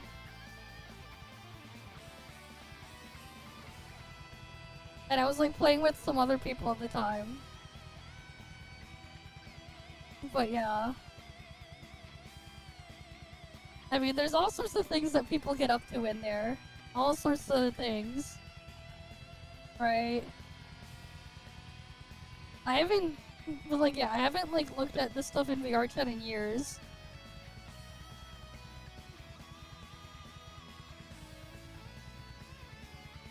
Like, part of it again is just setting up the VR stuff is just a bit of a pain.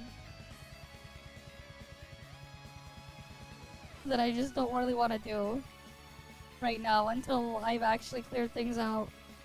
But like, also, like, the thing is, even if when I do get it set back up, the Oculus Rift CV1 isn't exactly the greatest VR headset compared to a lot of the stuff that was that came out not long after. Its resolution and stuff like that isn't that crazy, because like it's not even like 1080p.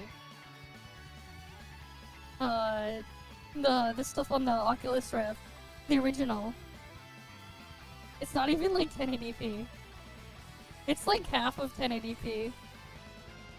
The vertical resolution is there, but like the horizontal resolution is a thing. Shit. Oh, great, I have to get back up there.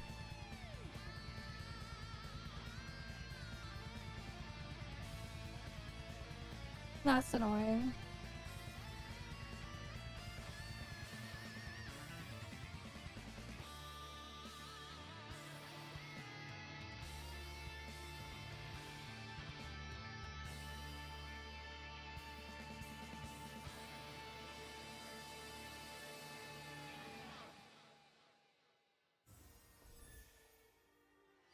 But yeah.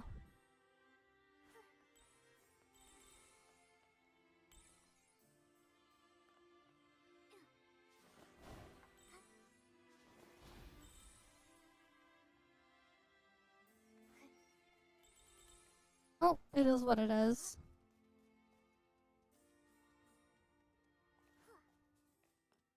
But yeah, I haven't like touched VR chat in years.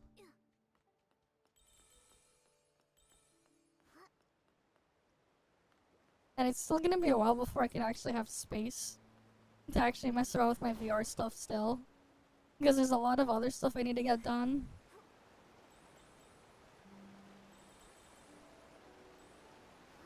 But yeah. One of these days I'll probably look at it again.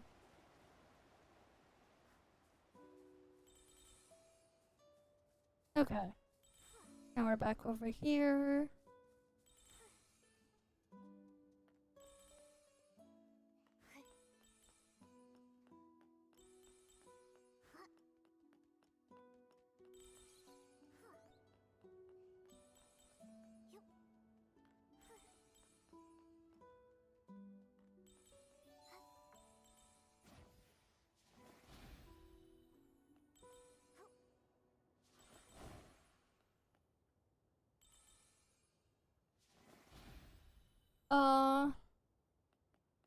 Oh fuck. It's not coming back.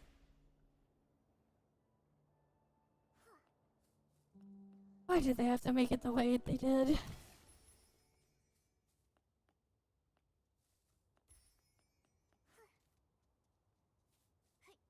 A good time when my bed was trying to inflate. Ah, yes. I think it's almost done inflating itself while the foam expanding, I mean. Because, like, the thing is, if you ever put on, like, stuff like acoustic panels or dealt with a lot of the foam stuff, they compress it so it's like it doesn't take up that much space in the box. But then, like, it takes a bit for it to expand. You're usually supposed to wait a couple of days before you actually, like, use it. So, like, you would get your foam or whatever, your foam panels, or in this case, bed, and just you have to like let it just sit out and give it a couple days to expand.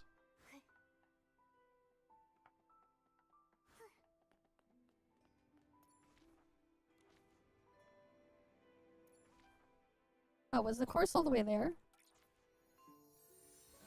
I don't know.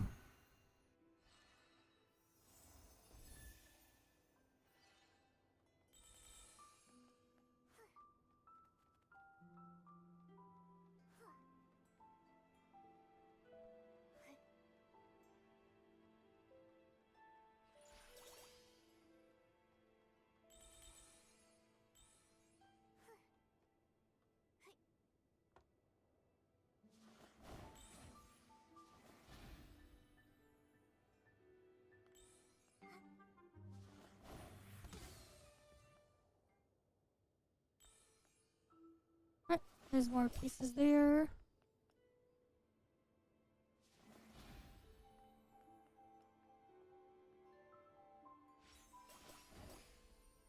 There we go, I got it. Just went the wrong way. But I got it.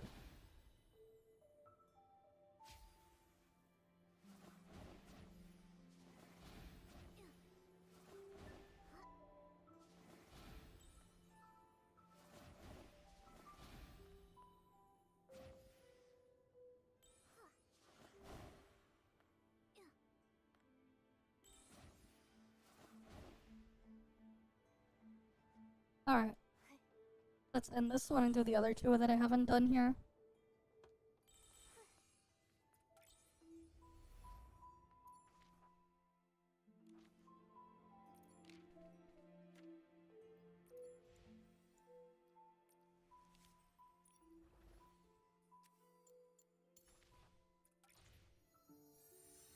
But yeah. But yeah, like eventually I'll get everything in my room and stuff like that cleared out. There's a lot of things that need to be sorted through and cleared out. Lots of stuff. A lot of boxes for a lot of older things too. Because usually when like I buy stuff or whatever, especially for like anything like an electronic device, I'll usually make sure I keep the boxes and stuff for a couple of years. Just in case for like warranty reasons and stuff, because like if you've ever had to RMA stuff before, things are a lot easier if you have all of those stuff perfectly kept intact and taken care of.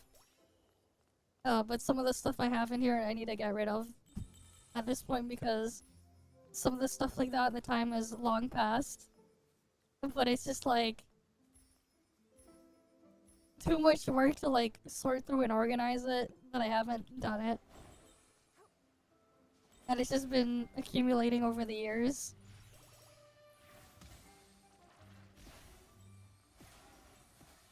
So like I'll slowly need to get that stuff done and dealt with.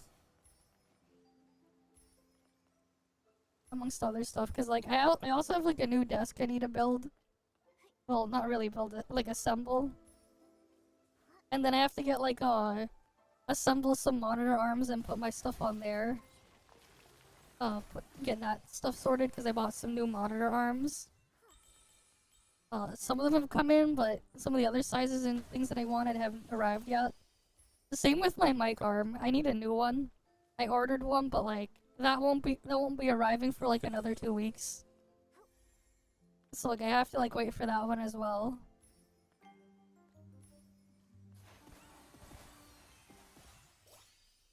Because like yeah, especially with how my stuff is set up.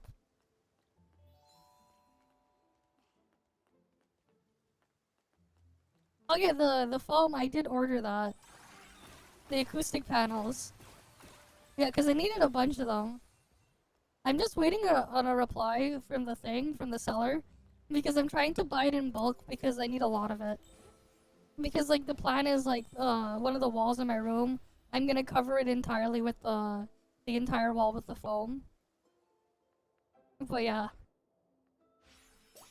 Because that would help a bit with the sound stuff.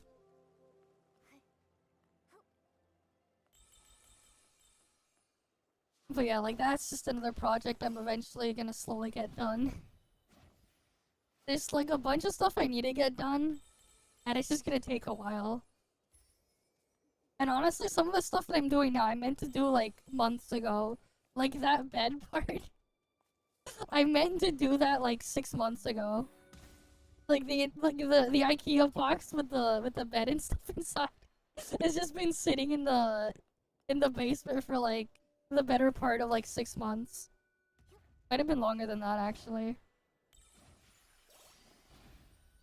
But yeah. Oh wait, no, it's been longer than that. Yeah, it's been sitting there for like... Wait, no, 6 months ago was when we got the other thing. Yeah, no. It's been sitting there for like 9 months actually. It's been just sitting there for like that long. Yeah, I got it mixed up because like there was like another thing I did like 6 months ago. That was like get a new TV set up in the living room. Because the old Sony TV we had, which was like, it was an old 1080p Sony TV, but it was like one of the first LCD 1080p TVs that like that they were like releasing at like the size it was. It was like a I think it was like a 40 something inch, I think like 47 inch or something. I don't know what the exact size was. But after a long ass time, like almost 20 years of having that TV, I think it was like either the blue or the green light levels would stop working properly, and like you would have like if it wasn't whatever its LCD controller or whatever would overheat or something. So like the blue and the green light would sometimes just shift off, so you would just see like this pink smeary mess, this reddish pinkish smeary mess for the color output. Like you'd be like if you completely turned off blue and green levels on your screen. Right, because like your screen, the subpixels there's a red, a blue, and a green. But like sometimes the blue or the green would like just turn itself off, or something. I don't know what it was doing. But like sometimes just like keeping the thing cool, because it was an old one, would fix it or whatever. But like after a bit, it was just annoying, and we got a new TV. But like, it was crazy that it lasted that long, right? Almost 20 years. But yeah. And then I was working with my brother and my mom to like get other stuff set up there. Because we have to clear stuff out of the living room and get rid of the TV.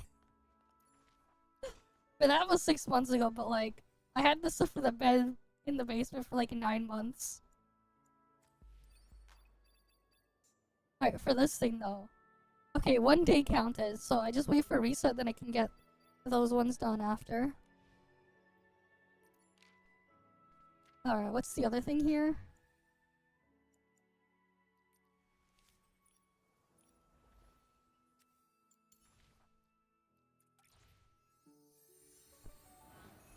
Oh, over there. Should I use the gliding outfit then?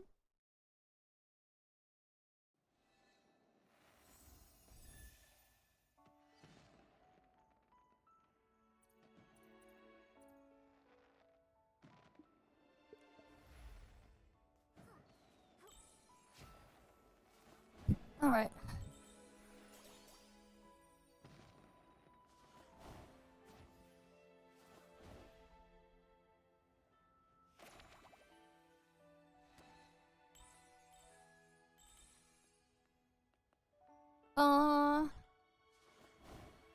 I might make a new model for Halloween if I have time. IRL, probably not. Depends if thing. It depends on work stuff. if I have a shift on the thing there or not, maybe. Because like thing. Because otherwise I'm usually just stay home. So I don't really do that stuff anymore. And like if I really wanted candy and stuff, shit's just cheaper to go in the day after Halloween. Where like you can go to the grocery store and stuff and buy the freaking boxes of candy on discount. Because the reason why people are buying this stuff in bulk is already over. That's the big brain adult thing to do if you really wanted to get like candy and stuff. You just wait for the day after and then you just go to the store. Because they whatever remaining stock they have because they overstock. You'll get it for a lot cheaper. They'll sometimes do like 40 or like 40% off like discounts or stuff. Right, that's the big brain thing to do if that's what you really wanted. Though I never really cared that much, so it's not like I ever did that anyways. It's just funny when you just see, oh yeah, that's right. Halloween's over. They have so much stock left, so this stuff is cheaper.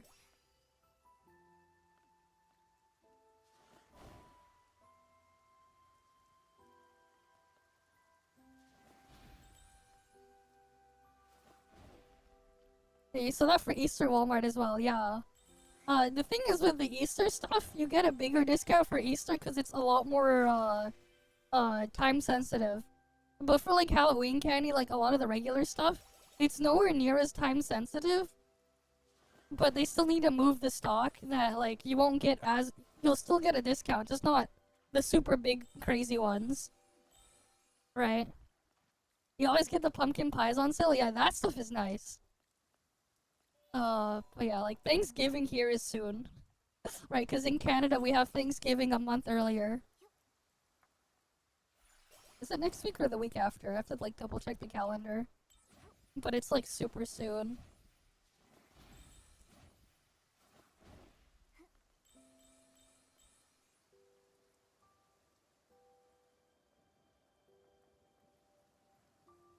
And all pie is good.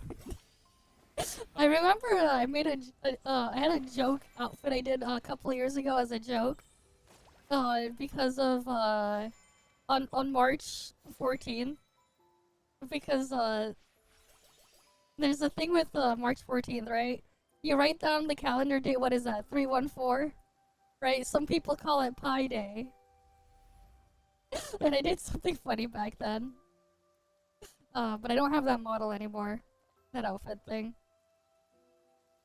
It was more of a joke where I replaced the text on my, there with pi, with digits of pi, and in the middle I put the pi symbol on each. It was kind of funny, I did it as a joke. Because, yeah.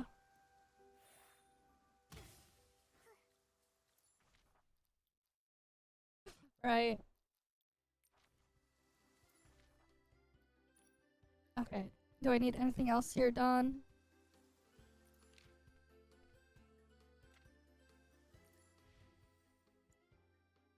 Yeah, so the other thing I just have to wait then. And I guess I can get the picture of the home.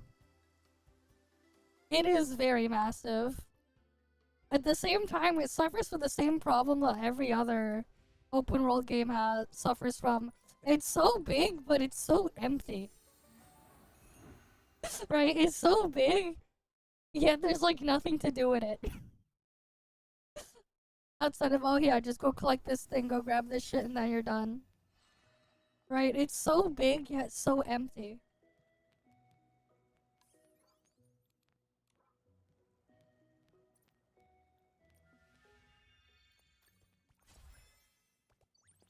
Oh, it is what it is. It's unfortunate though. Right? Imagine, it's so big, yet so empty.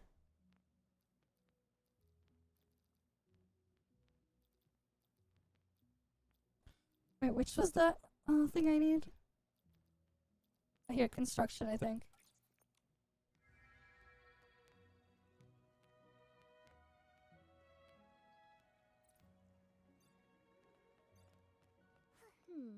Where should we go explore next?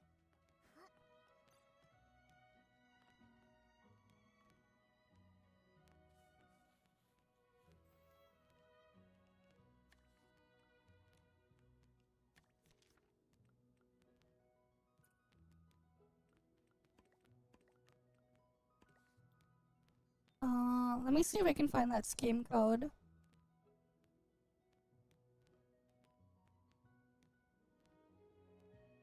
Did someone put it in? Where did they put it? I need to organize and sort stuff on my Discord server. There's like a lot of channels that I should just get rid of.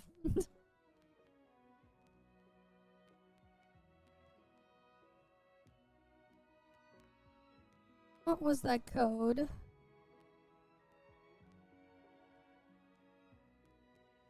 For like fixing the thing. Nope.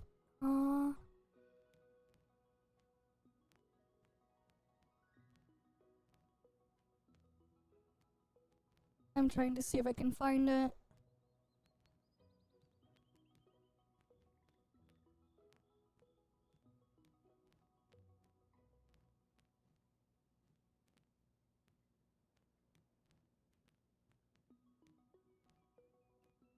Because, like, I think someone shared codes or whatever to, like, reset the thing.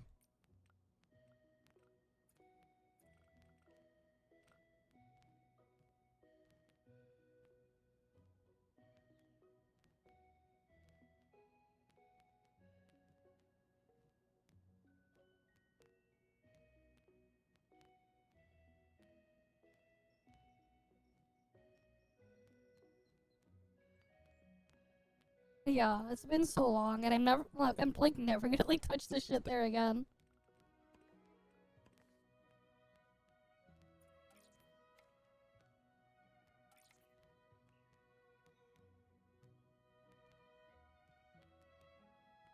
Let's see.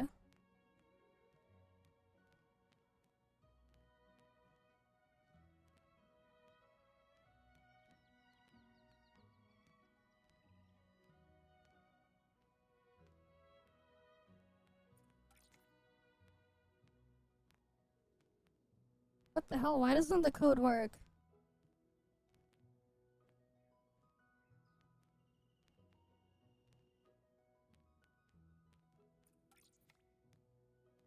Nope.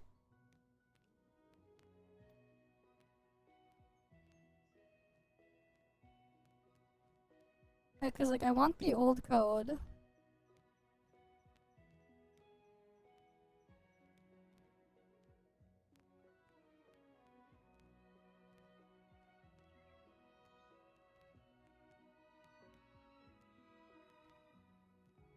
Because apparently that code doesn't work. Oh, apparently someone posted a different one.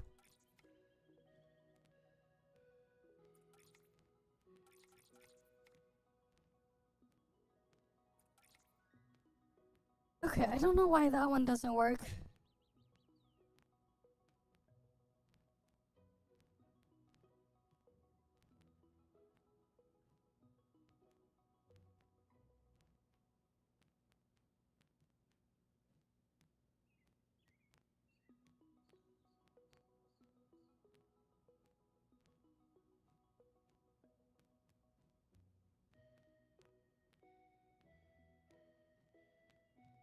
Let me see what the housing code default.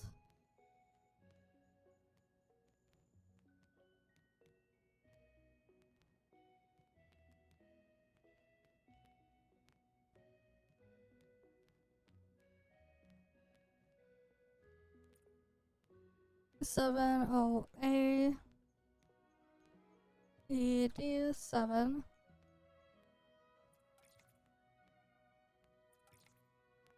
No, that's not it. Well, welcome raiders there.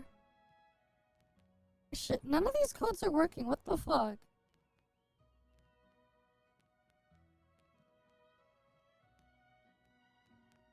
How the hell do I get the initial code?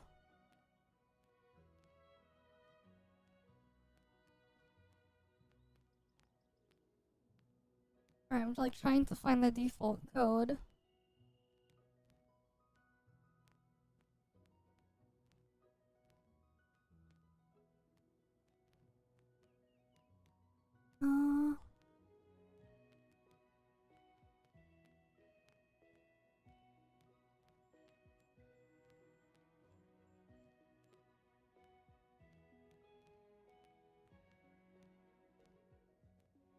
I'm just gonna like keep digging through Discord till I find it, maybe. Oh, those are redeem codes.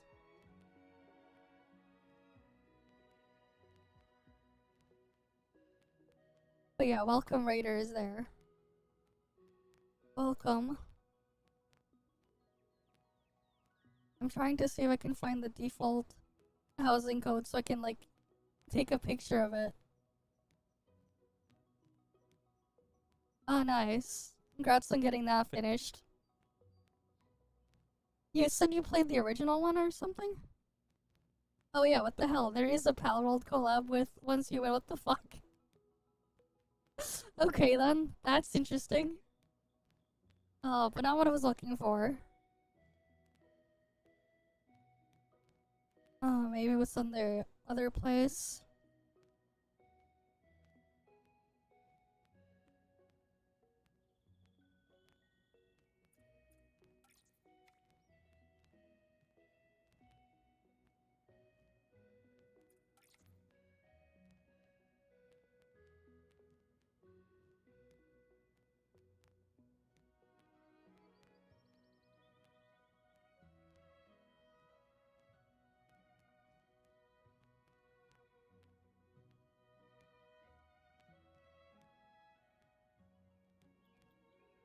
Alright, let's see.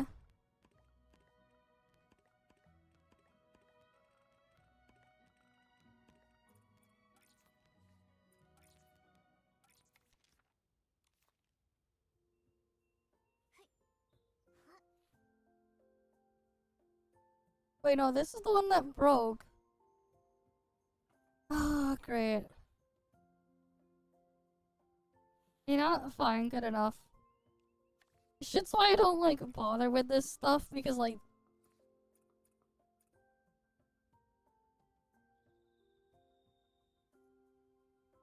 Wait, unable to save right now? Why can't I save right now? What the fuck? Great job! Our home really needed this. Why won't it let me save it?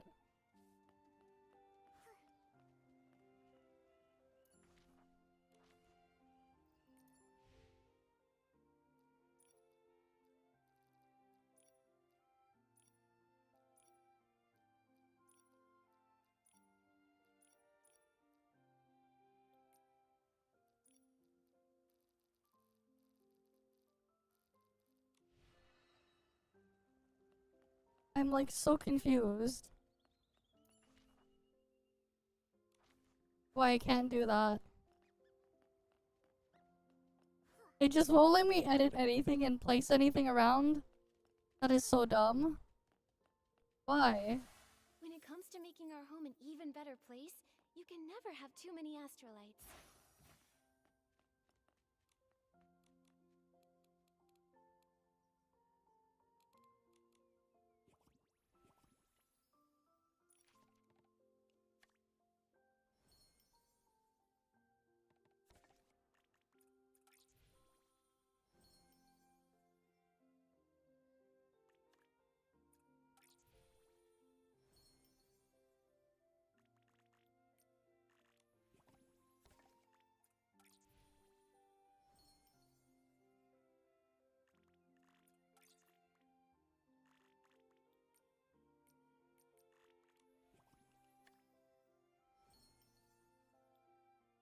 How do I even get the stuff improved there?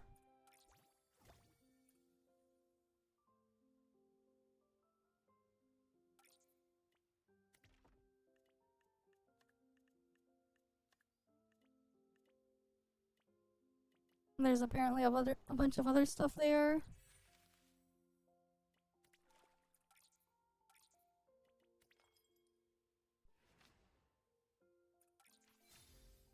Alright, I got another ability here.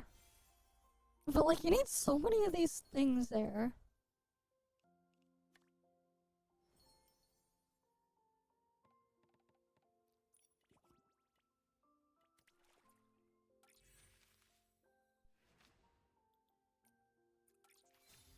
Whatever. I'll just craft all of these.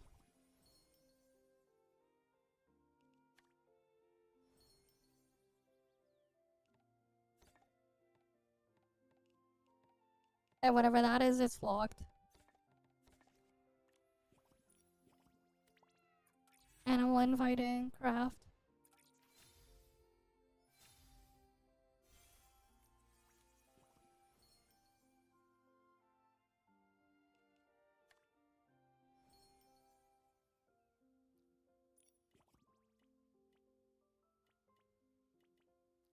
Okay. How do I get the thing though? The home insight.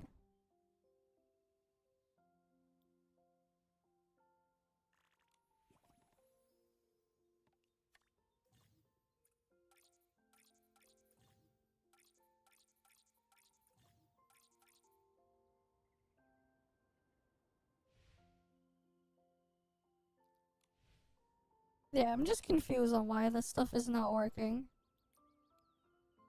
I can't even, like, edit this shit in my home. It won't let me. This shit's so dumb. And this is part of why, like, I haven't bothered to touch shit in here. Because, like, it's so broken.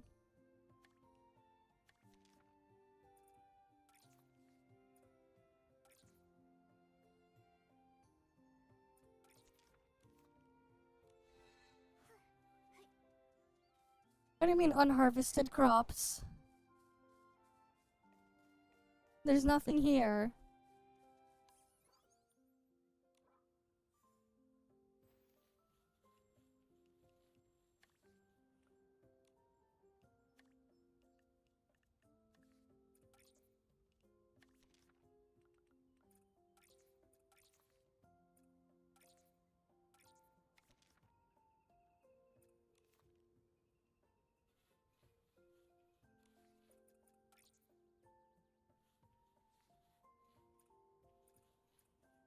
Why can't I save it? What the fuck?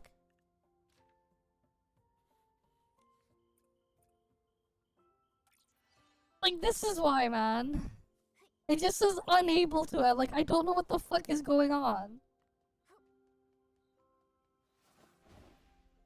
I'm trying to, like, put something down, but it won't let me. This shit is so broken. I can't even, like, restore or import something else because it won't let me. That's like, okay, let me put this down. But, like, if I try to, like...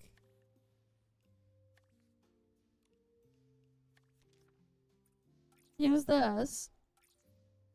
Continue. Okay, exit out.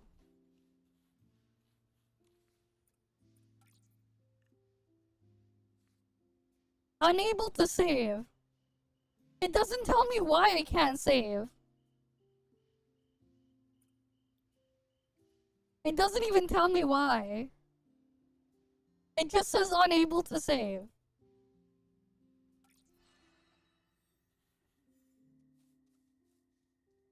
Like, I don't understand.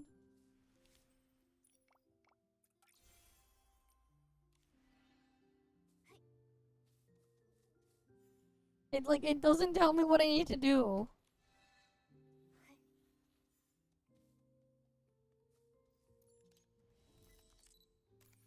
I don't know, does that count for the event, stupid event thing? Just take a random picture there? I guess any picture counts.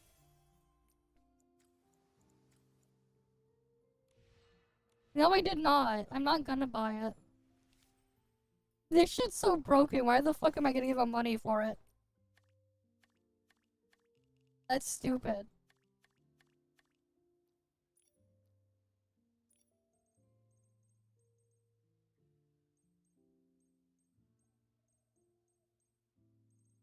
I can't really afford shit in here either, because I barely touch this stuff, because the thing is so broken. Fuck it, I'll just get the bubbles. Well, I can't even do it because it's so fucking broken. It doesn't matter. It doesn't work. So what's the point? I can't get the refund because the thing doesn't even work. There's no point. The whole thing is broken.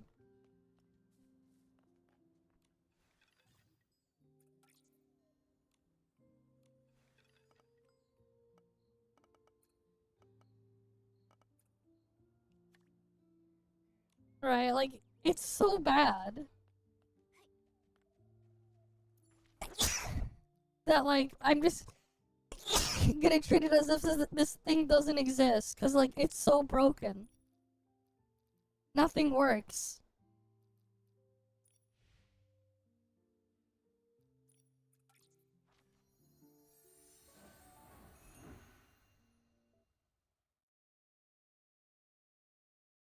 Like, there was no point. It doesn't work. It won't tell me what's wrong either. It won't let me do anything. I can't even, like, I can't build on it. I can't remove anything.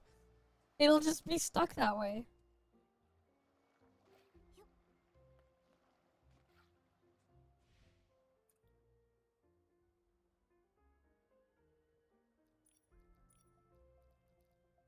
And these are just random ass world quests here. So, like, I have no clue what the hell's going on there. All I know is, I'll just give up on it.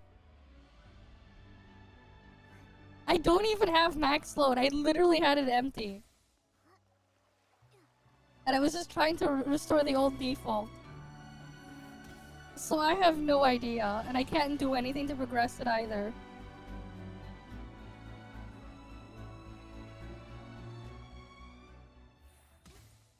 So it's just stuck that way.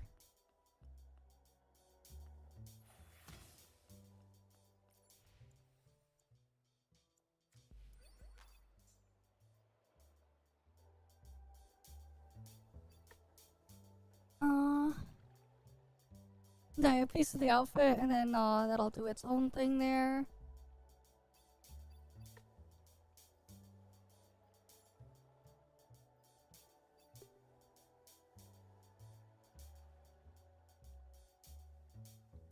And then that thing. At least the last two I can do really quickly after.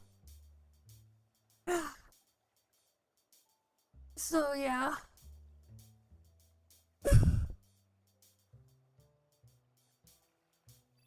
It is what it is. The thing is so broken.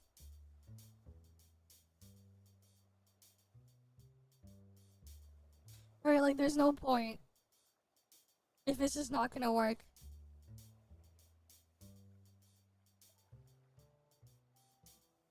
So I guess this is just will end the stream here for now. I'll just put it back to the Snowbreak loop thing for people to AFK drops. That's also how I'm farming days for the quota thing anyways. Surely that works, but yeah, I guess we'll just end off here. I'll just set an alarm for like 3 hours or something a couple hours from now to make sure I do it before the thing. I don't know, we'll see if it works, but like... I'm just gonna get some sleep. I don't know, we'll find out. But like, hey, if it works, it works.